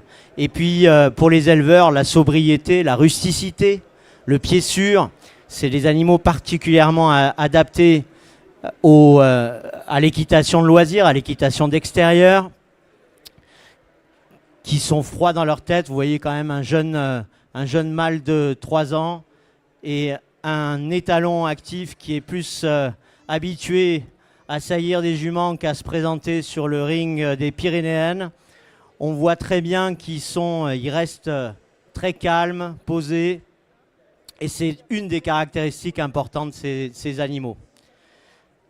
Le cheval castillonné est un cheval rustique, d'extérieur. On voit qu'il a une certaine noblesse, de taille moyenne, avec de la force, des allures amples, et comme je vous le disais, un caractère facile et sûr.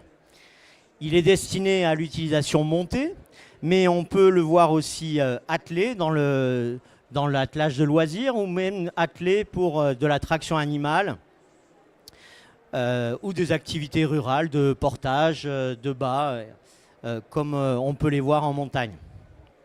Ils sont, comme je vous l'expliquais, traditionnellement transhumants et donc élevés en liberté, en semi-liberté dans les estives. Les estives, ce sont ces fameuses prairies d'altitude qu'on a dans les Pyrénées. Vous savez qu'il y a plus de 10 000 chevaux qui passent leur saison estivale dans ces prairies d'altitude qu'on nomme les estives. La race castillonnaise est reconnue depuis 1996 par le ministère de l'Agriculture. C'est un proche cousin du cheval de Mérins. Quelques vallées les séparent. Et anciennement, c'était vraiment le valet de ferme, c'est-à-dire le cheval qui était utilisé dans les fermes pour les menus travaux, comme les travaux de fenaison, ratisser les prairies, ou encore transporter tout le monde au marché local. C'était un cheval qui était batté, attelé, monté. Et il continue à garder cette polyvalence. Vous les avez ici, je vous demande de les applaudir. Merci aux présentatrices pour ces 2 magnifiques chevaux, ces 2 mâles castillonnés.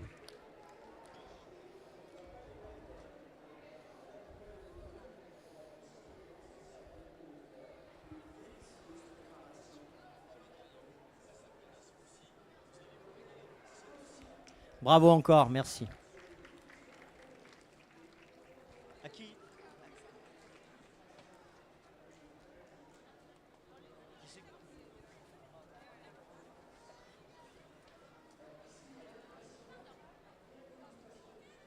Tu m'envoies les ânes ? Allez, ça marche. Oui. Ça roule. Tu peux juste te dire qu'on va accueillir les ânes ?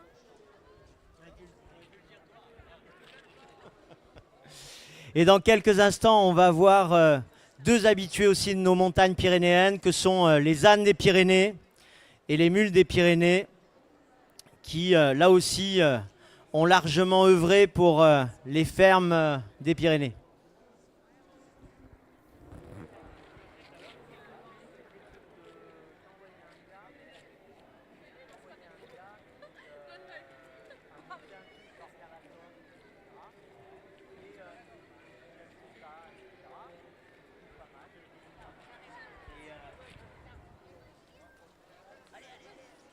Il y a du monde là.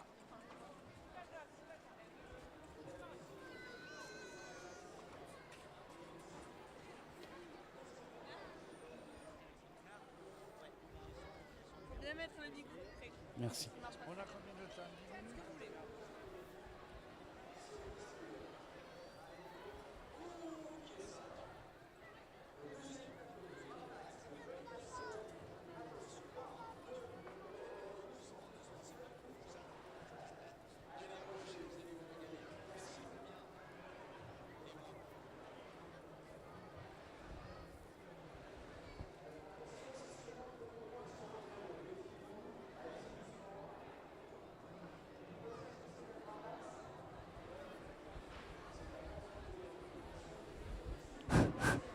Allô, vous m'entendez là, oui?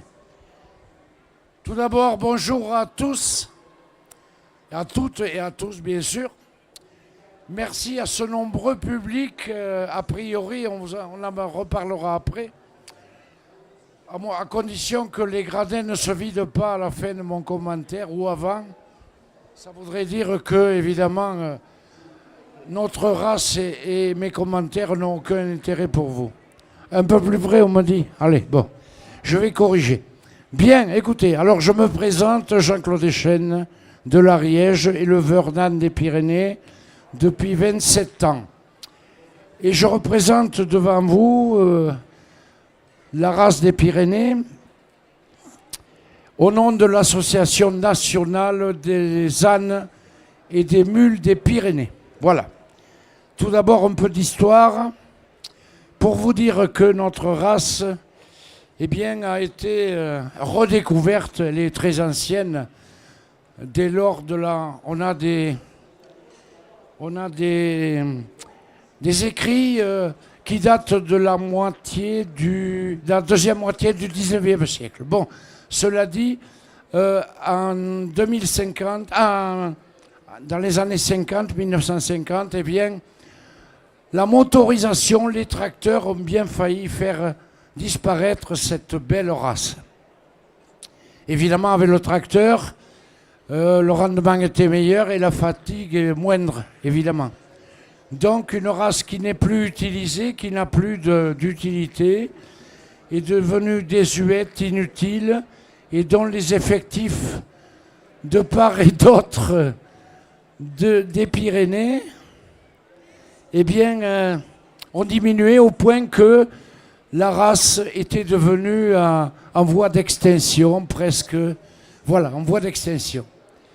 Et une poignée de passionnés, en 1994, s'est attelée à cette belle race asine des Pyrénées. Et par son travail, son recensement d'abord, il y avait peu d'effectifs, du moins en France, à éviter que cette belle race disparaisse. En 1997, elle a été reconnue, l'âne des Pyrénées a été reconnu par le ministère de l'Agriculture, dont voici 27 ans. Et d'autres éleveurs passionnés, évidemment, il faut l'être, eh bien, ont pris le relais pour, d'une part, sauver, avec le peu d'animaux qui restaient, et bien, on réussit à faire redémarrer et à faire progresser l'effectif. Bien sûr, rien n'était parfait, la morphologie était un peu dégradée, mais bon, on s'y est mis, et puis, à force de temps, de courage, de passion, eh bien, nous avons réussi à non seulement la maintenir, mais à la faire progresser, cette belle race asine. Donc voilà, alors dans la race, il faut savoir qu'il existe un des Pyrénées qui comprend deux types. Le type catalan, originel, qui vient de Catalogne, mais qui est au stubouc de l'âne des Pyrénées. On se comprend, hein, ce n'est pas l'âne catalan pur, mais c'est la même origine génétique, tout est semblable. Alors, et le type gascon de taille moindre, voilà, en voilà un sujet, une belle petite ânesse qui a gagné d'ailleurs en 2024. C'est en 2024, bon, elle a gagné le trophée de l'âne au Salon de l'Agriculture. Quelle année? Quelle année? Cette année, en 2024. Voilà, superbe. Avec la meneuse là qui est Claire Rondet dont on parlera tout à l'heure. Voilà. Ensuite, le type catalan de grande taille, je vous l'ai dit, à partir de 1,35 m jusqu'à, sans limite supérieure. On en trouve jusqu'à 1,60 m, rarement plus, mais enfin, c'est déjà des grands ânes. Alors, la caractéristique de la race, qu'il soit B comme l'ânesse, comme les deux ânesses d'ailleurs, c'est-à-dire marron, avec bien sûr les naseaux blancs, les lunettes, comme on dit, blanches, le poitrail, le ventre évidemment et l'entrecuisse. Pas de croix de Saint-André, sinon c'est rédhibitoire, ça n'a rien à voir avec l'âne des Pyrénées. D'accord? Voilà. Alors, le type catalan, je vous l'ai dit, le type gascon. Alors, bon, on ne revient pas en arrière. L'histoire, bien sûr, c'est les animaux qui ont fait leur travail jusque dans les années 50, dans l'agriculture, quelle que soit l'activité, le charroi, le labour, voilà, ou le portage. Et alors, je vais vous parler, je vais m'attarder un peu sur l'utilisation actuelle. Voilà, voilà, arrive notre grand gascon, qu'on appelle le gascon, le type catalan et le type gascon, je me répète, mais fallait-il le faire, je ne sais pas, mais pour qu'on se comprenne bien. Un autre, voilà, catalan, mais grand gascon, pardon, mais voilà, appartenant à Nicolas Selviac d'Arbas, pas loin d'ici, le pays de l'ours. Voilà. Bien, et un autre âne monté, c'est pour vous montrer les diverses utilisations, il n'y a pas que celle-là, mais quand même, on va en parler tout à l'heure. Alors, à l'époque moderne, le gascon, le type gascon, moins grand, à quoi sert-il? Vous l'avez vu, il sert à tirer la carriole, voilà, 2 carrioles, superbe, il est monté également, il porte le bas, et alors, une des applications qui se répand de plus en plus dans nos villes moyennes ou plus grandes, c'est le ramassage des déchets en ville. Alors c'est moins polluant qu'un camion poubelle, comme on dit, et c'est plus écologique. Évidemment, les gens préfèrent voir ça qu'un camion qui fume, qui pétarade. Voilà. Alors, c'est une des applications. Alors, Nicolas, une autre application, c'est celle que pratique aussi Nicolas Salviac, eh bien c'est avec une voiture très particulière, de promener des personnes à mobilité réduite.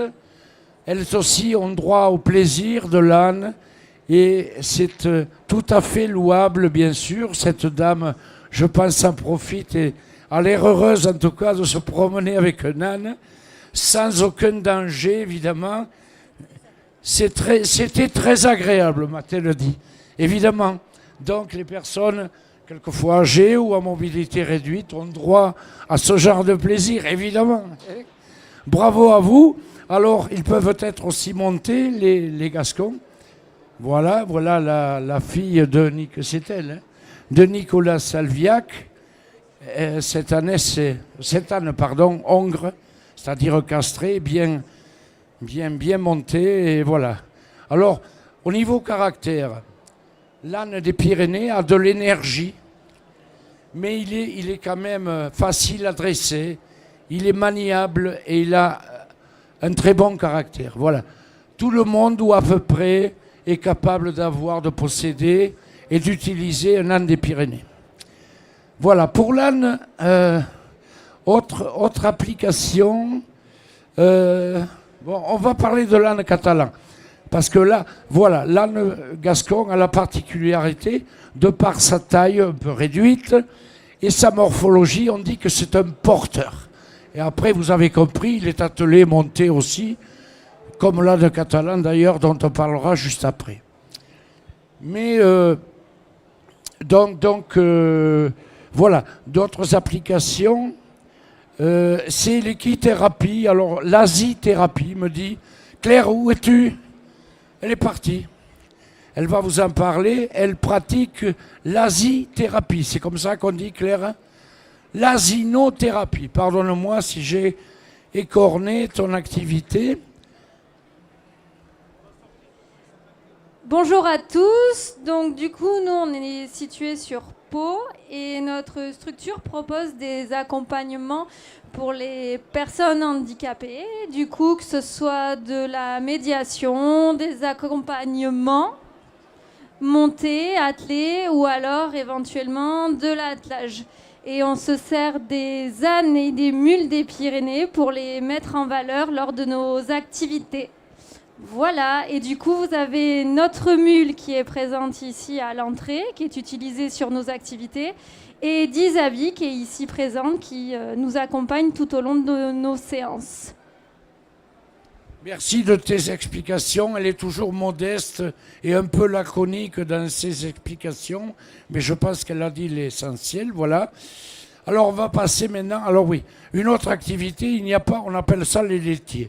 Je trouve ça un peu péjoratif, c'est-à-dire des personnes, des éleveurs en général, qui traitent leurs ânesses pour fabriquer, vous en avez sûrement tous et toutes entendu parler, des cosmétiques, du savon d'abord, ça a commencé comme ça, et puis des crèmes, toutes sortes de produits de beauté que plus les femmes que les hommes utilisent. Je comprends un peu aussi, moi j'en utilise pas, hein, voilà. Bon, alors, mais c'est une activité aussi qui est non seulement lucrative, mais qui permet à l'élevage, à la race de progresser, comme toutes les autres activités modernes, parce qu'une race qui ne travaille pas, quelle que soit une espèce ou une race qui ne travaille pas, eh bien, elle perd très vite de ses effectifs et elle disparaît. Donc, à notre époque moderne, il faut trouver... Et je pense que nous l'avons fait avec succès, de nouvelles activités qui permettent et aux gens d'avoir des retombées, du plaisir ou bien voilà, et aussi qui permet à la race de se perpétuer. Voilà. Alors je vais vous parler de l'âne catalan, ensuite on passera à la mule. L'âne catalan, alors on voit ici une ânesse de 4 ans, suivie de son anon de 4 mois. Elle s'appelle Kaya et le petit Othello, voilà, qui est un jeune, voilà, qui découvre la vie, le monde, vous voyez. Bon, il a l'air surpris un peu de ce qu'il rencontre, voilà. Et c'est le petit à sa maman qui a des ruades de plaisir. Quelquefois, ça y est, il a retrouvé sa mère, il est rassuré. Voilà. Alors, cette taille-là permet, voilà, et cette morphologie qui est différente du type gascon, permet, ce sont des ânes trotteurs. Souvenez-vous de ça. Le gascon est un porteur, après il peut tout faire. Hein. Et le catalan est un trotteur. Il a une morphologie et une taille qui lui permettent d'avoir un trot léger, enlevé. Et alors, pour les amoureux de l'attelage, par exemple, ou de la selle, eh bien, c'est un plaisir de... Voilà. Cela dit, le gascon, il peut trotter, il peut être attelé, etc. Mais avec moins de légèreté. Chacun sa spécialité, on va dire. Voilà. Bon, alors du coup, l'application actuelle, c'est plutôt le loisir pour les amoureux d'attelage ou de selle. Et on l'utilise de plus en plus, comme le gascon d'ailleurs, dans l'agriculture maraîchère. Il est demandé dans l'agriculture maraîchère pour travailler des surfaces évidemment plus réduites que pour les... Voilà, où on utilise encore et toujours les tracteurs évidemment. Voilà, donc c'est encore une application qui intéresse le catalan. Évidemment, le mâle catalan, c'est-à-dire entre 1,35 m catalan, en des Pyrénées type catalan, eh bien, les baudets, c'est-à-dire les étalons, ils produisent des mules, dont on va parler juste après. Alors, voilà. Sylvain, Bien, ben voilà, cette belle mule de 6 ans, superbement dressée, on dit tête de mule, etc. Mais quand vous voyez ça, c'est les mules, mais non, c'est pas des têtus, c'est pas des monstres, elles tapent pas de tous les côtés, c'est pas vrai. Alors voilà, un peu d'histoire pour la mule des Pyrénées a été reconnue par le ministère de l'Agriculture en 2002. Alors qu'est-ce que c'est qu'une mule d'abord? C'est le croisement d'un âne et d'une jument, quelle que soit la race. Le contraire, un cheval et une ânesse, c'est un bardeau, comme Brigitte, d'accord? Mais c'est toujours le bardeau en accident de près, ça arrive. Alors le bardeau a la particularité d'être très petit, ou petit en tout cas, et d'avoir ça le caractère. Ça, je ne l'ai pas vérifié, mais tout le monde le dit. Bon, revenons à la mule ou au mulet. La mule étant la femelle, le mulet le mâle, bien sûr. Eh bien, dans le cahier des charges de la mule des Pyrénées, il comprend 7 races mulassières, c'est-à-dire qui sont autorisées à produire des mules des Pyrénées. Dans les mules de gros traits, elle en fait partie. C'est la jument bretonne qui est mère de... Comment elle s'appelle?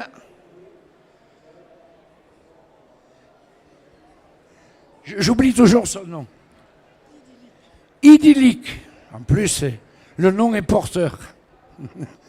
Bien, alors dans les mules de très lourds, la jumenterie donc est bretonne, c'est son cas, ou percheronne, de gros traits, dans les mules de gros traits. Vous voyez cette épaisseur, cette taille, ça a une force incroyable. Il faut savoir, là je fais une parenthèse, que l'âne et la mule ont une particularité, une différence avec le cheval, ou la jument bien sûr. Souvenez-vous de ça, l'âne et la mule, c'est 4 roues motrices. Ça pousse des 4 pieds. D'accord? Donc, depuis l'Antiquité, nos ancêtres avaient reconnu l'intérêt d'avoir des mules, parce que ça a une force incroyable, par rapport au cheval, qui essentiellement pousse des postérieurs et se guide avec les antérieurs. D'accord? Mule, mulet ou âne, 4 roues motrices. Le cheval, c'est plutôt 2 roues motrices. Après, quand vous avez des percherons, des traits du Nord, des grandes races, des bretonnes, la masse fait que ça a une force aussi considérable. Alors, pour les mules alors je vous ai dit, bretonne, gros trait, mule de gros trait, bretonne ou percheronne. Mule de trait léger, c'est la jumenterie mérens et castillonnaise, qui est un peu polyvalente. Elle peut être battée, elle peut être montée et elle peut tirer aussi, dans une moindre mesure que les mules de gros trait. Et ensuite, la jumenterie anglo-arabe pour les mules de sel. D'accord? C'était de tradition dans les Pyrénées. Et un ami là, de l'Ariège, Olivier Courtiade, qui a fait un travail considérable sur les équidés, sur l'historique, c'est une encyclopédie vivante, cet homme. Eh bien, en 2002, nous avons réussi, avec une argumentation d'Olivier, justement, de faire reconnaître la mule des Pyrénées. Alors en France, il y a 2 sortes de mules, ou mulets. C'est la mule du Poitou, avec l'âne du Poitou, et la jument Trémulassier Poiteville. Et dans la mule des Pyrénées, eh bien, nous avons 5 races pour produire des mules. Voilà. J'ai dit, je pense, l'essentiel. Je peux en oublier, comme chaque fois, bien sûr, mais je ne voudrais pas vous lasser avec de trop longues explications. Eh bien, je vais vous donner rendez-vous. Alors, on est dans les stands, là-bas, aux chevaux. On est là à des explications, si vous le souhaitez, un peu plus élaborées, un peu plus... Voilà. On est là pour ça, et pour en parler, pour... voilà. Donc, je vous remercie de votre présence d'abord, je renouvelle, et de votre attention. Je vois que les gradins sont toujours remplis. Ça veut dire que nos races ont un intérêt pour vous. Et les commentaires, sa modestie que j'ai pu faire, eh bien, n'était pas non plus tout à fait anodin. Merci à vous. Bonne fin de journée.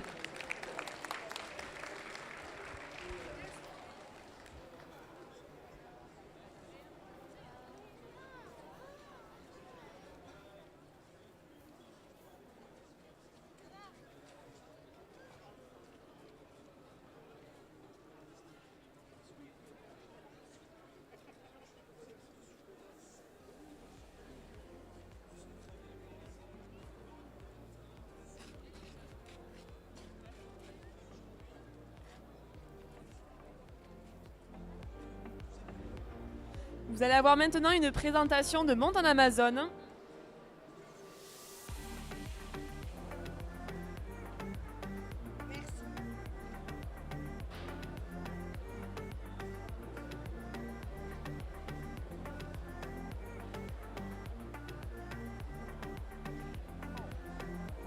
Bonjour tout le monde, bienvenue au ring 1.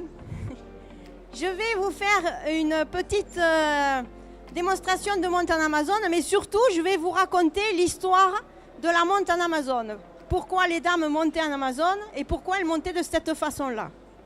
Alors, parmi le public, est-ce que vous savez ce que c'est qu'une Amazone? C'est une femme guerrière.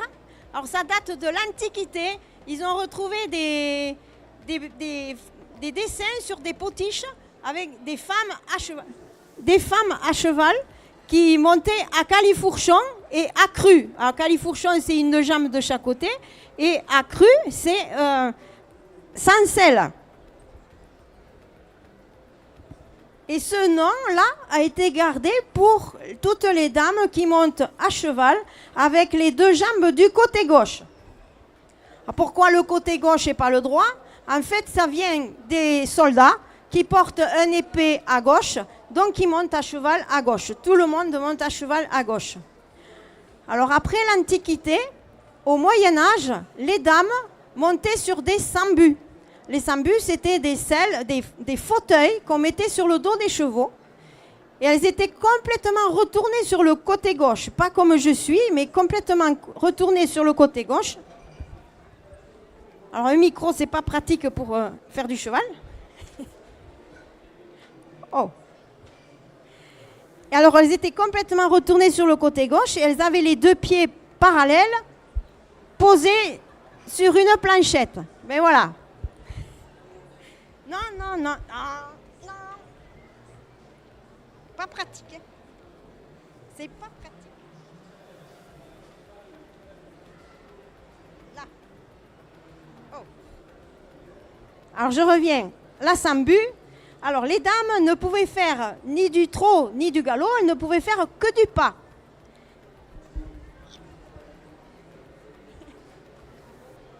Demain je veux un casque, sinon je ne le fais pas. Voilà. Alors, après le Moyen-Âge, arrive la Renaissance, le XVIe siècle, avec Catherine de Médicis. Comment? Si tu veux. Non, non, tu la tiens comme ça. Je vais me faire aider parce que la jument, ça fait 3 jours qu'elle n'est pas sortie du box. Voilà, voilà, comme ça je me consacre à la discussion. Tu t'arrêtes au milieu. Alors après le Moyen-Âge arrive la Renaissance. À la Renaissance, au XVIe siècle, Catherine de Médicis, qui était l'épouse du roi Henri. Henri combien? Henri II, qui lui était passionné par la chasse à courre, mais aussi par sa favorite qui était Diane de Poitiers. Et la pauvre Catherine de Médicis, sur sa sambu, elle ne pouvait pas surveiller son mari. Donc elle a demandé à son sellier de lui fabriquer une selle de façon à pouvoir trotter et galoper, mais avoir toujours ses jambes du côté gauche. Donc son sellier, fais-moi tourner la jument par là. Donc, son sellier lui a fabriqué une selle avec une fourche. Alors, une fourche, c'est au niveau du pommeau. Le pommeau, c'est ce qu'il y a devant, là, devant la selle. Il a fixé avec un pas de vis un bout de fer entouré de cuir pour pas que ça fasse mal.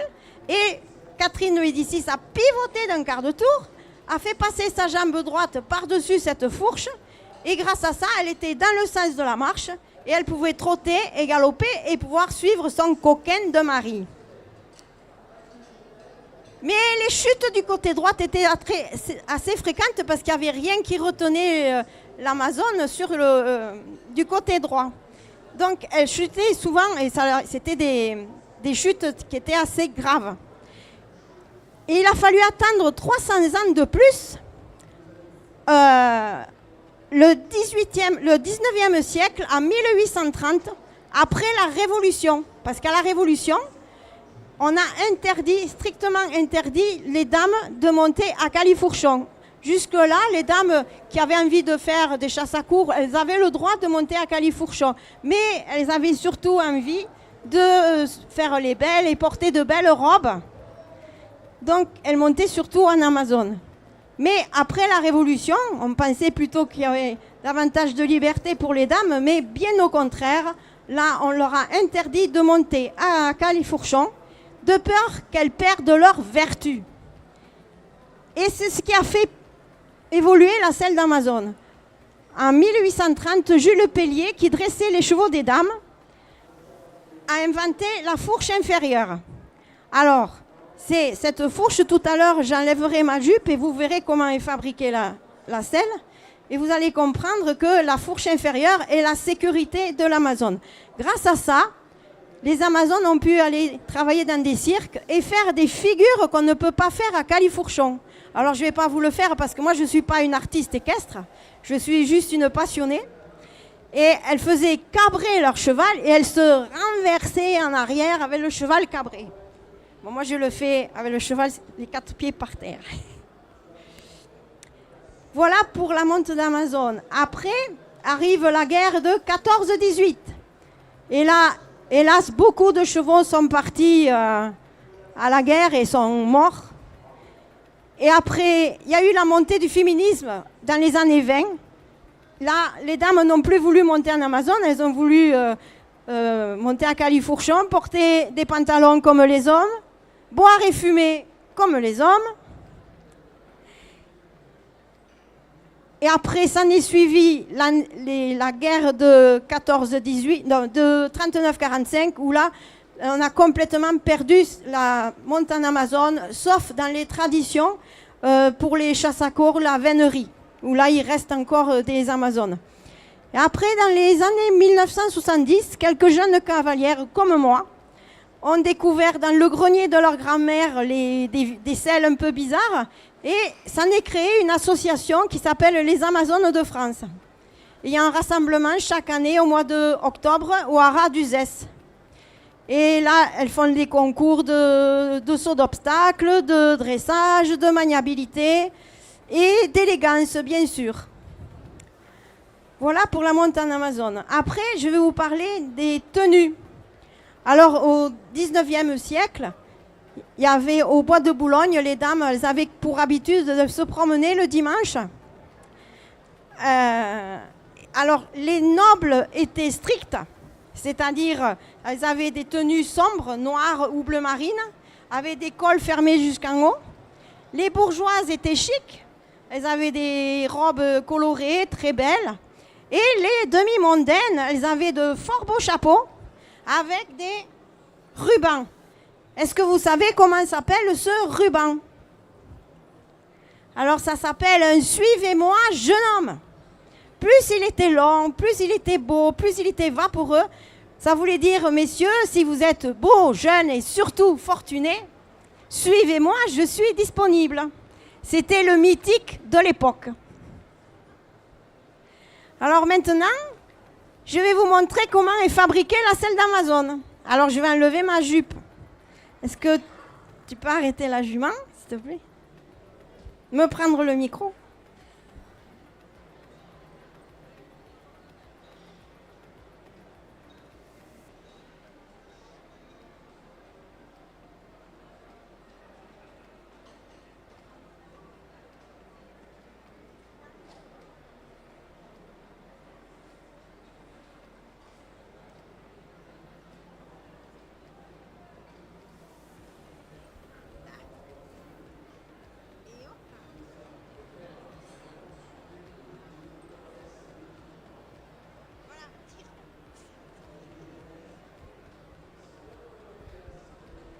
Alors voilà comment est fabriquée la selle. Messieurs, c'est pas pour regarder mes cuisses, mais vous allez vite comprendre. Première fourche, 16e siècle, Catherine de Médicis, qui l'a fait créer par son cellier. Fais tourner la jument dans l'autre sens pour qu'on voie la selle, s'il te plaît. 300 ans après, la fourche inférieure, qui est la sécurité de l'Amazone. On se coince avec la selle. Alors, les selles, j'ai une sangle supplémentaire ici. Est-ce que tu... Ouais. Tourne le tour. Ça s'appelle la balancine et ça empêche la selle de tourner. Parce que ces selles sont fabriquées de façon à ne pas tourner sur le cheval, vu qu'il y a un équilibre au niveau des matelassures qui répartit le poids de mon corps. Voilà comment est fabriquée les selles d'Amazone. Voilà. Alors je vais essayer de faire un petit peu de trop. Je vais rendre le micro.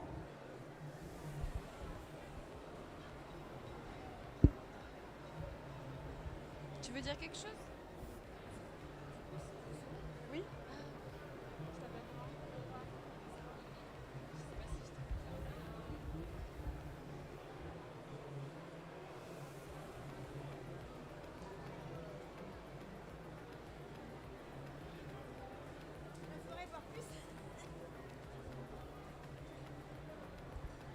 Voilà, on tient aussi bien, même mieux en Amazone qu'à Califourchon. Voilà. Vous avez des questions? Ça vous a plu? Vous avez appris plein de choses. Ah, je peux pas, le sol n'est pas adapté à l'équitation. Ça glisse.